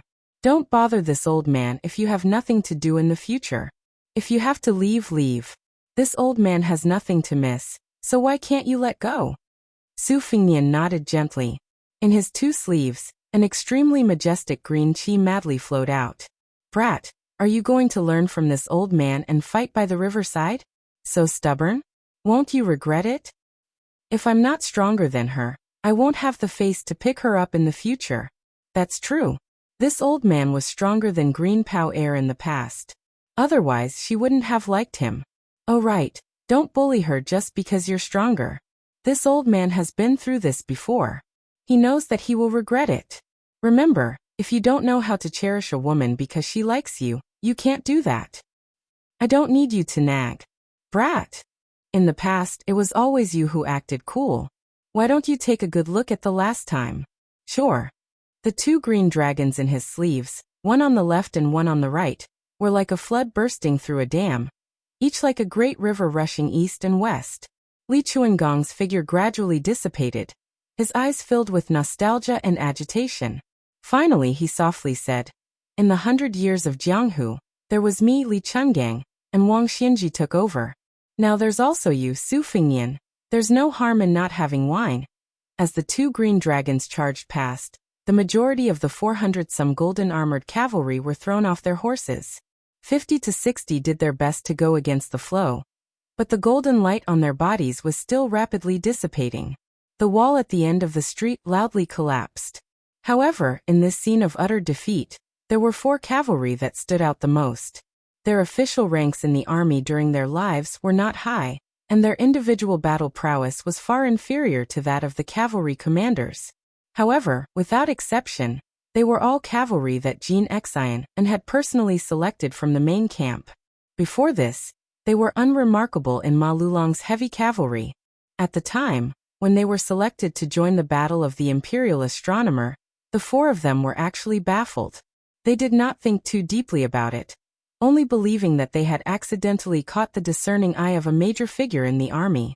Naturally, these 4 cavalry were unaware that in the eyes of the great general of the north, Ma Lulong, they were only ordinary members of the heavy cavalry. However, in the eyes of the Qi cultivator Grandmaster Jean Xian, each of them was an existence that possessed a certain type of destiny. The ancestors of these 4 cavalry came from Old Liang, Eastern Yu, Northern Han and West Chu. As a result, they were the true trump cards to deal with Su Fingyan and Bailiang. They would be the most sinister trap in this battle. Although the momentum of the 4 cavalry that stood out from the crowd had been thwarted, they were still gradually closing in on Su Fingyan. The cavalry in the lead wielded a golden spear. His warhorse was only 5 paces away from Su Fingyan, unable to advance any further. With a mournful neigh, the warhorse raised its hooves high into the air. The cavalry thrust the tip of his spear forward inch by inch, piercing toward Su Fingyan's head. Finally, the warhorse could not hold on any longer. Its hooves smashed into the ground, and the spear continued to slide downwards. However, the spear was like snow approaching a furnace. It melted several inches away from Su Fingyan's shoulder. The Liang cavalry commandant, whose grandfather had been the great general of the East, was reduced to ashes. The invisible pillar of destiny that towered over the eastern Yu capital seemed to have been struck by lightning, suddenly shaking. Next, in the territory of the old northern Han, there was another wave of shock. Many of the spring and autumn survivors of the old northern Han felt a mysterious sense of unease. In the imperial capital of West Chu, which had welcomed the first empress of the Central Plains, many scholars, regardless of whether they were scholarly scholars reading books in their study or ignorant children reciting books in private schools, paused for a moment. Baffled, they continued to read. When the last heavy cavalry soldier, whose father had died on the battlefield of the western wall, shattered with golden light, a dragon's roar of grief and indignation resounded in the air above Great Peace City. Su Fingyan's body trembled slightly 4 times. The last time, in particular, blood seeped out from between his eyebrows. 3 immortals seized the opportunity to attack, attempting to work together to seriously injure the young vassal king who was barely holding on. Su Fingyan exhaled heavily. The turbid air was filled with wisps of blood. After exhaling this breath of old qi and clotted blood, the hundreds of flying swords above his head seemed to descend. The 3 immortals safely circled around the falling rain, their figures light and agile. Between the gate of the imperial astronomer and the young vassal king, the 3 immortals of Mount Longhu flashed and appeared, quickly approaching Su Fingyan. These flying swords, which were unable to support themselves, only delayed them for a moment. But in this precious moment, Su Fingyan, with his thumb on the Bailiang saber on the left side of his waist, lightly pushed. The cold saber was almost completely unsheathed, leaving only the tip of the saber in the scabbard. Su Fingyan's feet were rooted to the ground, his body leaning back. The hilt of the cold saber, which had not been completely unsheathed, just happened to hit the chest of an immortal who was sweeping with a horsetail whisk. The immortal's body shattered like Kunlun jade. Su Fingyan's feet didn't move, but his body leaned backward. After the tip of the scabbard touched the ground lightly, he stood up straight again. With another push of the scabbard's hilt, the second immortal's immortal body was shattered by the cold blade in the same way. When the last immortal gave up the idea of close combat, Su Fengnian's 5 fingers suddenly clenched. The unsheathed cold saber trembled slightly. It did not continue to slide back into the scabbard, but went against the momentum of the attack. The immortals who were retreating suddenly had a clap of thunder behind them. The 3 immortals dissipated in the blink of an eye. More than 500 cavalrymen on the street were completely annihilated. At this moment, a petite figure swept toward the white deer, and her hand blade happened to stab the chest of the immortal who had just condensed on the back of the white deer. She succeeded in her attack and quickly retreated without hesitation. However, the explosion of the golden light still smashed into her body. On her route of retreat, she passed through several walls. When she finally stopped in the distance, she coughed out a mouthful of blood. Then she adjusted her mink hat, raised her arm to wipe the corner of her mouth, and lightly leapt up to sit on the wall. She took out a scallion pancake from her pocket that she had bought on the way here, and lowered her head to take a big bite. Chao Chongqing and Dong Tai looked at each other and smiled. Killing an immortal and eating a pancake, they really brought out the best in each other. At the gate of the Imperial Astronomer, after the white deer immortal was mysteriously ambushed by a little girl, the Lotus Crown Taoist Master and the first ancestor finally made their move at the same time. A small crack had appeared on the tip of Su Fengnian's foot. It was because he did not retreat half a step and let the soles of his shoes rub against the ground. Although the 3 immortals did not succeed and could not retreat, just like how Su Fengnian's sword had delayed their advance, they also successfully delayed Su Fengnian's breathing. The first ancestor of Mount Longhu floated over with the sword in his hand. Su Fengnian had not recovered his breathing, and still forcefully clashed with the first ancestor. The blade in his left hand was finally unsheathed. The old cold blade clashed with the first ancestor's sword. The young first ancestor with a face as clear as jade slid back tens of feet, almost crashing into the gate of the Imperial Astronomer. But his smile was still bright. Su Fengnian took 10 steps forward and only took 9 steps back. But the Lotus Crown Taoist Master's body directly passed through the first ancestor. The 2 immortals exchanged positions. The first ancestor's palm struck Su Fengnian's forehead and spat out 2 words. Mountain Splitter. Su Fengnian's head slightly swayed backwards, his heels leaving the ground, the tip of his foot stepping hard on the ground. 1 step. Just 1 step back. But he still did not retreat from the position where he faced off against the 60 immortals. Chapter 1637. The old Taoist master with the lotus crown, who had struck Su Fengnian's forehead with his palm, floated backward. At the same time, the sword-wielding immortal passed through this straight path and said with a smile, "Mountains and rivers filled with wind and lightning." Su Fengnian stepped forward, holding the saber with both hands, and slashed down without hesitation. The saber was held vertically and the sword was held horizontally. Between the saber and the sword, the wind and clouds surged and thunder rumbled. The 2 sleeves of the young ancestor's Taoist robe fluttered wildly, and the hair on Su Fengnian's temples also fluttered wantonly. The immortal with the lotus crown almost overlapped with the immortal with the sword. His right palm passed through the saber and sword and pushed hard on Su Fengnian's chest. As if to increase the supreme power of this palm, the old immortal pressed his left hand on the back of his right hand and shouted, "Heaven Ascension!" Layer after layer of vigorous strength, like an immortal ascending the stairs, endlessly passed through Su Fengnian's chest, to the extent that Su Fengnian's back, which corresponded to his chest, suddenly fluttered. Su Fengnian's lips moved slightly, but he didn't make a sound. His face was pale and purple. Saber 9. The next moment, the 2 immortals stood side by side at the entrance of the Imperial Astronomer. Although they did not show any lingering fear on their faces, compared to their previous calmness, they were a little more dignified. Su Fengnian did not retreat. Instead he advanced. The immortal with the sword waved his sleeve, raised his arm and held his sword horizontally, as if he was going to block the young lord's path. Su Fengnian's chest and back were already bleeding. Between his eyebrows, there was a shocking crack. But he still rushed forward. Chao Chongqing was a little speechless. Dong Tai sighed and said, "This is really going to be a desperate fight." It turned out that the man and the immortal had exchanged a move. It was a very simple move. Yu Leijian pierced Su Fengnian's chest, and the cold saber pierced the immortal's chest. Su Fengnian pushed his saber forward. Yu Leijian and the first ancestral master of Longhu Mountain were sent flying through the gates of the imperial astronomer. Not only that, but even the Li family's infantry formation was broken through. Su Fengnian, king of Bailiang. Just like that, he entered the gates of the imperial astronomer. ## number 254 Lu Dongxian is bold. If someone could ride the wind and look down at the imperial astronomer, they would be able to see a thin silver thread easily cutting through a large piece of thick black cloth. Together, Su Fengnian and the first ancestor of Longhu Mountain, who had graced the world with his presence, broke through the Li family's armored infantry formation. Li Shogua, the commandant of Jiangji's Sagan commandant, who was leading the charge, was unfortunately right in front of the formation.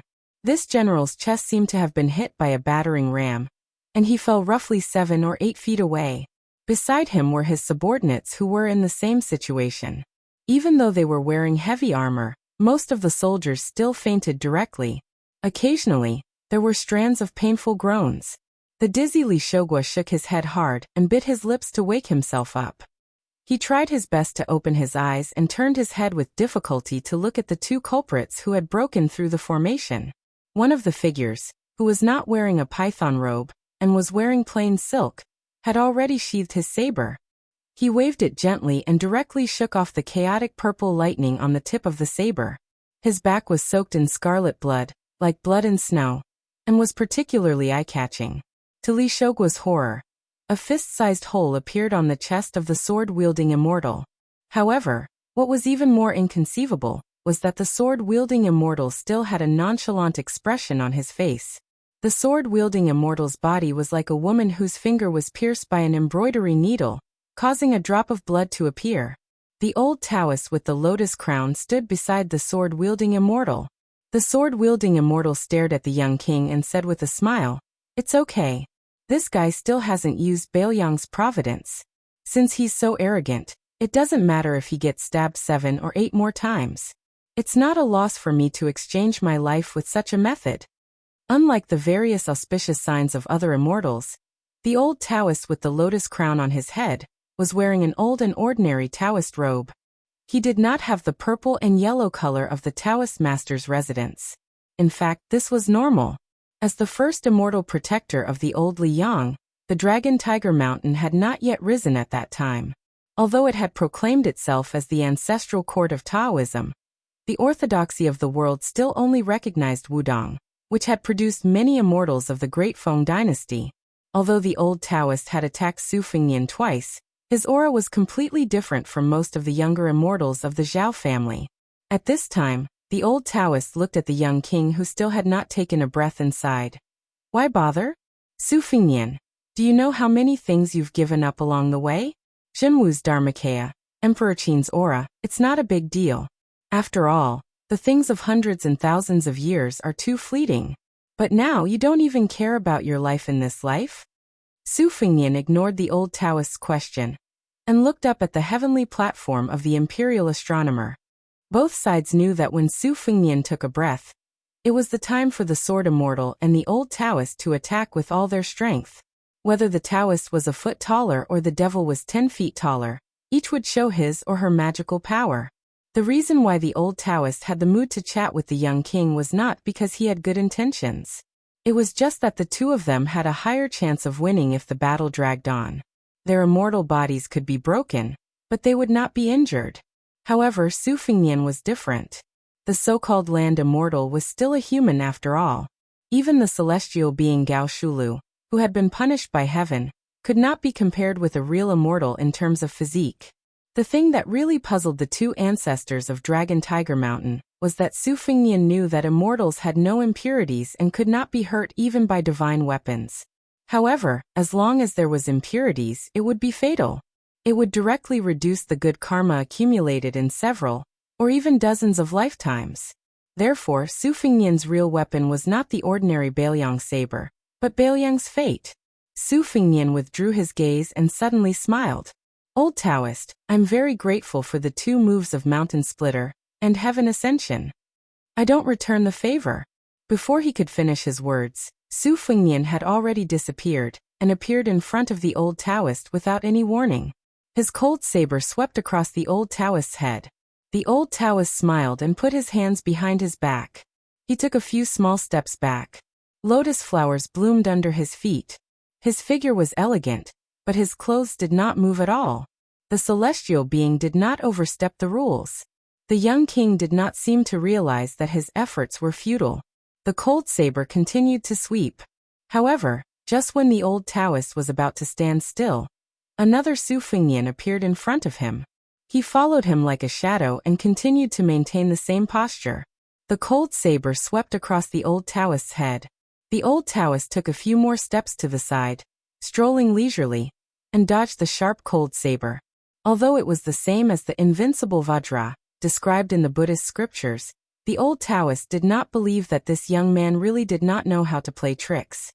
He did not believe that this young man would stupidly use the cold saber to chop people from the beginning to the end, and then exhaust himself to death. This young king of the Northwest who had ascended to the top of the human world was originally a difficult opponent with endless tricks. Especially when he even killed Wang Xianji. It was hard to guarantee that he did not have any hidden skills. The old Taoist was happy to wait and see. He might as well deal with the changes by sticking to the status quo. Now it should be the injured Su Fengnian who was flustered and exasperated. The old Taoist only needed to wait patiently for the crucial moment when the young man could not help but do something desperate. The old Taoist with the lotus crown used the dipper steps to shrink the world. Every time he changed his position, it seemed to be only 2 or 3 steps, but it was enough to make the cold saber miss. Because the two people in a life and death situation attacked too quickly, in the blink of an eye, no less than 100 Su Fengnian appeared on the square of the imperial astronomer. The immortal surname Zhao of Longhu Mountain was still at ease, moving freely through the increasingly narrow square like a fish swimming leisurely in the Jianghu. The first Grandmaster of Longhu Mountain, holding the seal sword Yulei, was not in a hurry to rescue the Su Fengnian. 1. There was no need for him to do anything. 2. Every moment that passed meant that the rope around the neck of the approaching Su Fengnian was getting tighter and tighter. The person holding the rope just so happened to be the Su Fengnian himself. His right hand held the sword in front of him in a standing sword stance. His left hand bent his thumb and lightly pierced his index finger. Then he began to draw seals on the peachwood sword that was rumored to have killed countless demons and monsters. The blood that flowed out of his index finger was not bright red, but pure white. Moreover, it was bright and resplendent, like the bright moon hanging from his fingertip. Several chi channels that had been suppressed by various buildings in Great Peace City quickly surged toward the imperial astronomer. When the seal was formed, victory was already in his grasp. Chapter 1638. The lips of the always youthful and elegant immortal curled up. Can you tolerate me drawing seals so openly? In the eyes of the Liyang soldiers who did not have outstanding martial cultivation, dozens of King of Bailiang appeared in the square in the blink of an eye. In another blink, there were more than 100 people. The 1,000 or so soldiers of the Li family who had not been knocked unconscious were all dumbstruck and could only stare. Deep in their hearts, these Liyang elites had complicated feelings. They were more wary and fearful of the arrogant and domineering young king, but their hatred was less. It seemed absurd, but the logic was actually very simple. In the early days of the Jianghu, how many beauties in the world did not love Li Chenggang? How many martial artists in the world did not revere Wang Xianji? To be with them and live in the world, as long as it did not involve irreconcilable personal grudges, most people would yearn to be with them. Li Yang's reverence for martial power was based on iron hooves and knives. Qi Jiajie was dressed in white, so why was he able to become the teacher of so many dragon descendants in Great Peace City? Why did the Tongxi sword immortal Liu Baijie make an exception and enter the capital to become the Minister of War and fill the streets with cheers? Recently, a shocking piece of news spread. It was said that the young king of Bailiang had once fought alone with the Beimeng military god Tuoba Bodhisattva in the western regions, and fought until the sky turned dark. No matter what the scholars and civil officials of Great Peace City thought, men who were paid by the soldiers would talk about such things. It was most likely that the young King Su was just bragging and creating momentum for his trip to the capital. But no matter what the truth was, most of the martial artists in the army would feel some regret. They would wonder why the Sufingnian did not simply kill that Tuoba Bodhisattva in the western regions. If he had really taken his head, then they, who lived off the soldiers of the emperor, would just be a bit more virtuous when they scolded him in the future. On the contrary, the Li family's armored soldiers had initially revered the immortal who treated human lives like grass, but they quickly developed a sense of enmity. Sufingnian had killed hundreds of armored cavalry in one go on the street. It was true that his methods were ruthless, but the heavy cavalry of unknown origin had suddenly turned into golden-armored immortals. Such an immortal's method was really too chilling. Originally, when facing a strong enemy, we martial artists would treat it as a trip to the battlefield. If we died in battle, then so be it. But if we died for no reason, how sullen would that be? Where would there be heroism? Probably no one would die in peace. On the high wall, Luoyang held the wine pot with 2 fingers. She smiled and said, "Chao Chongqing cannot interfere, but you, Dong Tai, you have some relations with him. Are you just going to watch here?" There was no one nearby. Dong Tai was not the kind of person who liked to pretend to be an expert. At this time, he was squatting at Chao Chongqing's feet. He said unhappily, "That fart of connections? Back in the Eastern Sea, they were all used up." Chao Chongqing joked, "Don't make things difficult for our peach blossom sword god. Of course, I cannot interfere in this fight. But in fact no one can. Just like yesterday at the Maui post station. In the end it was just me and Dong Tai against one. But I think you Luoyang also know that at our position, numbers don't mean much. Of course, face is also very important." Dong Tai seemed to remember something. In terms of connections, that elusive ancestor Lu should be the one helping, right? Luoyang hesitated for a moment, then said, "That person was to Gao Tingshu, just like Wang Xianji was to Li Chenggang. And now he is to Wang Xianji. So who's next?" Even Dong Tai was stunned. He turned to glance at Chao Chongqing. The latter nodded slightly. Dong Tai was suddenly angry. He cursed for the first time. Damn it, why is this kid so miserable? Was he supposed to be subdued by ancestor Lu's reincarnation? Luoyang said sarcastically, "What do you think?" Then Luoyang glanced at the sky. The cycle of the heavenly Tao is clear. Chao Chongqing said slowly, "Since ancestor Lu could even withdraw from the heavenly gate, he might not act according to this logic." Dong Tai sneered. "What a good might not?" Luoyang smiled and said, "You're not happy?" Dong Tai took a deep breath. "Forget it. Even if I was willing to help, that kid wouldn't be willing." Luoyang drank a mouthful of wine. Her expression was calm. "That's true." Dong Tai suddenly stood up.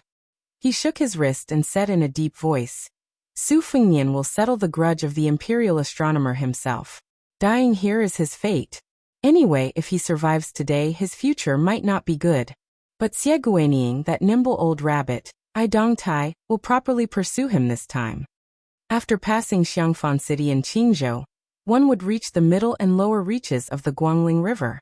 A young Taoist priest and his disciple sat cross-legged on the riverbank. The little Taoist boy began to doze off as he pondered. The young Taoist priest didn't reprimand him. Every time the little Taoist was about to fall, he would reach out and support him. This young Taoist priest in plain robes was Li Yufu, Wudong's current leader.